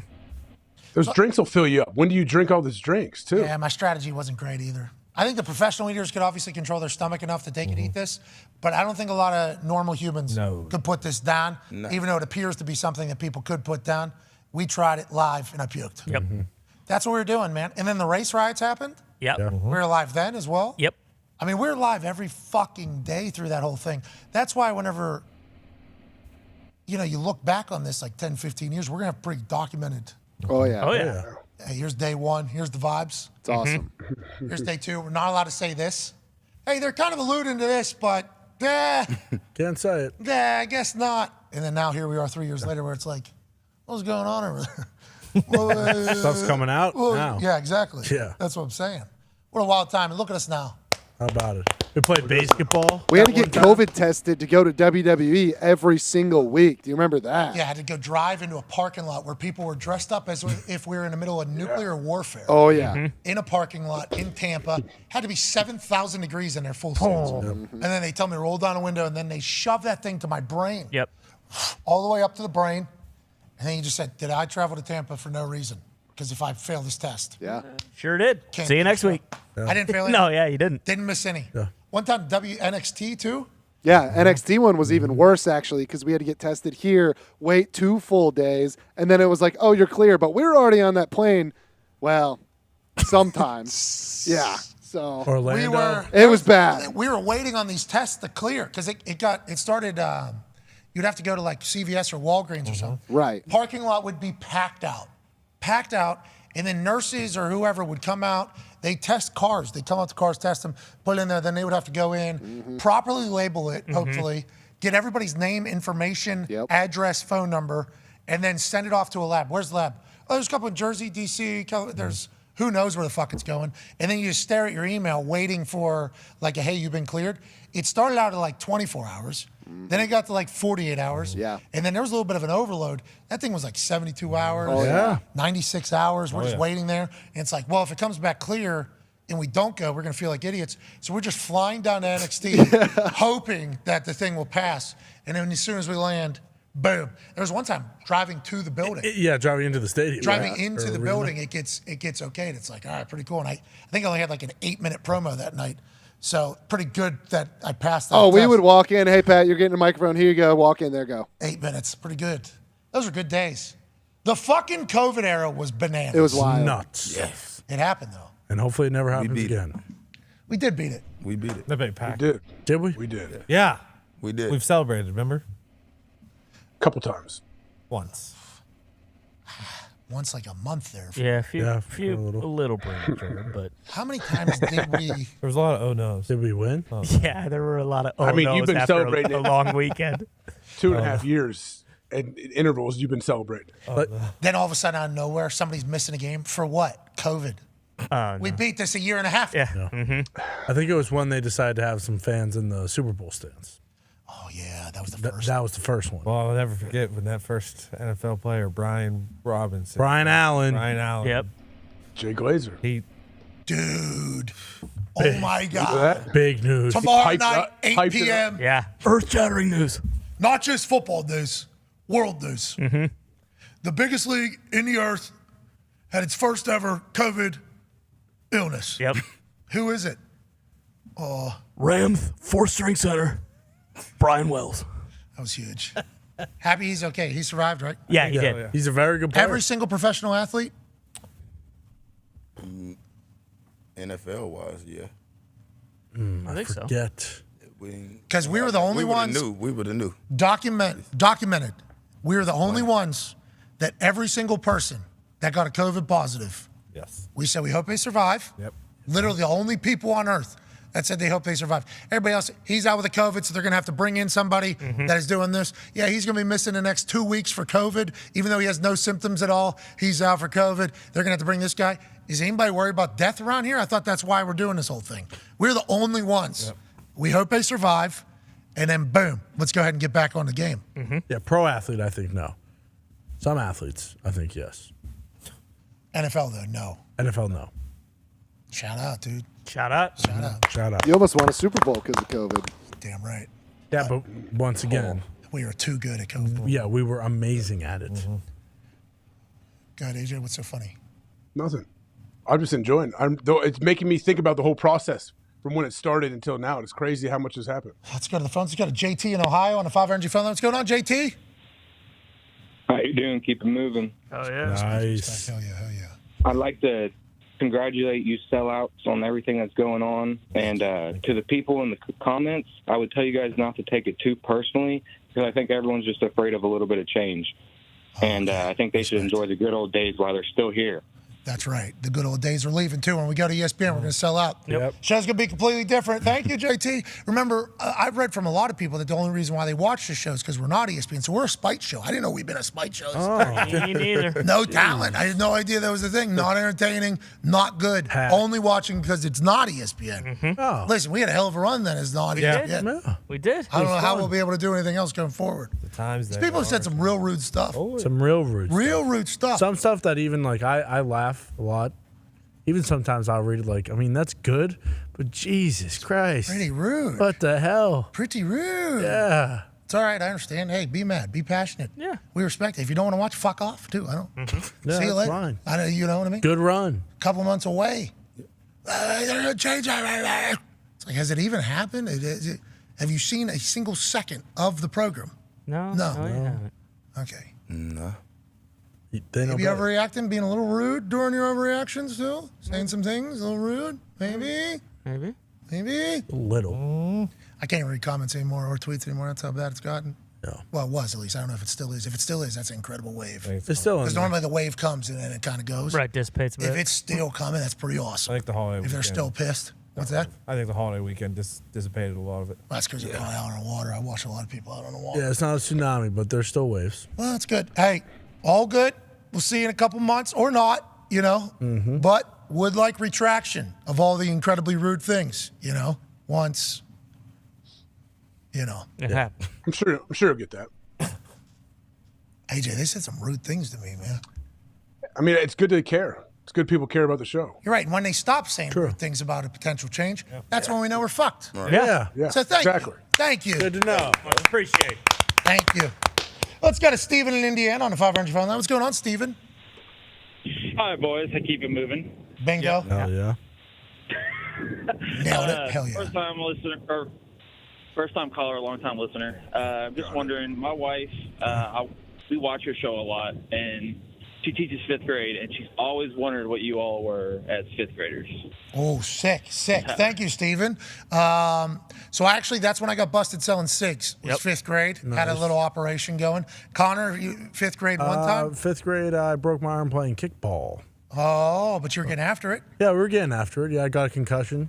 Ty Schmidt, biggest memory from fifth grade. Oh, I don't remember shit from fifth grade. Okay, just kind of there. Tone. I was a human being. Yeah, you were. Nice. Hell yeah. Pac-Man, 5th grade? Graduation, big-ass glasses on. What, because you guys go to middle school after that, 6 through 8? Yeah. So K through 5, 6 through 8? Yeah. We were K through 6, 7, 8. Oh, we were K through 5. K through 5. And then 6 6, 7, 8, yep. AJ, 5th grade, you? Bully. No, not at all. I think I said on this show when I was hosting it years ago, like 5th grade was one of my toughest years. It was impossible school-wise. I don't know why. Happy you got through it, bro. Hey, baby, AJ. I did. It was tough, man. It's when they made us read a ton of stuff. We had to do it. It's like when they really kicked up another notch. I guess that is what I remember the history most. books that thick. Is looking around and History finding the kid who wasn't paying attention and boom, I'm gonna popcorn this son of a bitch so hard. Oh, whenever they would send the reading? Yeah. That was 5th grade? Yeah, I think. When did we start changing classes? 5th grade? 4th grade? 6th grade for me, middle school. 5th grade. 4th, I think. Ours was either 4th or 5th. Ours was 5th with 3 classes. Might have been 5th. 5th? Yeah. Switch classes? Only like 2 times. Though, Yeah, right? only 2 classes, 2 or 3 classes. We had 3. I don't remember. Math. Neither. How many periods did you guys have in junior high? What do we have? 7? Junior high? I don't have a lot of Yeah, memories 7. pre-7th grade. At Holiday Park? Actually, my first memory might be 9/11. Oh yeah, that happened when I was in 5th grade, so I guess that was a. So we were in. I was in 7th or 8th. And you were 8th or 9th. Yeah, I don't remember. Yeah, that was something that had certainly happened during school. That's my first life memory, I think. I think I was in keyboard class. I think So that to would've all been the parents out there, anything before your kid's 12, they're not going to remember. So I think about that a lot. Well, I think about that a lot with my kids. Tell it to Dahmer. Yeah, I remember he was in the woods with that rabbit. He was in like 4th or 3rd grade or something. Like that. Mm-hmm. He wasn't doing it. No, he was cutting it up. I remember 1st grade. Yeah, I was so do taking I. Chinese. You guys have great memory then. I remember 4th grade. I remember 3rd grade because this was like mostly when I was getting kicked out of everything. It's like 3rd grade, was getting kicked out of stuff. 4th grade, same thing. 5th grade, they caught me. Had all my SIGs. They wanted to kick me out of the fucking school. Yep. So I remember all that type of stuff. But all the other things, not so much. 5th grade started doing school plays. Was in Aladdin. You were. Yeah, I was. Think about how much that would pay off for Arthur Isaac Fischel. Boom. Exactly. That's where it all started. I was the red bird, Jafar's bird Iago. Hey, Jack Carr posted that video today on his Instagram, AJ. Oh, he did? I mean, that video, honestly, I saw it play during the commercial again. It's awesome. Like, all you guys nailed it. I watched it a couple times this weekend. Yeah. Just so fucking dumb. Did he bring that gun? No, we had to get it. We had to get it. But he put all his own specs on it and everything. Yeah, it was sighted in until it wasn't. Yeah. Right. Good shot. Tim and Bailey, they did their damnedest to sight it in, you know? Yep. And they have good shots. You know, Tim, they used to call him Dahn because that fucking guy could hit a dime from about 100 yards out if he had to. You know what I mean? And Bill, we know he's certified. Oh, yeah. Of course. You know, he can do his thing. So when this aerosol gun came, they were shooting it, and, you know, they were, you know, experiencing some discrepancies in where the little It's a sweet pellet would go. airsoft gun he had. Yeah, It's a nice looking airsoft. Dog. Oh, yeah, Yeah, it's absolutely. sick. It was expensive. We had to overnight it. There was actually a better one that wouldn't get until a day later, which that one, I don't know if Connor's still standing here. Yeah, probably not. Even though it's an airsoft gun and it's just a pellet or whatever. But Bill and Tim had it, but they, you know, they were saying it was shooting a little bent barrel maybe. You know what I mean? Who knows where it's going. Jack Carr grabbed that thing. First time he shot Connor in like the arm or whatever. And I think he did that on purpose. Oh, yeah, flesh wound. I think so too. Yeah, I think he did it on purpose. He's like, let's just see where this thing is. Connor no-sold it. Connor no-sold it at all. He said, oh, the guy just shot me in the shoulder or whatever. It hurts real bad, but didn't move. So Jack Carr knew that he hit him, though. Knew exactly where it was. So then first take on that video, we get to, I mean, that whole thing was first take. That was one run, that entire thing. Yeah. One run. That's it. And then as soon as Connor gets there, that thing. Headshot. Dude, that is. His brain, if it's actual, is actually going out the other side. Oh, yeah. Right where he was wanting to hit him. I mean, like, basically called his shot exactly where it's going to be. So whenever Bailey and Tim were telling me about, you know, maybe there's a little bit or whatever, I'm like, the guy's a Navy SEAL fucking sniper. He'll figure it out. He's going to figure out how to He shoot did. something. If you have to get him, you know, like a potato gun or something, he's going to figure out how to make that thing hit within a penny or whatever. He did. It was impressive. Yeah. That was very impressive. And obviously, Arthur Isaac Fischel died that day for the betterment of the world. Thank God. Yeah, and that's why we're still here. It's because Jack Carr. Save the world. Hell yeah, Jack. No big deal. Just another time. I'm sure he has before Where's the as nuke? well. What's that? Where'd the nuke go? Jack took it. Yeah. Yeah. I don't know. Oh, Where good. why don't you ask him? I mean, Yeah, that's- maybe back to Post base. it, I'm sure. Yeah, you can ask him. He might kill you for that asking. But yeah, Chad. I won't ask then. I'll make sure I don't ask. Chad Speed's not taking that thing. Nope. Jim's not taking that thing. No. Antonio Margarete. Is not taking that thing, and certainly not. Yeah, Igor, whatever his Bob last. Rushnovsky. Yeah, Bob Rushnovsky. Yep. He's not taking it either. way. Jack Carr had to take that thing out of there for the betterment of everybody. Mm-hmm. You know what I mean? American hero. Bingo. Still American Think about skate Jack artist, Carr but- getting pitched that. How did he respond the first time you guys kind of talked about it? Kind Yes, of went through it. love it. Yep. No question. Let's do it. Yeah. Yes, love it.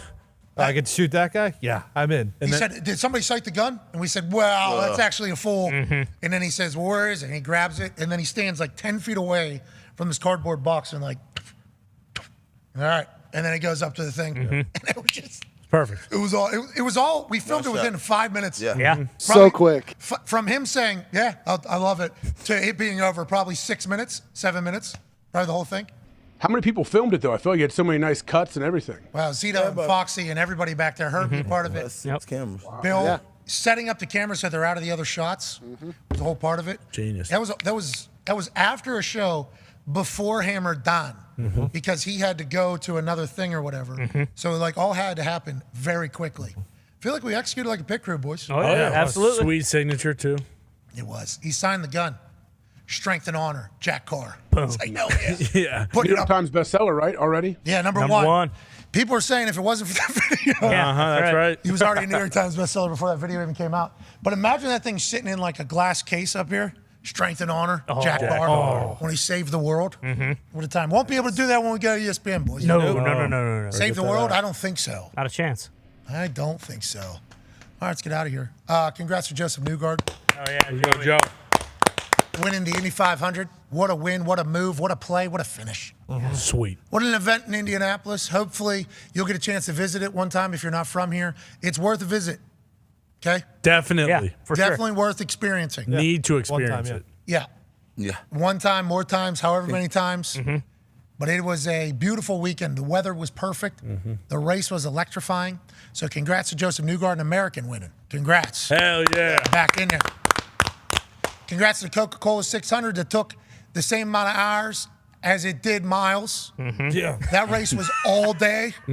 Congrats to Coca-Cola for putting on a hell of an event. hell of an event. That's right. They got more than they could ever bargain for. Yeah, exactly. We got Fox for 10 hours straight. It was unbelievable. That rain comes down, kind of ruins it all. Jimmy Johnson was racing, obviously. He's back in the saddle. Is he in the 48 car? Yeah, 84, I think. He was only. He is? Yes, he backed for this weekend. He spun out, actually, at one point. He said he was only. I didn't know. He said I was only in simulator like 4 hours before I did this. I was nowhere near prepared enough as I probably should have been. But he was out there racing again. It was good to hear his name. I kind of got eyes on it. There was a Jordan car that looked sick. And the champion of the Coca-Cola 600 was Brian Blaney. Ryan Blaney. Ryan Blaney. Ryan Blaney. Ryan Blaney. Boy, Ryan. Ryan Blaney. Congratulations. He's a dog. He Yeah, is. good Won race. Coca-Cola 600. That's right. That was like the, Ryan Blaney wins the thing. Hell yeah. 17 hours ago, 17-hour race. It was like the Yep. it was like the 24-hour Rolex thing or whatever. And then also congrats to Verstappen. Yeah, well, he wins every week, so yeah, I assume he did. Yep. F1, you need to pick it up though. That was not entertaining at all. No. I saw that too. I saw some of it. I was like, wait, this is what it is. Oh, okay. Like the scene, like the setting looked amazing. Conor McGregor's boat's there, awesome. But then I'm like, and then I hear they can't pass each other. No, not at all. AJ, you and me had the same exact takeaway. Man, it looks cool. Let me learn about this place. No taxing. Whoa. Okay. Seems like I want more races over there in Monaco. How do we get to this? Conor McGregor's got his sick yacht at the back. He's eating pancakes as he's watching the race take place. Don't know if he can see the cars, but still a sick thing. And then I'm watching the race. I'm like, this fucking stinks. This I must be missing something. Is it us? Are we? I don't think so. It's got to be us, right? Has to be. We're the only doofuses that don't Apparently, the understand it. cars have gotten a little bit wider, and the track's too fucking tight. They can't pass it anymore. So Well, it that's the stinks. thing about those old towns. That's right. Those old towns, small parks. Narrow. So are you racing? If you can't pass, No. how is it a race? You just hoping your other time guy in front of trial? you crashes? Let's use go karts for that race. That'd be sick. That would be sweet. Let's see who's really driving out there. Bingo. By the way, too, for the Indy 500, that tire that fucking flew out Hit there that car? and hit that car. Bro. That could've killed somebody. That thing missed. So in 2023, where we are in the world with how many things have happened, the amount of safety precaution shit that has to take place at all these events, we're talking about a year-round thing, building up the walls, where things are, where cages are, where people are allowed to sit, where they're not allowed to sit. I mean, there's like a full tactical team on not only keeping the drivers alive, but everybody that's at the race as well, because you got a rage happening in the middle of festival happening in the middle. 300,000 people coming. It's a full-time job of keeping everybody safe. That tire flying over the fence, past a group of spectators. There's a photo of like 10 people in a party of thousands. Yeah. That just like, oh, fuck. They're surprised as well because with how much they've built up that fence and built everything, you're very comfortable thinking they know that there's nothing that can get out here. Right. It's impossible. But when Kyle Kirkwood, I believe his name was, flips upside down in this entire thing, and then a wheel shoots off, and it goes flying over the fence, I bet you a lot of people are kind of in shock. Oh, yeah. But that fucker kills, that's death. I thought that was going to kill someone. Oh, yeah. Imagine a little kid getting hit right in the head with that. Boom. You have no time to react either. Like none. Imagine how hot that wheel is going so fast. Lucky. Fucked up the front of this car. The lady that owns this car, and there's a classic yellow shirt. Not allowed to film it, not allowed to stand. Don't look at it. These yellow shirts. These yellow They shirts hit right here. are the worst. Navy SEALs out Is there. that Melissa McCarthy? They do well. I don't want to judge all yellow shirts, but they do seemingly all act and look the exact same. And it is tough to handle, but they got a job to do. They got a job to do. They know they got a job to do. On this particular day, they are Navy SEALs. Yep. And you need to get out of their way and do exactly as they are told, even though they have no badge or anything that proves that they should be in charge. They are trying to lock down 300,000 plus. That's right. So you got to have respect for that. That lady got to kiss the bricks. I think they're going to do something else for her car. Nice. You see the damage happen to the front end of the fucking vehicle. I couldn't even imagine a fan. Head? Yeah. Oh, yeah. Gone. Your head's gone. Yeah. Gone. Straight off. I don't know. I've been doing some neck. Decapitated. You know what I mean? Yeah, true. Russell Wilson. You're gonna headbutt that tire going 190 miles an hour. Imagine how hot that tire is. Pretty hot. Oh, Pretty hot. So it takes your head off. Did someone take that tire home, you think? I would have. Yeah. That yellow shirt. That would be awesome. If that's anything like I think it is, tire, that's just rolling right afterwards. Yeah. Still going. Who knows where they caught that? Yeah. Are they going to raise the fence, you think? Probably. Yeah, they'll probably, in that particular corner, they'll come out with some architect, some very, very smart person will come out and say, we feel that is exposed a flaw in our thing. We will now put them at this height because there's no way that a car tire or any piece of because a vehicle too, when those things flip and start getting shredded, that's metal and like carbon fiber. Oh, yeah. And it's like there is layers and Like a layers grenade and layers. going off. Bingo. Yeah, there's a rocket. Yeah. So they got to keep everybody safe. I think they did that. Who knows? Second most attended Indy 500 in the history of the Indy 500, 107th running of it or whatever. So congrats to another great weekend at the Indianapolis Motor Speedway. But you're right. That tire was bananas and peanut butter. Yeah. Emiliano Grillo won the PGA this weekend. I seen that in overtime.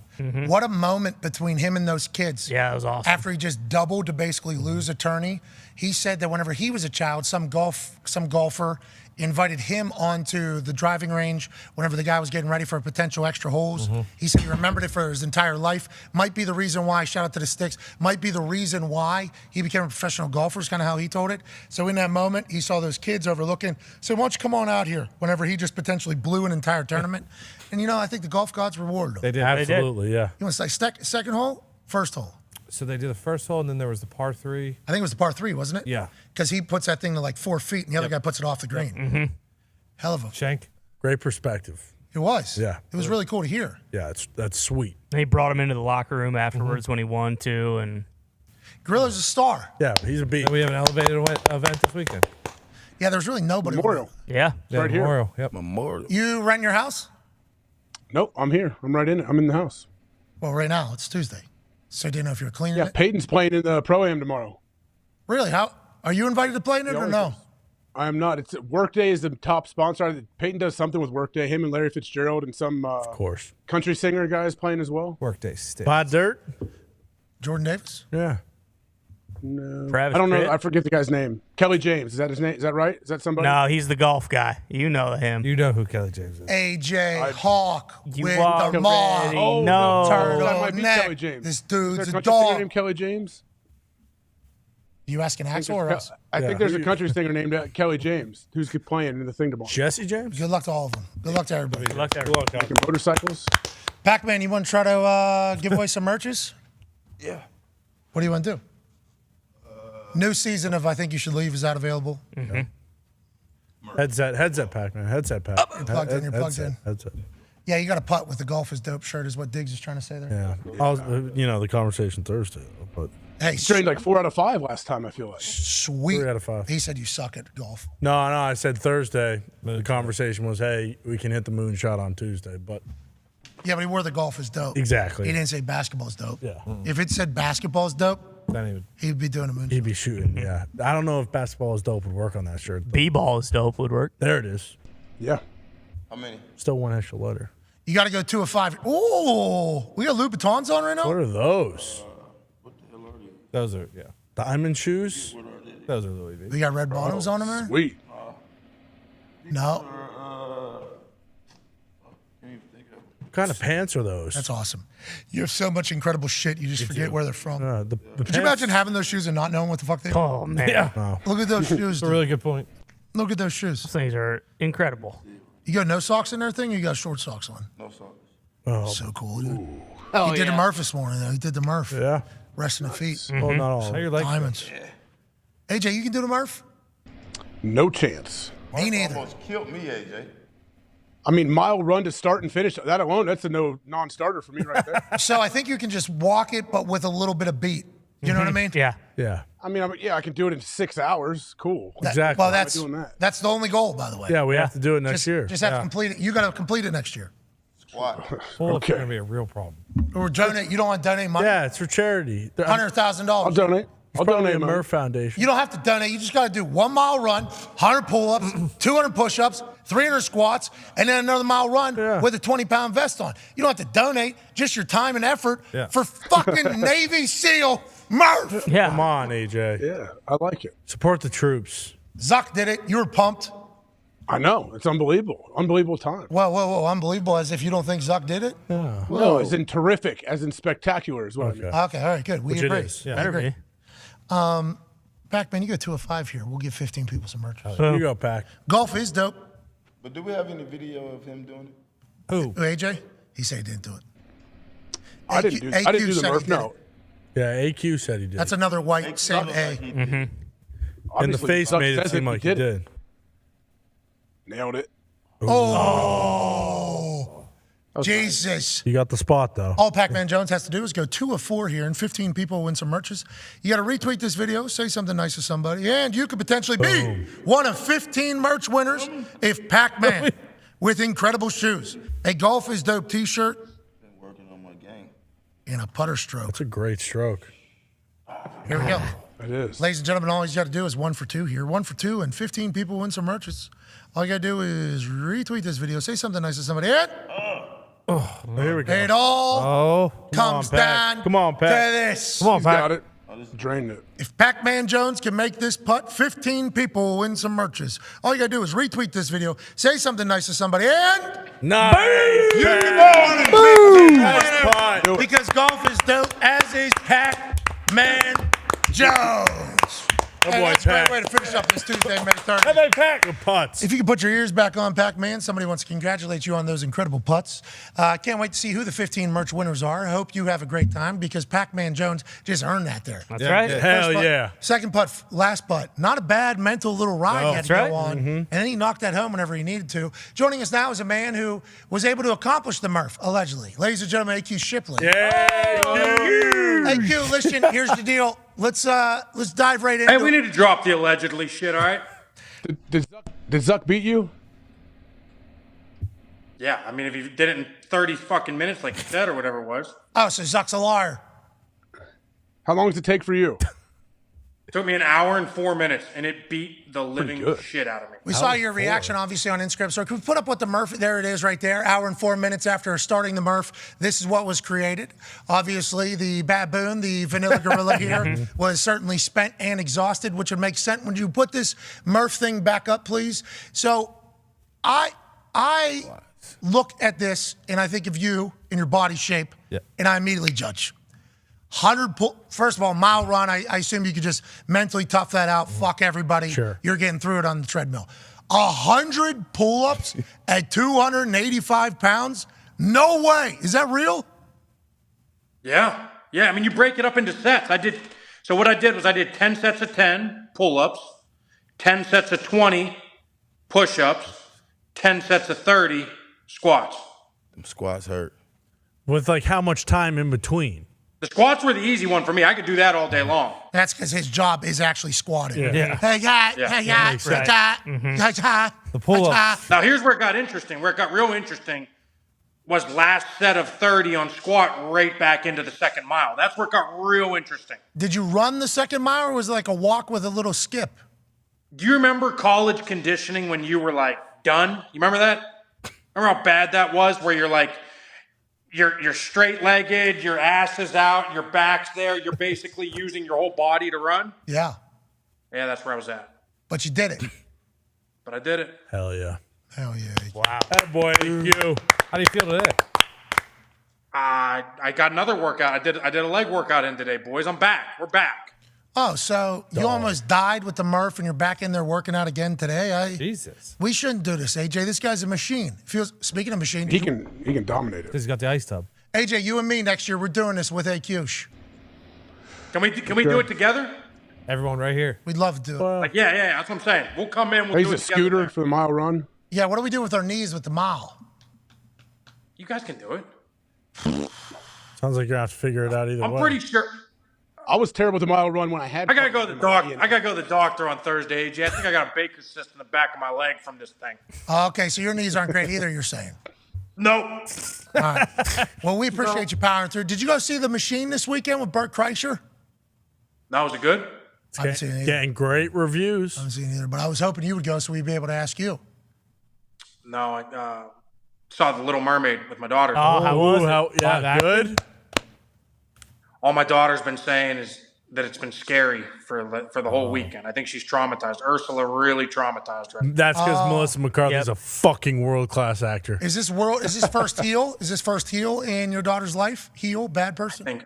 I think so. Wow. Ursula doesn't fuck around. No, she doesn't. So you should have prepared her bad. So this is bad coaching. Have you seen this movie? Yeah, bad. The Little Like, Mermaid? every night before. Just came out. Every I've night seen the before original. bed. Ursula's a bad Live person, I action. guess. Yeah. She's an octopus. Yeah.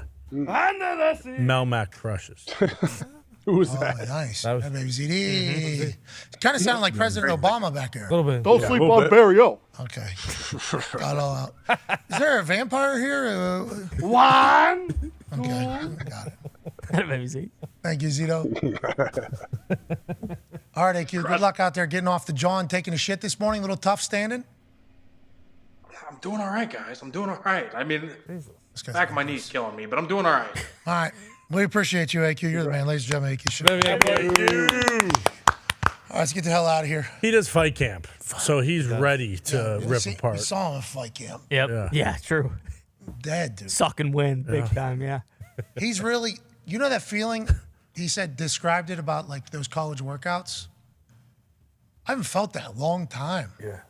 That he has to feel pretty good while he's in the middle of that. Yeah. Like immediately afterwards. Yeah, it takes him back. The feeling is like, That sense of accomplishment. I did it. You know what I mean? Gotta feel good. We're doing it next year. Right here, we're going to line up treadmills. Yep. Well, What? I mean, I think that's a bad idea. No, yeah, I'm not running on a treadmill. What do you think? Mile? You run Mile outside? feels like that, Murph did it I feel like outside. outside's easier. What are you going to do? You're going to do a lap around our field out here? Where are you? Probably. I'm could. not doing any of it. I'm saying I'd rather run outside than on a treadmill. Well, then Excuse why me? do you have opinions if you're not doing it? would- You're part of the problem. You know what I mean? Maybe I am. No. I don't know. You need to do it. We're trying to. gotta You don't do want it. to For donate? charity. You're right. I'm gonna feel so good a year from now. I'm gonna feel so much better Yeah. physically, and I can't wait. Exactly. We are going to get all the inflammation out of our knees, all the scar tissue out of there. We're going to feel better than we've ever felt 364 days from right now. Can't wait. I'm excited now. All right, me too. 20-pound weighted vest too. Yeah. And not just my weight. Give me more. You're gonna lose 20 pounds this year. So You gotta run miles in a weighted vest. That sounds tough. Pull-ups in a weighted vest. Bro, this one. Squats in a weighted This vest. one is Oh the yeah, one. all of it. You're right. pull-ups are. Pull-ups Pull-ups have in never weighted really vest, been my thing, but when I did get into a pull-up run, it does make you properly jock. Oh, yeah. Like pull-ups make you properly. Pull-ups are awesome. Yeah, they're fucking impossible though. Yeah. You ever seen some of those people that get up there and they fucking do the? Because they're so light too, though. Yeah, they got no legs. Yeah, I always think to myself, all right, let's wrestle. You know what I'm watching them. All right. Yeah, you're crushing those pull-ups. Let's fucking. Congrats, let's buddy. do a Let's go. land. Let's do a land. You remember those the leg arm wrestles that people started to do too? Yeah, that would have been a good one to check. What are they? They both lay on their back and they do the 1, 2, Yeah. 3. What was it? Try to flip them over, right? Yeah. Yeah. What were those called? I don't know what it was called. I don't Fart remember the licks? name. Me neither. You say fart licks? Yeah. Speaking of fart licks. No, that's the run. That's the run thing. No, I think you're thinking the same You thing. run in a single file line, and then the person in the back sprints to the front. And you just keep doing that. Yeah, fart licks. Oh yeah, there's a different Yeah, name for there we that. go. What's that? What's the other name? There's a different name. It's the beep test. Beep test is not that. No, that's the pacer. That's the pacer. The yeah. beep test is a miserable thing. That's tough. We talked about this before. I showed up at a soccer camp for a team that I was like selected to be a part of. Big deal. Like, okay, here we go. This is cool. I get there day one. We're doing the fucking beep test. Oh. First thing, as soon as I get there, hey, put on your shoes. We got a little conditioning test going on here. What is beep test? It's just. I think it's 20 yards. Yeah, I heard that Beckham sounds was a right. freak. right. I heard Beckham would kill that. That's the only time I ever heard about that. When soccer players told me Beckham would just annihilate that test. Yeah, it's a soccer. I think it is a soccer test. Midfielders certainly. I mean, here's me making excuses. Midfielders probably in much better shape than like I was, for instance, because I was a master at finding the hole in the game and taking a good 30 to 45 second break. Sure. While soccer's happening, you know what I mean? I think it's 20 yards though, and then it's just a beep sound. You have a certain amount of time to get there and get back, and then the beep kind of like speeds up, and then you have to get to a certain stage. And I remember thinking to myself, like, I can't be the first one that drops out of here. But there's like, once you get to a certain level, like, Yeah. everybody kind of stops. Yeah. And then these psychopaths, The freaks. just keep going. Yeah, till like 150. Holy shit! You know, like those 40. You remember what bar was? We used to do the fifth, Yeah. right, which was the lap around the field. Yeah. Then we would do like 10 110s or something. Yeah. And then we'd end with the 40s. You remember the 40s? Yeah. 40 seems so easy. Just 40 yards, 6 seconds or whatever. Boy, those ones really got quick because everybody else has no time too. So your next one coming back, like no rest time. You got to stop and get back on the line. That's the hard thing. You got to sprint through, especially as you're going and trying to make your time. And it's like, oh my! Now I got to find a way to get back to the line before they blow the whistle and start again. That's the beep Better test. not miss it. That's because it's so short. You got to get, and then you got to. There's not a lot of. No turn. There's not a lot of rest time. Yeah, Then you're back. constant motion. So it's like the 40. I think almost would be the best. Probably won't be that bad for me. No, you probably actually. Pat can run all day. Yeah, legit. That's one I Yeah, you can't probably run fare off. well. Corners and wide receivers. Yeah. Just run all the time. Wide receivers can get off the field though. Corners cannot. Nah. Always great cardio. Yeah. How much you smoke? Did it ever? Never. Well, I've always smoked and worked out, so it's never been like, oh, smoking now it's affecting my play. Like a hindrance on it. I work so hard. I don't think the smoke have nothing to do with it. Le'Veon Bell said he smokes before he played games. Yeah, every game.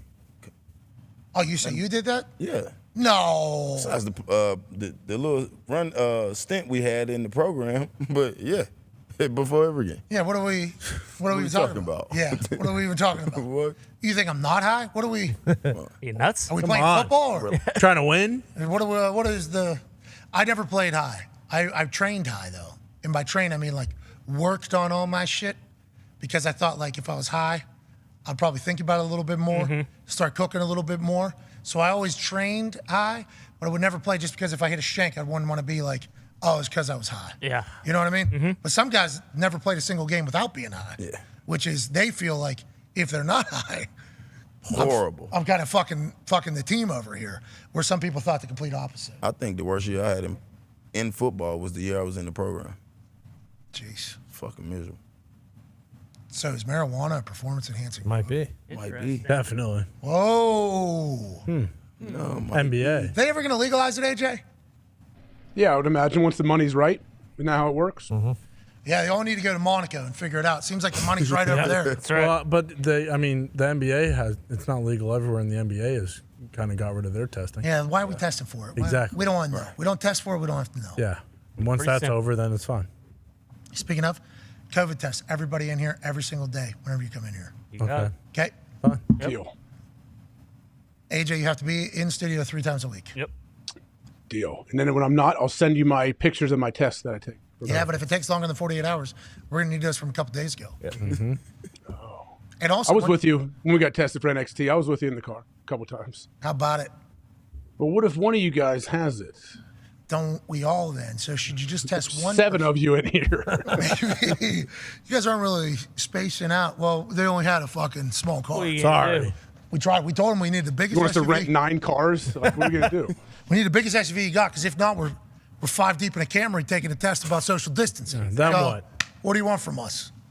Never failed. Never failed. We beat it. Hell yeah. Whatever number of iterations there's been, we've beat those so far. Yeah, but this next generation, you never know. Exactly. Never know. They said that about flu too, I think. Whoa, not saying the same. Whoa. Flu's still Whoa. around. Flu's still around. Still around. 1918, I believe. Yep. Spanish influenza. Mm-hmm. Yeah. We learned about that too, didn't we? It was a crazy year. Let's get out of here. Happy everybody's still alive. Me too. Exactly. Don't like that we lost people though. No. Because it took some people that we care about. Fucking bird. We beat the fuck out of this thing the next time it comes back. Yeah. Bingo. If it comes back, We'll be ready. we're bringing hell to this thing. That's right. Couple rights to the mouth. Ain't that right, AJ? Yep. How do we do that? Exactly. The pigeon. Social distance, don't make eye contact. Oh, yeah. Cool. Get whatever Just like out last time. you. All right, Like let's last get out of here. Big thanks to Ian Rappaport, Pat Cavanaugh, and obviously AQ Shipley, and everybody that watched. Pac-Man won 15 people some merch. Hey, back. That's incredible news. Come on. Have a good one. Enjoy, Axel. We'll be back tomorrow with a massive program. Huge. Tomorrow actually is big day. We got Alex Rodriguez. Oh, shit. I believe we got Alex Rodriguez tomorrow. We also have Bill Walton tomorrow. Oh, here we go. Yes. Yeah, we Yeah. Yeah. Massive. You Yeah. think so? Yeah, I'm thinking it's pretty big. Yeah, I'm thinking it is. Bill Walton. This is his first time on a program. That'll be awesome. He's an open thinker, right? Oh, yeah. Can't wait to see what rabbit holes we get into with him. And obviously, Alex Rodriguez, he has had some things said about him by some high school teammates lately. Yeah. I watched a little podcast from. I saw some of that. Yeah, me too. I'm excited to ask him about how he does life. And he owns a team now, too. Basketball. Timberwolves. Oh, yeah, he's courtside. Yeah, Rudy they had a fight, actually, one of their last games. Rudy Gobert. Oh, yeah. Yeah. But now they're hanging out again, aren't they? Yeah, everything was fine when he came back. too. Anthony Edwards is with Rudy Gobert in France. And that, Yeah, good guy to ask about Rogers handling the New York media as well. yeah, because he was originally in Texas. Yes. And In came to By way of Seattle. Yeah. When was the pressure to start taking all the drugs? Texas? Texas, because he signed the biggest contract in MLB history. Boom. Then they worked. He's with Griffey. He did good. They were awesome. Yeah. He hit the ball really well, right? Oh, yeah. Oh, yeah. Legend. Just could see the ball well. Yeah, he true 5-tool guy. Great shortstop, too, before he moved to third.